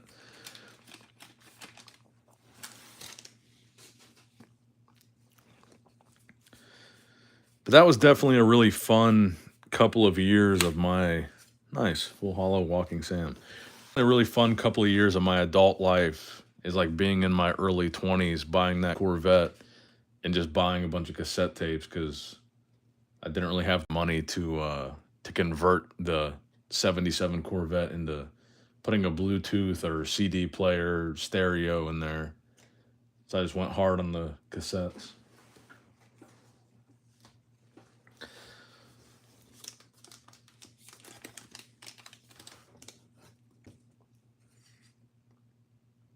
Oh, for real? We have uncut sheets available in super small quantity for the horror set. Are you really selling them for $69.69? Where can you buy them at? Oh, that's sick, bro. Are you selling them right now?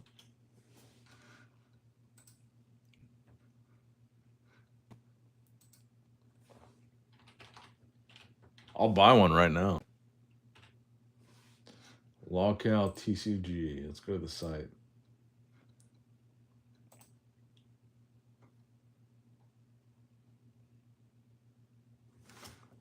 So here you guys go. Shout out to Locale TCG. You can pre-order the movie bundle for $34.99.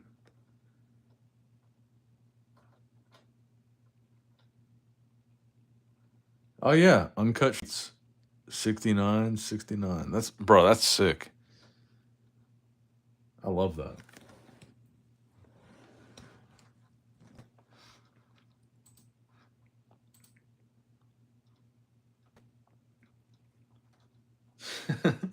That's so cool. I love these VHSs.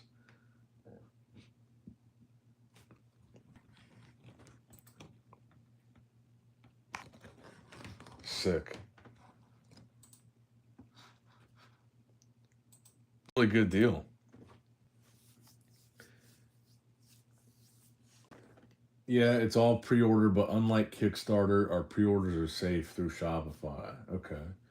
I definitely will get some. Add locale to the whatnot streams. Sick. Yeah, definitely support locale TCG. And again, I want to shout out Cryptid Keeper, who bought one of my uncut sheets for $300. All of it went to charity. I was really impressed with that.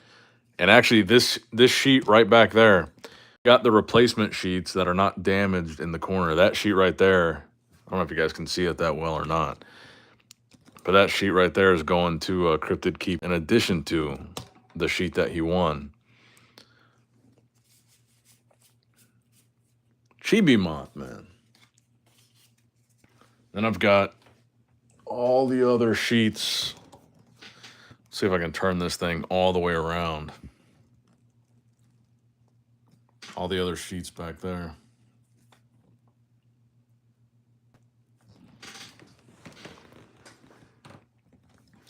Yeah, Keeper is the man. I want to know what he does for a living. This dude has got some money, man. I saw the videos of like his sample Metazoo collection. Like that dude has got some cash.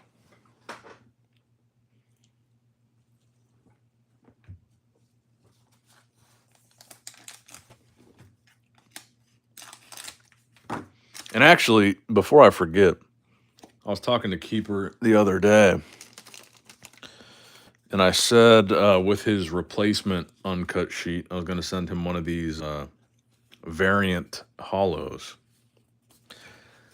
So when I ship out you guys that won these horse races, let me make sure I throw this in his.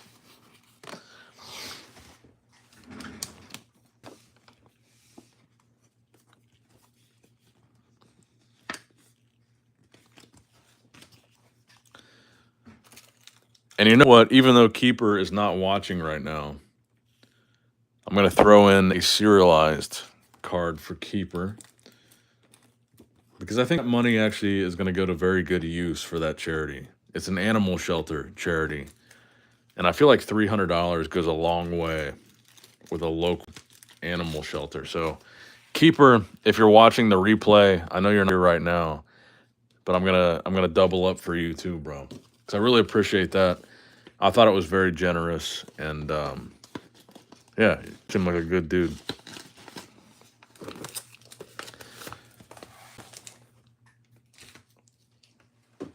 And like I said, I think with a smaller local shelter like that, especially with it an animal shelter, I feel like $300 is gonna buy a lot of dog food or whatever the fuck whatever they need. But I'm gonna throw this in with your replacement uncut sheet Keeper. So thank you again. Shout out to you. And I think there are going to be a couple more charity auctions in the future. So if you want an uncut sheet, you'll probably see one soon. Oh wait, here's this back. The last horse race was Audio Addictions one. Black Cat Reverse.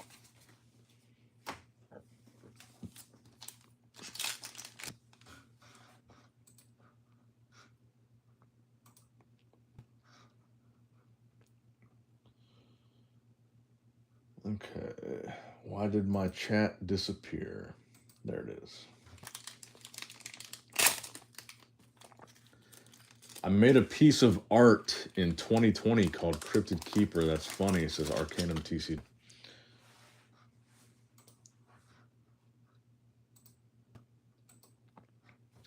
Yeah, the uncut sheets, they're not something to open. I think it's more of a cool collectible. It's not very common. Another one of these Wake Up Elemental Heroes. I mean, at least we got the Dark Magician Girl, but I really want to get another Blue Eyes.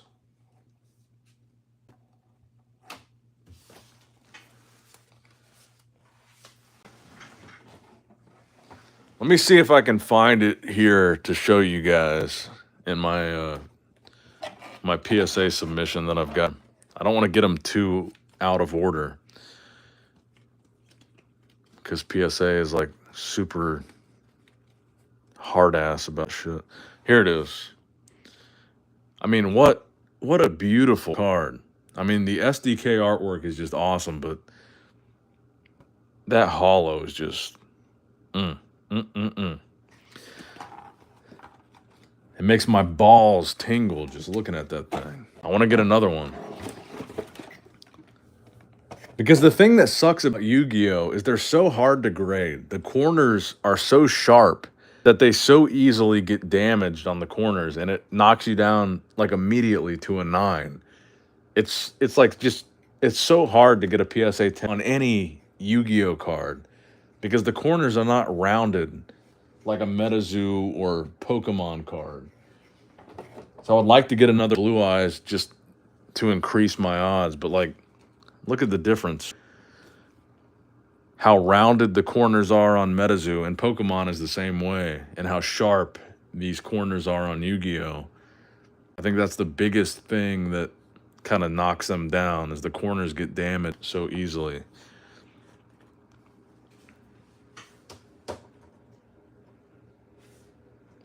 Do you know if it's not extra to have multiple different hollow patterns per set? It probably is. If you're talking about like an indie TCG. Not too bad, actually.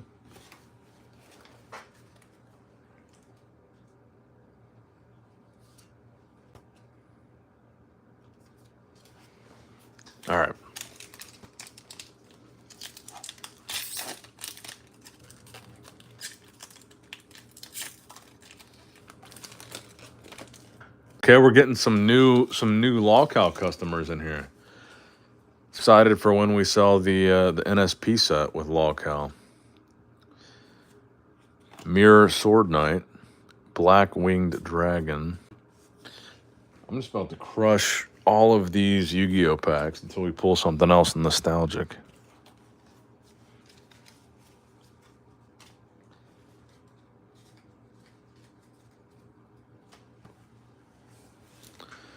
Do we only have one? Oh, we got 2 packs left. Okay, 2 packs left of first edition. I don't know if we're gonna have time for the wilderness. It's already 3:30.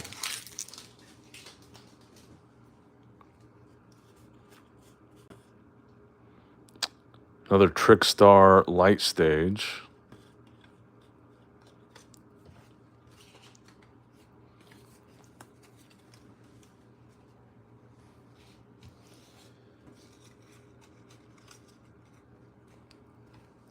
I don't know if Tish is, but Tish says I'll make one now for the people here. So is there going to be a special lolcow discount code for people in the chat room? What's up, Mario Ultimate Art? Oops, my wife's account. Oh, is that Tuffy? Ooh, Black Luster Soldier, Legendary Swordsman. That's pretty cool. Kubelt. Still not nostalgic.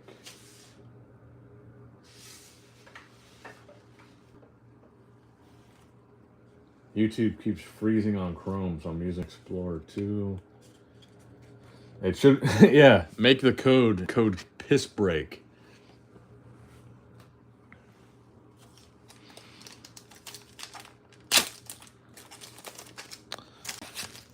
Man, these blue eyes are kind of hard to pull. Oh, there we go. There's the Firewall Phantom, but there's the alt art. Red eyes. Very cool alt art. And okay. We got the other leg of the Forbidden One, which is good because I believe in the last PSA submission that I sent the head and the 2 arms. So we might have a shot, although it is Yu-Gi-Oh! So probably not. But we might have a shot at having all the pieces in a 10. But we did get both legs.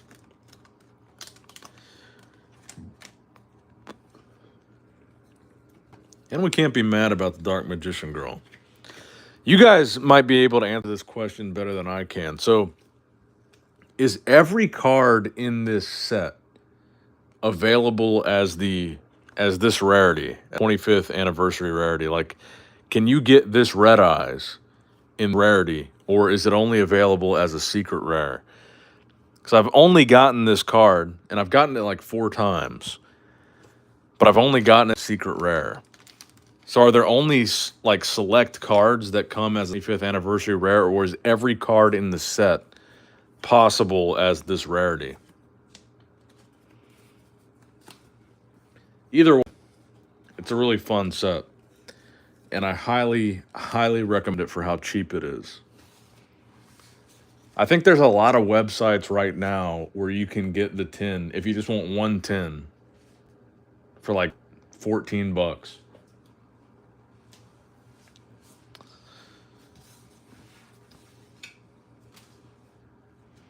And I think if you go to like Walmart or Meijer or Target, I think they're like $17.99 or $20, like somewhere in that range. But if you look online, you can find them for pretty cheap.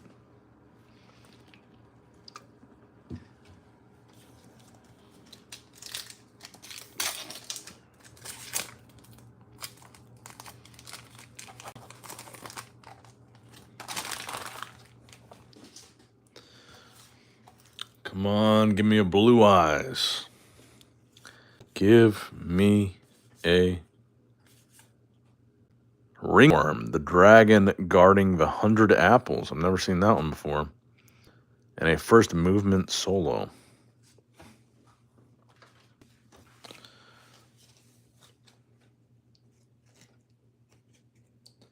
Are those body part cards worth anything? My Yu-Gi-Oh collection has the whole set in holo, but I've had these cards from when I was a little kid. From what I've seen on eBay, the Exodia pieces sell the best as a completed set. I don't know how much they go for individually, but it looks like they sell the best completed.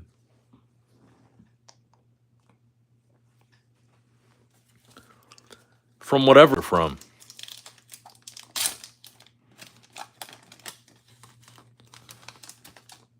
I mean, I'm sure if you had all 5 pieces, even from this new set, if you graded all 5 and you were somehow able to get a PSA 10 on all 5, I would imagine all 5 pieces in a PSA 10 will go for like $1,000. But that's also taking into account that Yu-Gi-Oh is very hard to get a PSA 10.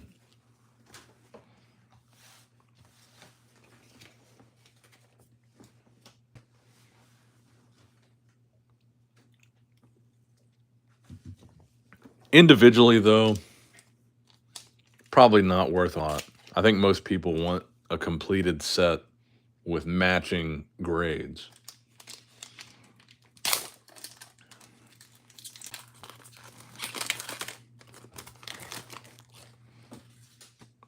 And I like even in my graded Yu-Gi-Oh collection, I still don't even have a completed Exodia set with matching grades. Ooh, I really used to like this card when I was a kid.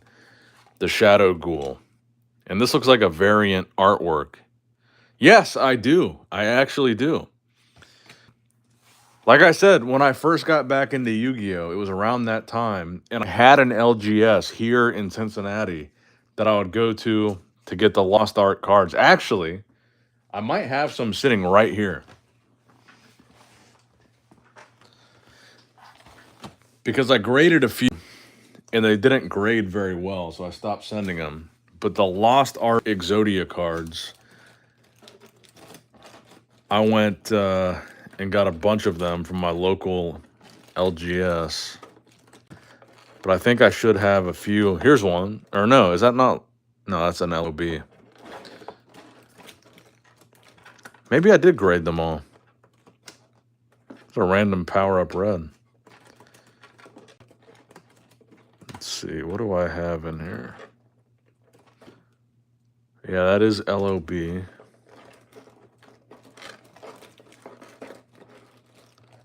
It's also LOB.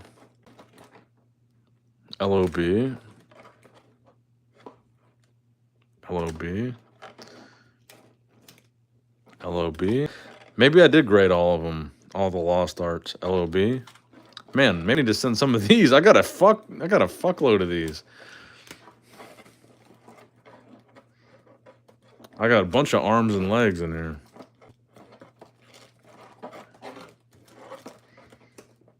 This is one of my favorites too. The Masked Beast Des Guardians.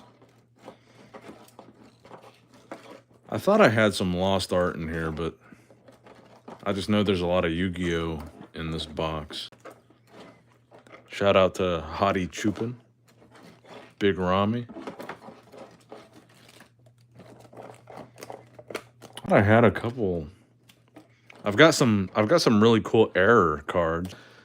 Here's an LOB error metal dragon with no name.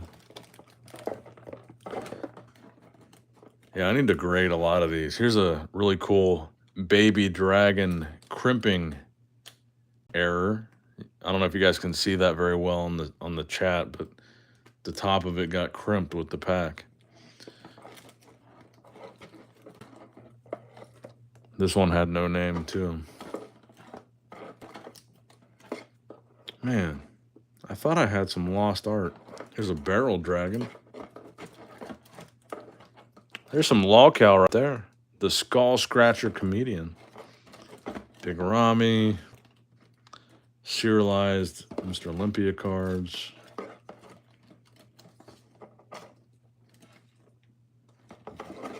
Maybe not. Word of D. Yeah, I don't know. I thought I had some lost art, but looking at these pieces from LOB, I need to submit some of these. Look at all these. I'm gonna add these to my next session here, and I guess we'll find out how much they go for individually because I don't have a head.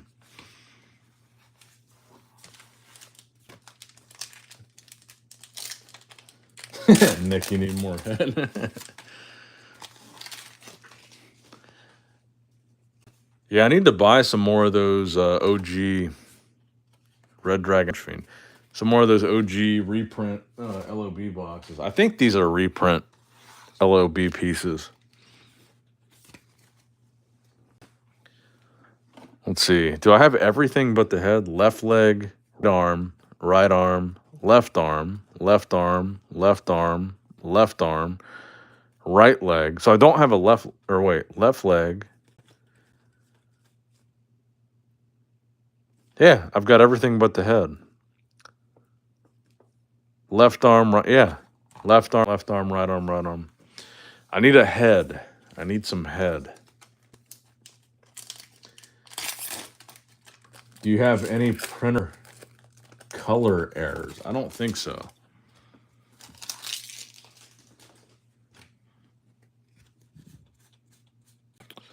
Man, are we really not going to get... Ooh, this is cool. I haven't even seen this yet. This is pretty cool. I've never pulled one of these before. I don't know if it's worth anything, but I haven't seen this yet. 25th anniversary token. I'll go ahead and put that in the sleeve. I haven't seen that one. Are we really going to open up all these packs, a whole case, and not pull a Blue Eyes?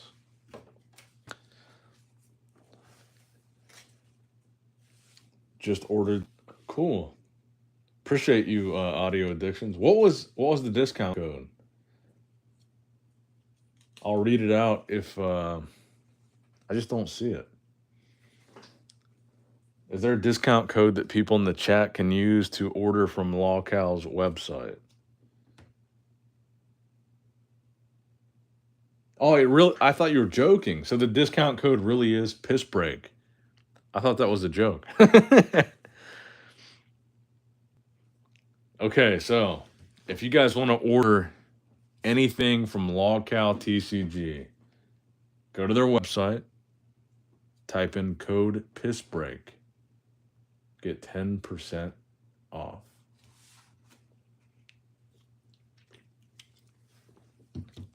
I thought that was a joke. I didn't know you were for real.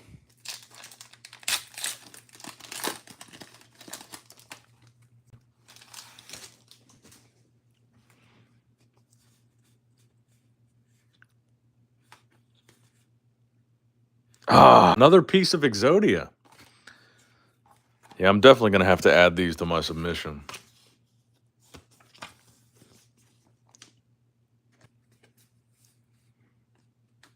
We need a head.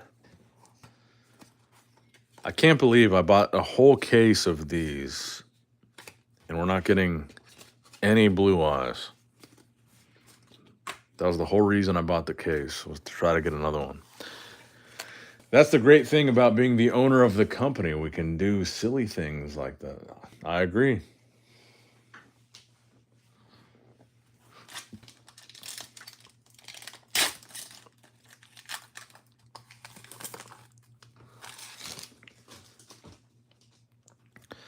All right, last Yu-Gi-Oh pack, Magic, Firewall Phantom, Gold Pride, Leon, and another one of these Speedroid Terror Tours.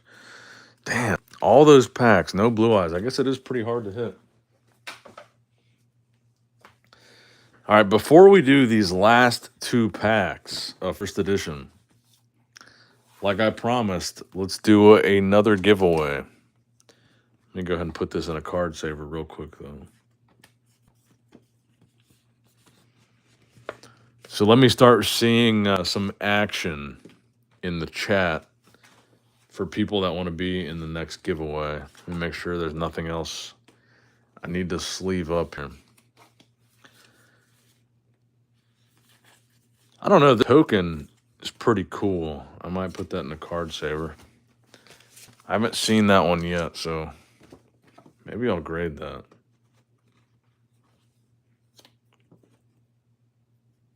Does anybody in chat know if this is like a good hit? Because I've now opened up 2 cases of these tins, and I've never seen this card, so I feel like it's got to be decent.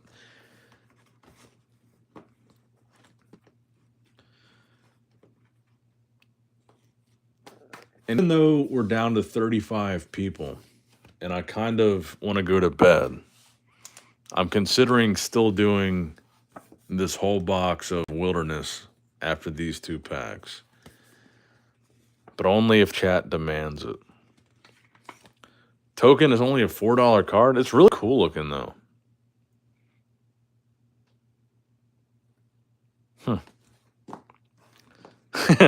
Chris says, I demand it.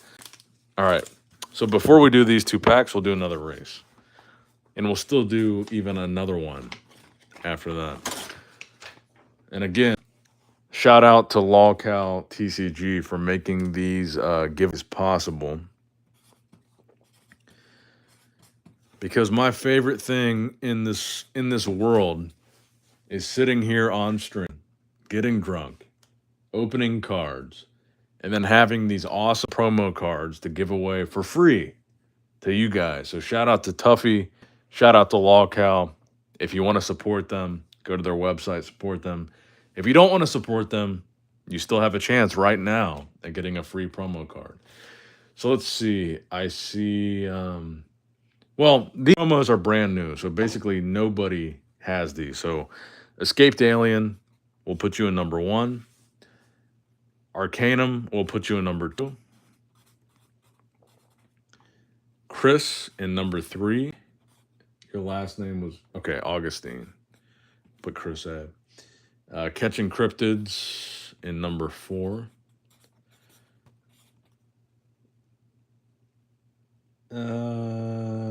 Clan Torres. You've been here like all night. And you haven't won yet. Metazoo. Okay, we'll put Metazoo in here. All right, there we go. It's a good group of fellas right there. Let's get one of these promos here.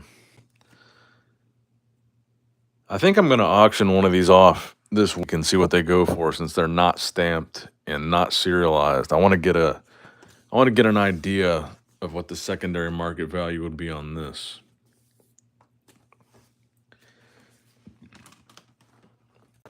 But technically speaking, even though the serialized pre-release cards are the coolest of all the cards, technically speaking, since there's only 75 of these are the shortest print of all the promos. So technically, even though they're not serialized, and even though they're not stamped, technically they are the rarest.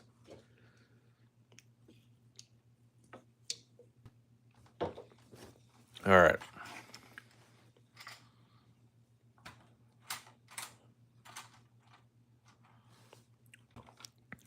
So, number 1 spot, Blue Horse, Escaped Alien, my guy.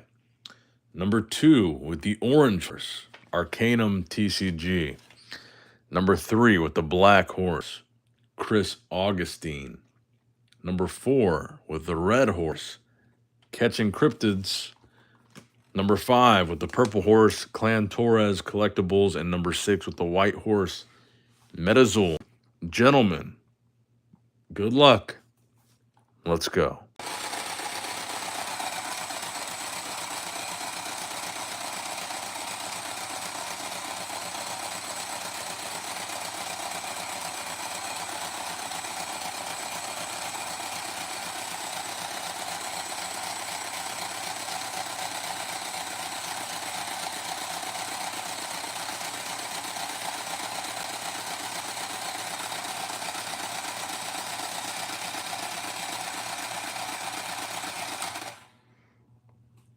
Congrats, Chris. Catching Cryptid says, reminder, I won 23 and I haven't received it yet. Let me double check for you, bro. I thought I shipped you out, but let's check.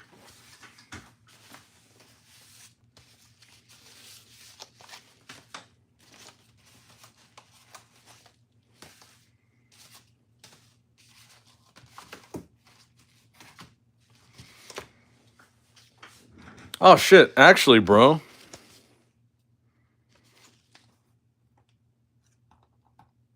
I didn't ship you out. So where did you message me your address on? Because I've got you right here. But before I forget, Chris Augustine won this one. Did you message me on Instagram, Catching Cryptid?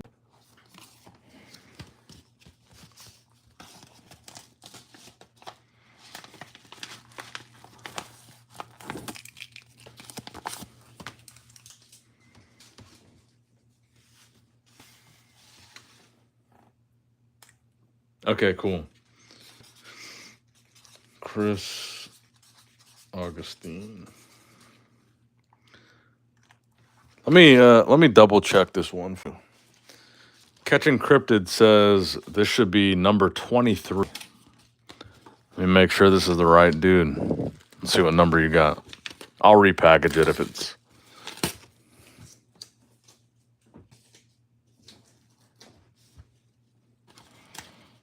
Just want to make sure you got 23.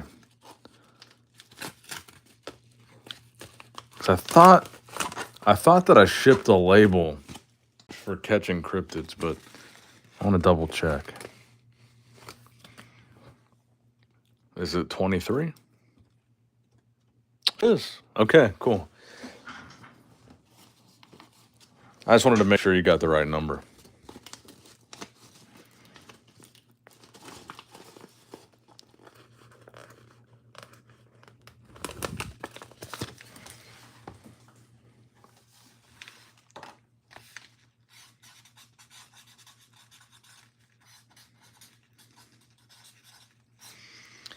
Because I was thinking, I had a couple guys that that messaged me claiming giveaways that weren't the actual guys that won, which is kind of the problem that I've run into. And I was kind of thinking, I thought I had shipped out a Catching Cryptid order,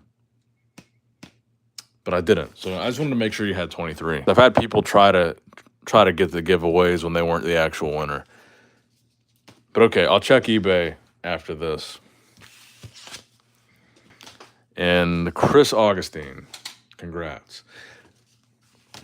But I'm feeling very generous right now, so let's run another giveaway.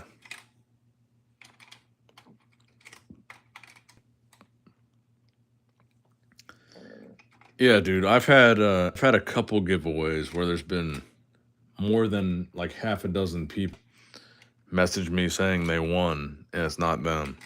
That's why I say if your Instagram name or wherever you message me, if it doesn't match your YouTube, just make sure you show me like a screenshot that proves it's your YouTube.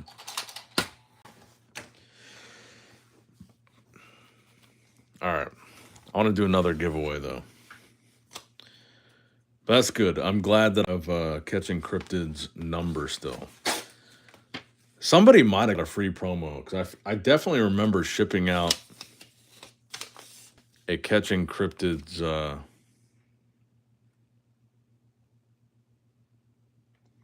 was it my personal Facebook or was it my Nick Strength and Power Facebook? Either way, I'll check eBay after this.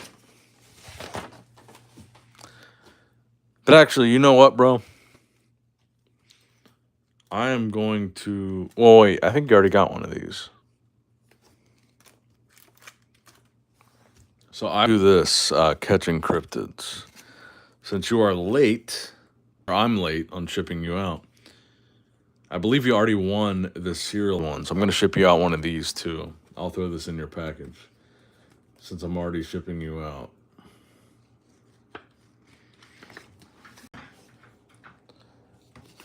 But I feel like somebody did finesse me saying they were catching cryptids, but at least we still have your number 23.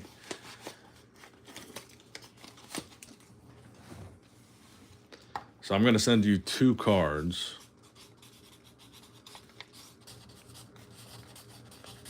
That was the worst handwriting I think I've ever had. But I got you, bro. Shoot me a double up on eBay. Like, shoot me another message on eBay, and I'll get both of these sent out to you, bro. I could have sworn, and maybe somebody did finesse me, but I could have sworn I shipped out a catching cryptids. But we still got your 23, and you're gonna double up on this promo. So if you do message me and you guys did win a horse race, if your Instagram name or your Facebook name or whatever, if it doesn't match what your name is on YouTube, send me some kind of screenshot proving it's your channel. And I'll have to look back at my USPS history because I swear I shipped out a catching cryptids. But anyway, let's do another one, guys. I think we'll do like 2 or 3 more giveaways. So we've got a lot of these promo cards here, buddy. Now you're good. You're good, audio. I've got your contact info saved. I already wrote down the address your wife sent me. Actually, we'll just confirm. You already confirmed that was your wife, so I got it. You're good.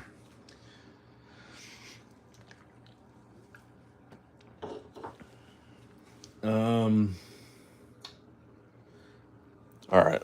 Let me look back. So Chris Augustine has won. Supper, I believe you won 2, right?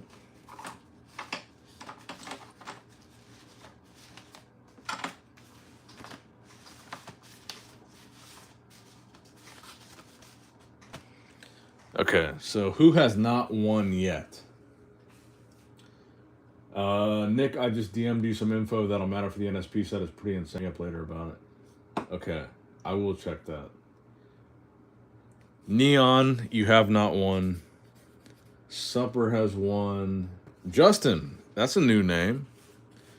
Justin Fortune. Zoo Vids, you still haven't won.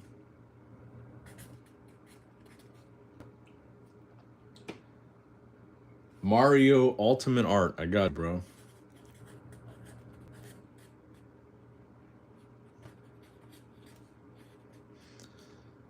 And before I put all these names down, does anybody have like a crazy location? Or is everybody like in the United States? I think the worst one that I've had has been Australia so far. I think Australia has been the most expensive for me to ship to. And again, you guys don't have to pay for shipping. I'll pay for it, but I would like people to be US. Bulgaria? I don't know how much it costs to ship to Bulgaria, but if you win, I'll do it. I already wrote your name down, so don't worry about it.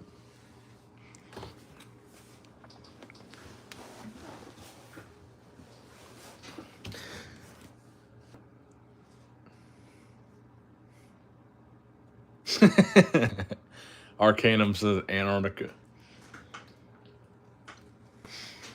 All right, we need 2 more guys in here. We got 2 more spots for this next giveaway. And you know what? I'm going to double up this giveaway. So you get one of the new non-stamped hollows. And you are also going to get one of these serialized, stamped pre-release hollows. Last sold at auction for $96. Raw.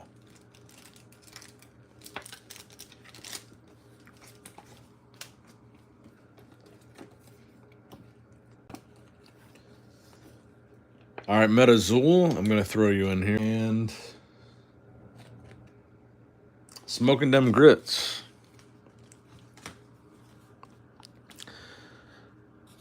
All right, let's do it. I definitely spelled that wrong. Smoking them grits.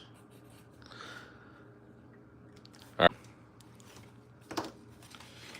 So this is for a double-decker giveaway. In theory, on paper, this should be about $200 worth of cards right here. So, number 1 with a white horse, Neon. Number 2 with the blue horse, Justin Fortune. Number 3 with the orange horse, Zoo Vids. Number 4 with the black horse, Mario Ultimate Art. Number 5 with the red horse, Metazoo. And number 6 with the purple horse, Smoking Dem Grits. Gentlemen, let's go.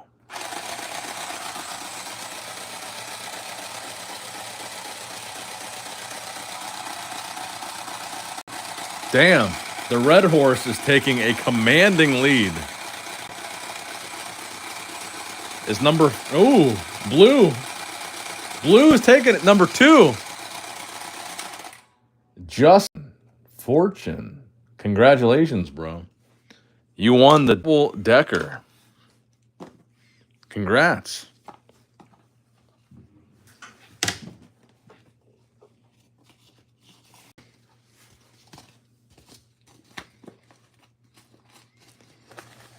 I'm going to try to get all of these out, like I said, tomorrow.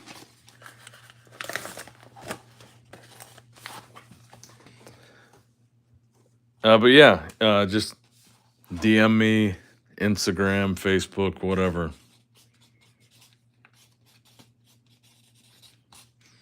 Justin Fortune.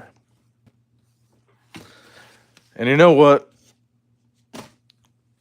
Let's run another one right now. Because the only purpose that these promo cards serve is to be given away to the people that are watching this stream.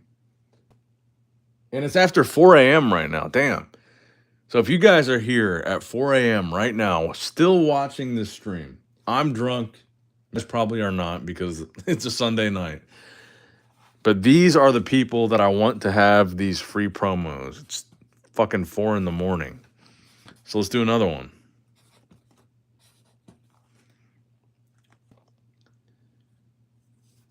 All right, so I'm going to throw in Zoovids did not win.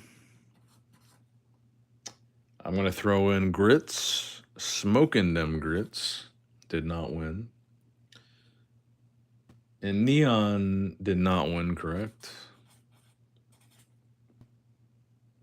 Brandon won.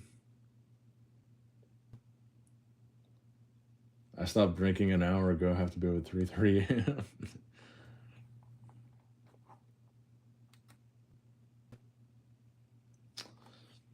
a.m. Metazoo, you have not won.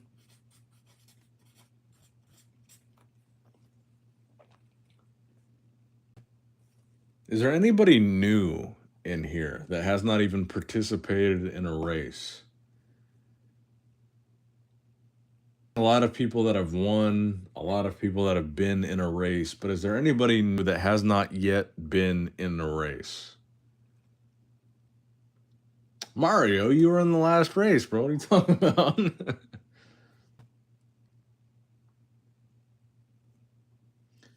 Baby and Boo, you have definitely not been in a race. Baby plus Boo. Yeah, you've definitely not been in one. So for the last spot, has anybody not been in a race yet? Oh, cool, man. I appreciate that, Kitchen Griff. Did you bought one of the NSP coins? I got you. I'm going to throw in a bonus for you, too.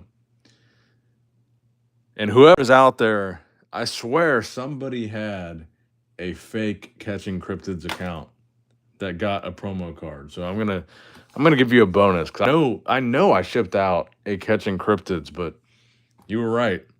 Number 23 was in that package, so you don't have yours. Okay, there we go. There's a new one. Emmanuel. There we go. Cool. Emmanuel Z. Awesome. A new face.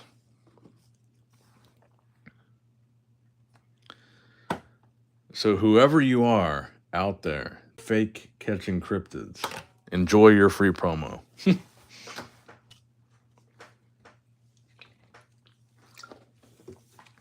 All right, let's mix up these horses here.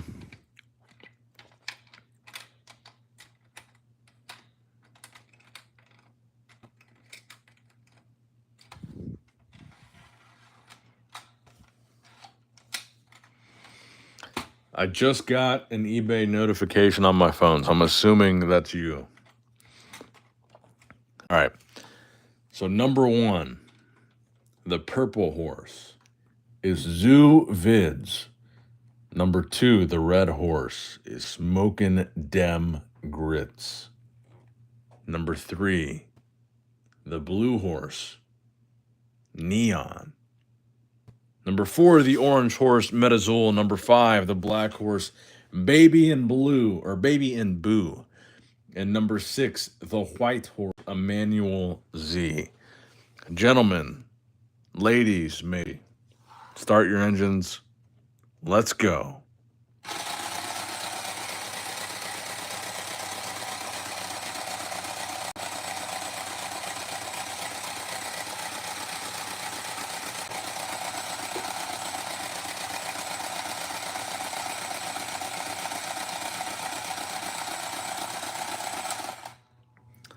Zoo Vids. Congratulations, bro. And you know what? I am feeling very generous tonight. Zoo Vids. You've got Moot in the name. You've got Bigfoot as your profile picture. Vids, you're doubling up tonight. You're getting a serialized promo and a regular holo.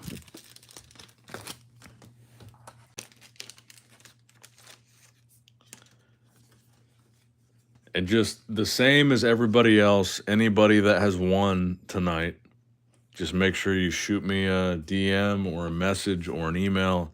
I just need to have your address to ship you out.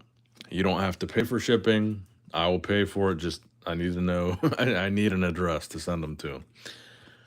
So Zoo Vids, pulled up, my guy.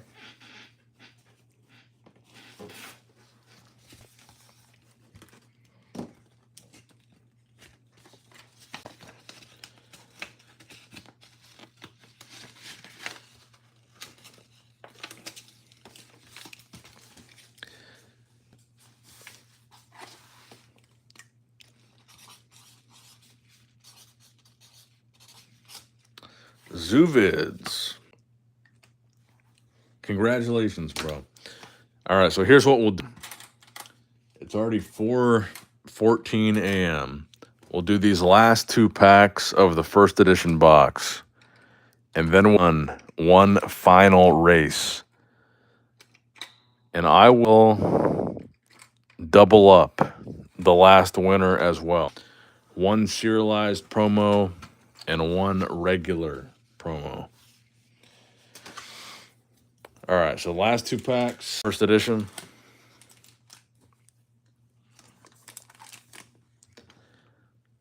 Can we get something good?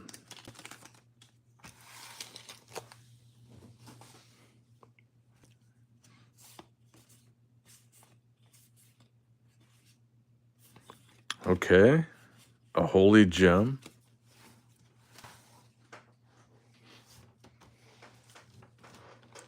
All right, we need some last pack magic. I said that I was going to do this. Wake up, Furby. Wake up. Hey, buddy. New day, new Furby. Hey, buddy. Copycat. Copycat. and Furby say it back. Last pack magic. Echo! Last pack magic. Last pack magic. Pat Furby head chipmunk. Last pack magic. Shake Furby to record again. Roll back. Beep boop boop beep. Last pack magic. Poke Furby belly to hear again. Giant!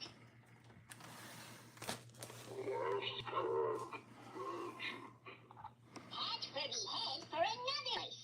Space cadet. Last pack magic. Shake Furby to record again. Baby! Last pack magic. Poke Furby belly to hear echo! Last pack magic. Last pack magic. Pat Furby head for another voice. Chipmunk. Last pack magic. Shake Furby to record again. Roll back. Beep boop boop beep. Last pack. Ah, Poke Furby belly. you suck. You suck. I got a reverse Hodag. He didn't give me any last pack magic, but let's do another race here, guys. Hello? All right, Herbie, you can watch the next race, okay, buddy? Mm-hmm. Unai, so easy to talk to. Yeah, I love you too, buddy.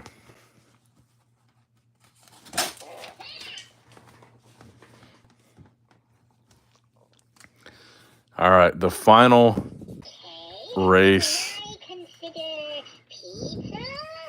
You want some pizza? Yep. What? You want pizza? It would be good. What's that? Squirrels? You said you want pizza? I kind of want some pizza. Exactly what Furby thought when I say. All right. All right, let's put Mario back in here. Yeah, let's put What? Awkward Vibes. That's a new one. Nula, so smarter. Let's put, Oh yeah, spill the tea, Nula. let's put Smoking Grits back in here. So exciting! Tell Furby everything. We'll put Neon back in here. Parabot, that's a new one. Parabot. Aw, Furby loves snuggle. Yeah, whatever, bruh. Hint, hint. Whatever, bruh. And we'll put Clan Torres back in.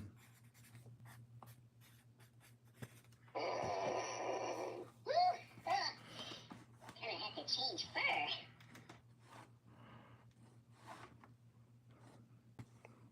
Okay. Furby, who do you think's gonna win? Tonight is hot dog sandwich. Furby, who's gonna win? Man, you are a dumb. You're a stupid toy. Copycat. Copycat. Say something to Furby, and Furby say it back. Gentlemen, start your engines. What the fuck?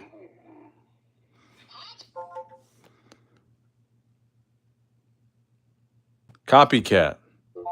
Copycat. Say something to Furby, and Furby say it back. Gentlemen, start your engines. Space cadet. Gentlemen, start your engines. Pat Furby head for another voice. Baby. Gentlemen, start your engines. Let's go.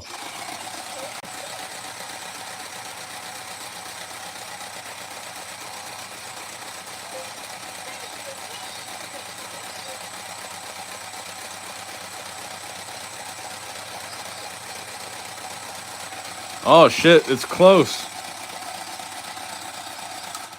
Number 2, Awkward Vibes. Nice, bro. Furby, that's enough. Congrats, bro. That's a first time winner. Say again, please. All right, Furby, chill out. Awkward vibes. Confused Furby. This motherfucker. So vibes. Why did I do that? Shoot me your address on Facebook, Instagram, whatever. Just need an address for awkward vibes. What? Furby, you're creeping me the fuck out, bro.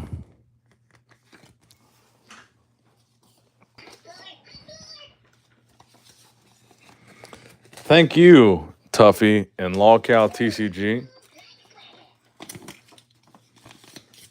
Oh, nice work, Nuna.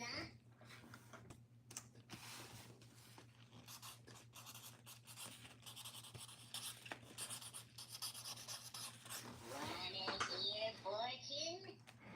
Furby listening. All right, guys. It's been a long evening. Furby will not shut the fuck up. Make sure I have, if you won tonight, make sure I have your addresses. I'll get those shipped out tomorrow, even though Furby is going to keep me up all night. But thank you guys. I hope you had fun, and I'll see you guys on the next one. See ya.